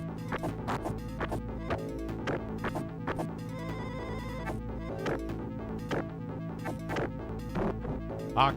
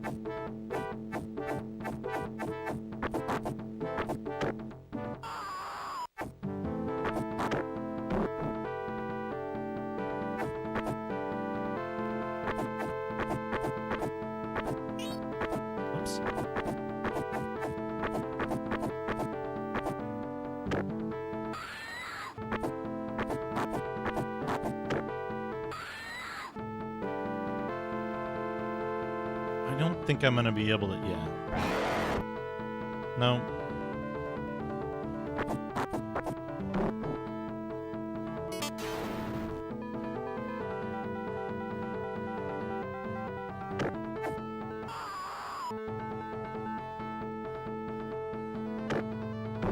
Default view is too narrow.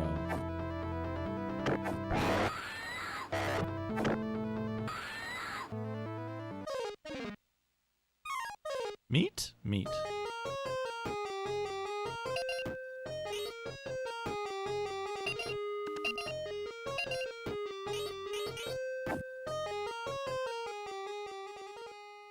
The designs in this game are fantastic, in my opinion.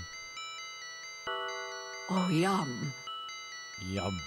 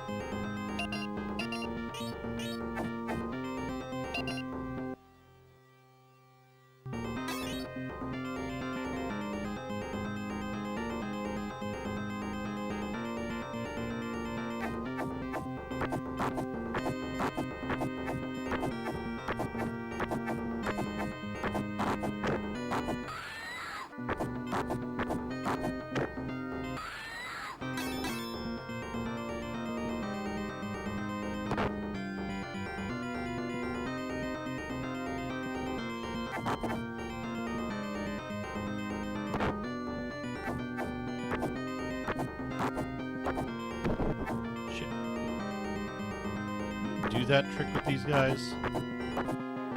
Not easily.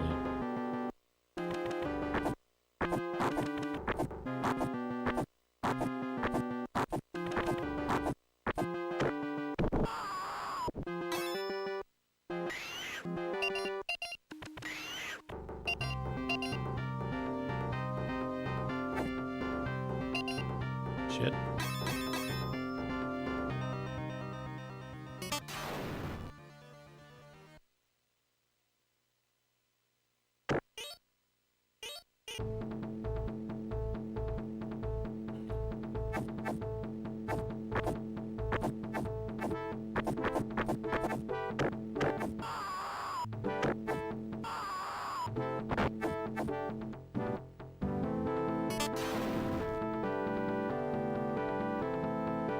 You know what my way around it was?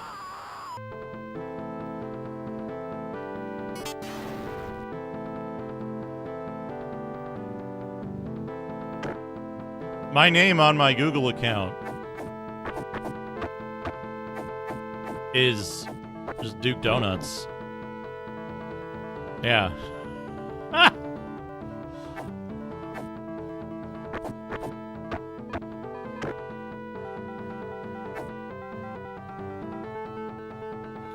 Because it's tied to an organization which I control.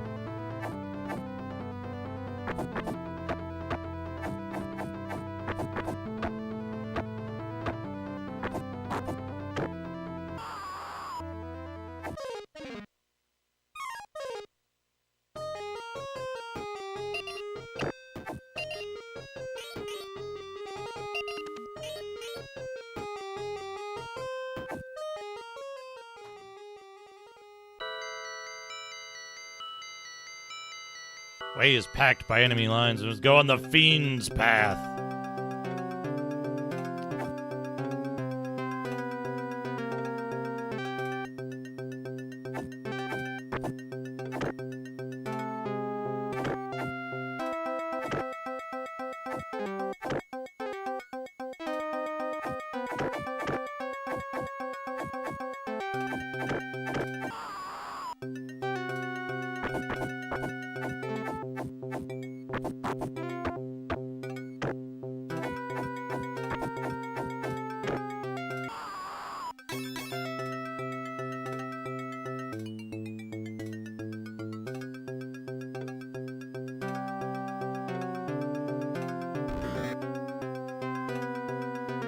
So when I upload a full playthrough, it's probably a bit different than others might do.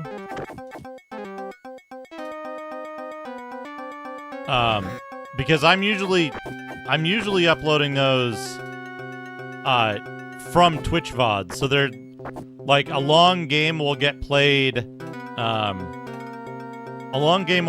over like, you know,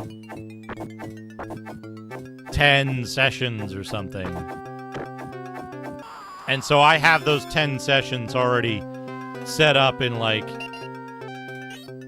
you know, 4 to 10 hour segments.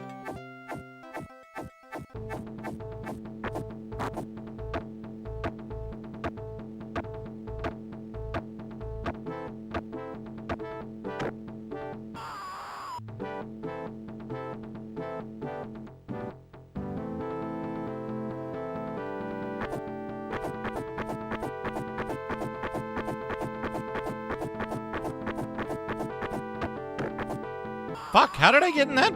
How did I hit him that fast? Oops.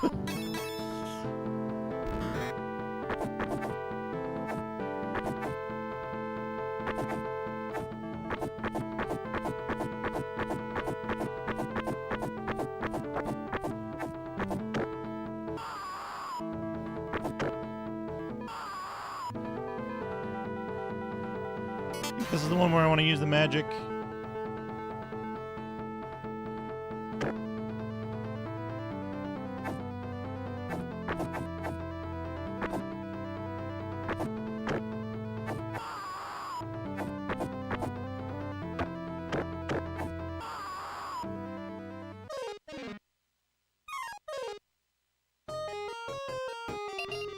Yeah, I think there's a difference. There's a difference if you're doing produced content versus, if you're doing produced content versus, like, VOD recordings of a game that's been played live. Like, for me, my preference is to...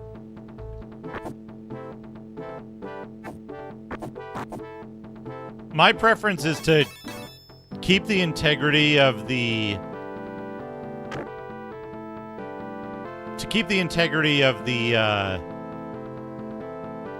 the live format when it's just a replay of a VOD or something. You know, it's a VOD of a game that was played live previously. If I was doing produced content, I would probably I would probably do it in, like, a natural progression of, like, segments to the game, and then post those. Like, one level at a time, or, like, one zone at a time. Probably in, like, you know... Probably in, like... Uh-oh. Yep. You know, probably in logical chunks and no more than, like, a couple hours per video.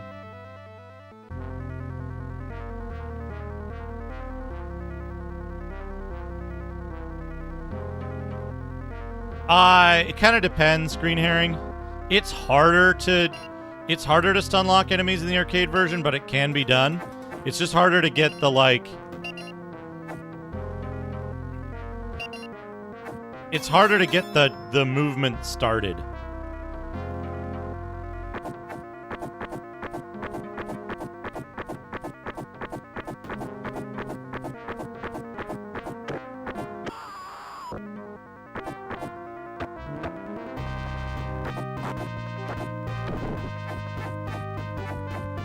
I think they meaningfully improved the gameplay in the Mega Drive Genesis version of this game.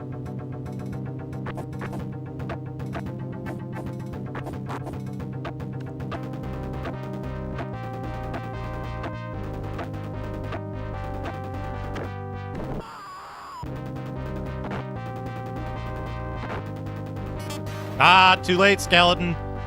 I hit the button.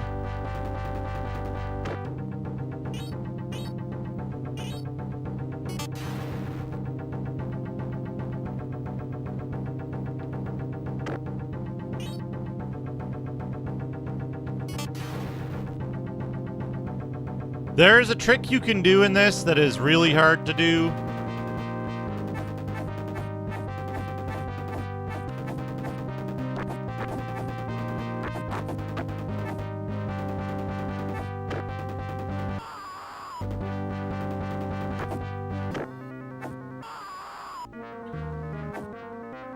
You jerk.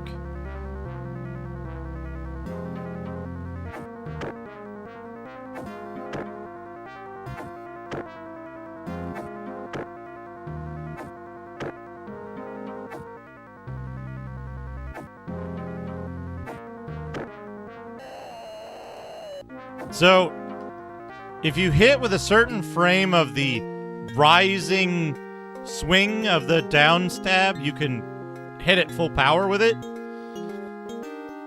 But it's like frame perfect or something. The TAS uses it kind of extensively, if I recall correctly. Where they'll run up and do a jumping down stab, but they'll hit with it on the way up. Excuse me?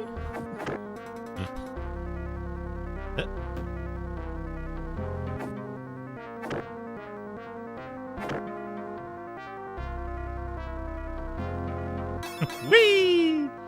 I like the midair, No, come on.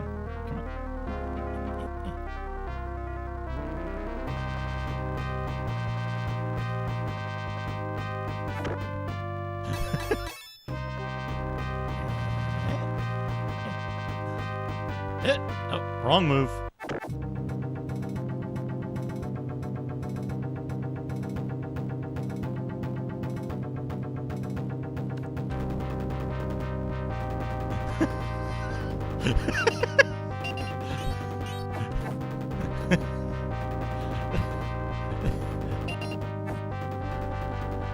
Come back here, you little fucker. I need that potion.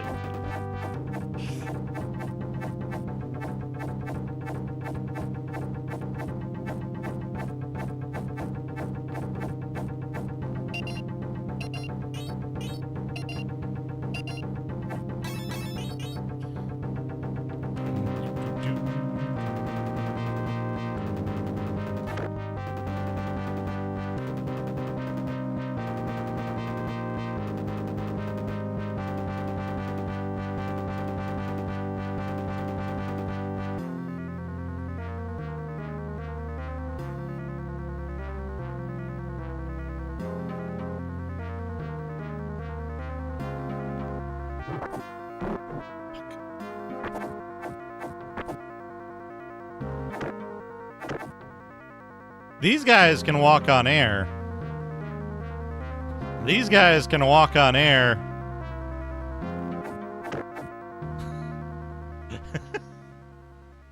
All right, now this is the hardest trick in the game. Hardest trick in the game. I don't know how to do it. I don't know how to do it consistently. The fuck was that sound? I've never heard a skeleton make that sound. Did I do it right? Maybe. Maybe. Ooh. Maybe indeed.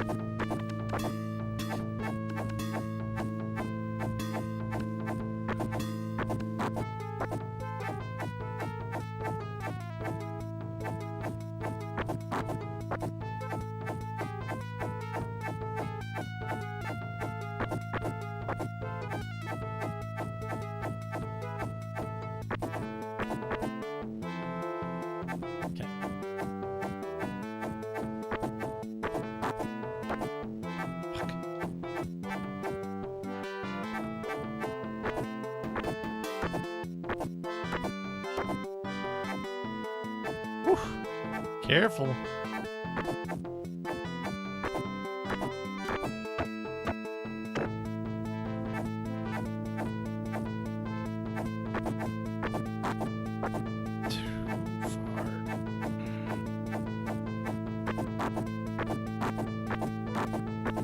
Yes.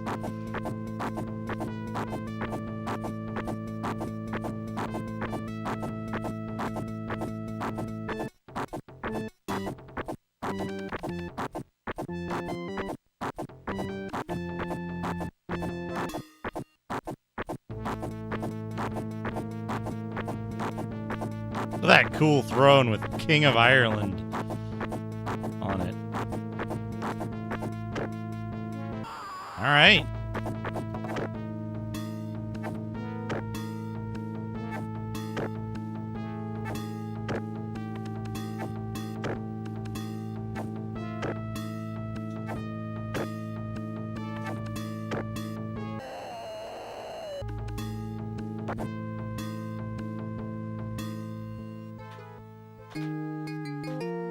There we have it. Deathless. I thought I was a little more out of practice than that.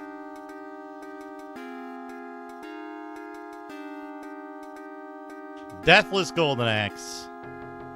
That's a first. To build, to prosper in peace, may you be tilted, the Grand Master. Guardians of the Kingdom. Now prepare for a feast, grand feast. Praise your act of bravery and deeds of courage.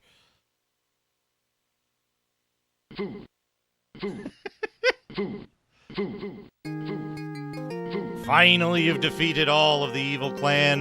The land shall revive in peace, and the people will talk of your deeds as a legend in the years to come. There we go. We did it.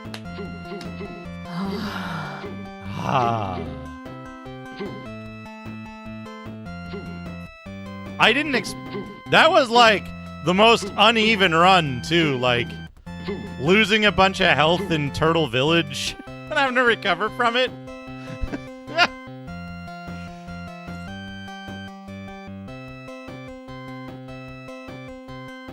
There we go.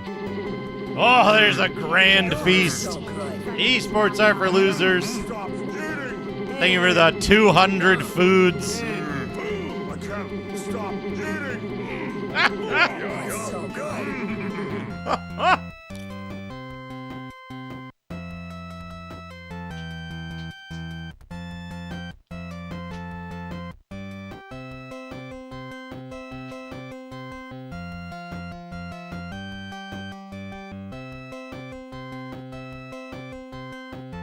Love this game. Love this game. What a good game.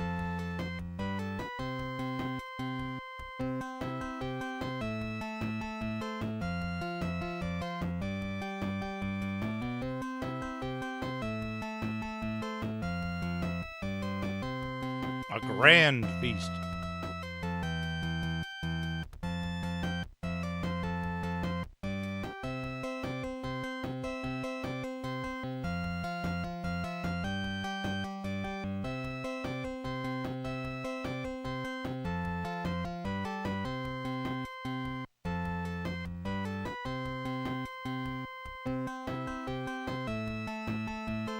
Oh.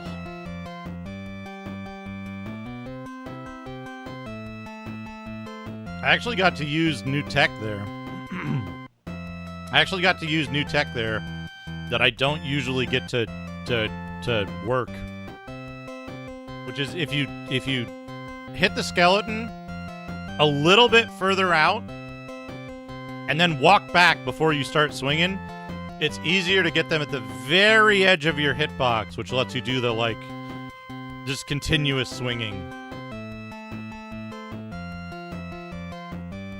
Chicken leg. Love chicken leg. Well, now we've done Deathless. Deathless Golden Axe. I don't think I want to do speedrun stuff on Golden Axe because I think it would make me play the game differently than how I like to play it.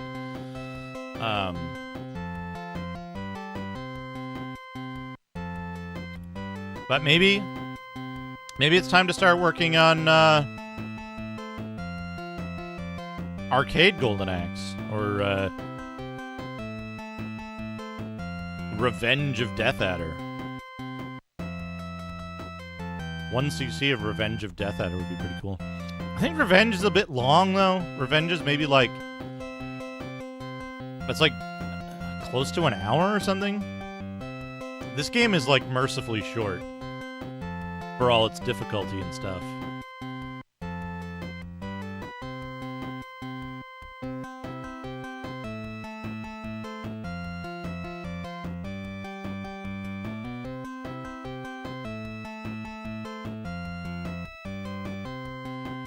King and Princess.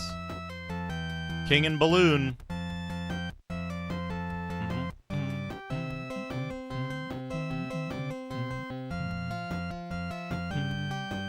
Goodbye, Tyrus. Goodbye, Longmoan. Goodbye, credits.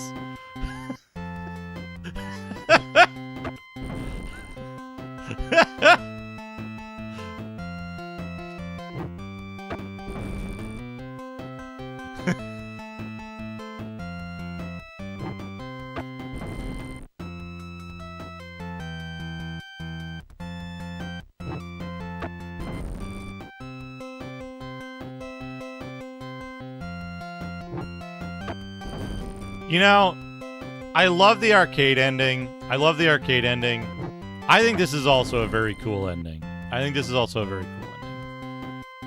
considering that, like, they wanted to keep card space down, there were probably some limitations in how the ending was displayed.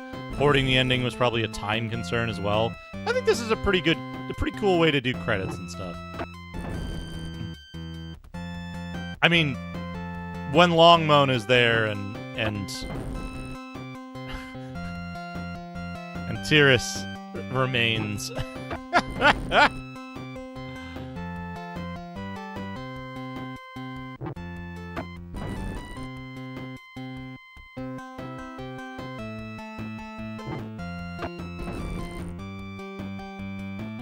Yeah, Tyrus left for her home planet.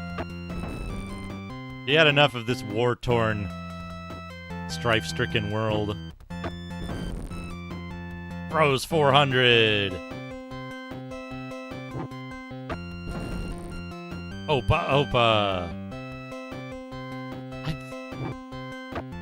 I just continue to see these these emotes. There's like there's a lot of YouTube basic emotes that, like, I cannot figure out.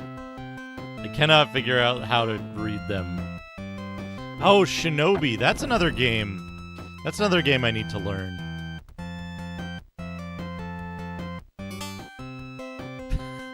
And good vibrating end right there. Hell yeah. Used player 1. Hell yeah. Hell yeah. I'm taking a screenshot of that.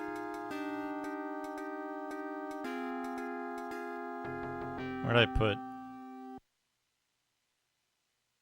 Where's the shitpost zone? Somewhere here. Here it is.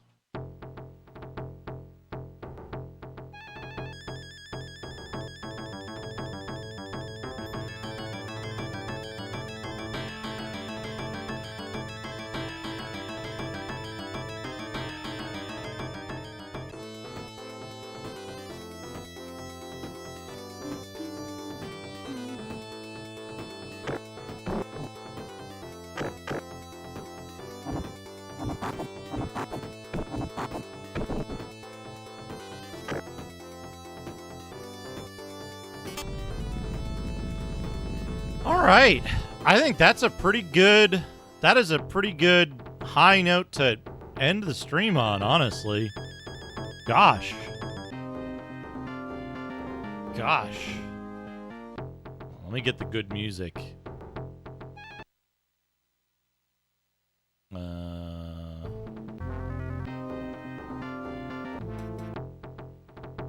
Showdown.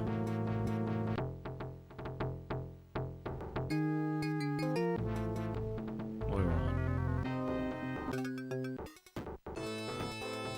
Yeah, this is good.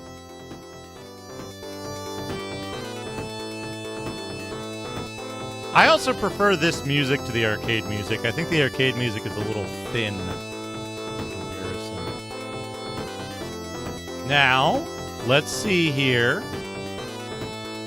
Is anyone else streaming on YouTube at this moment? Do we have an opportunity to redirect?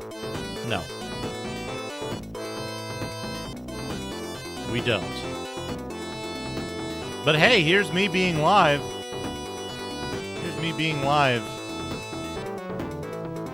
Let's see what's going on. Let's go do a cross-platform raid. Send you all to some lucky Twitch streamer.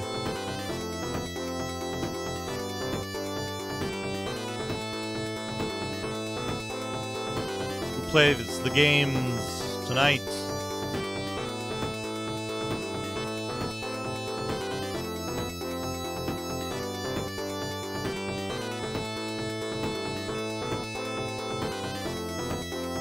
Dot Levels playing Spelunky. Chade is playing Dragon Lore. Dr. CDCS is playing Starcom Nexus. Oh, let's go. Let's do this. Let's go say hi to Dr. CDCS. I think things will be fine now, Jack. I think it's just going to be a consultation tomorrow, but we'll see. So head over to Dr. CDCS channel. Tell him hello from YouTube. Head over there. I'm going to wrap up. I'm going to go peek in on Doc's channel. Tell him your cross-platform rating. Anyway, take care, everyone. I'll be back on Friday on Twitch with Big Friday Gaming. So I will see you all again very soon. Thank you so much for all the huge support. Thank you for coming and watching. It means a great deal to me. Always fun to do these YouTube streams. I'll catch you all very soon. Good night, everyone.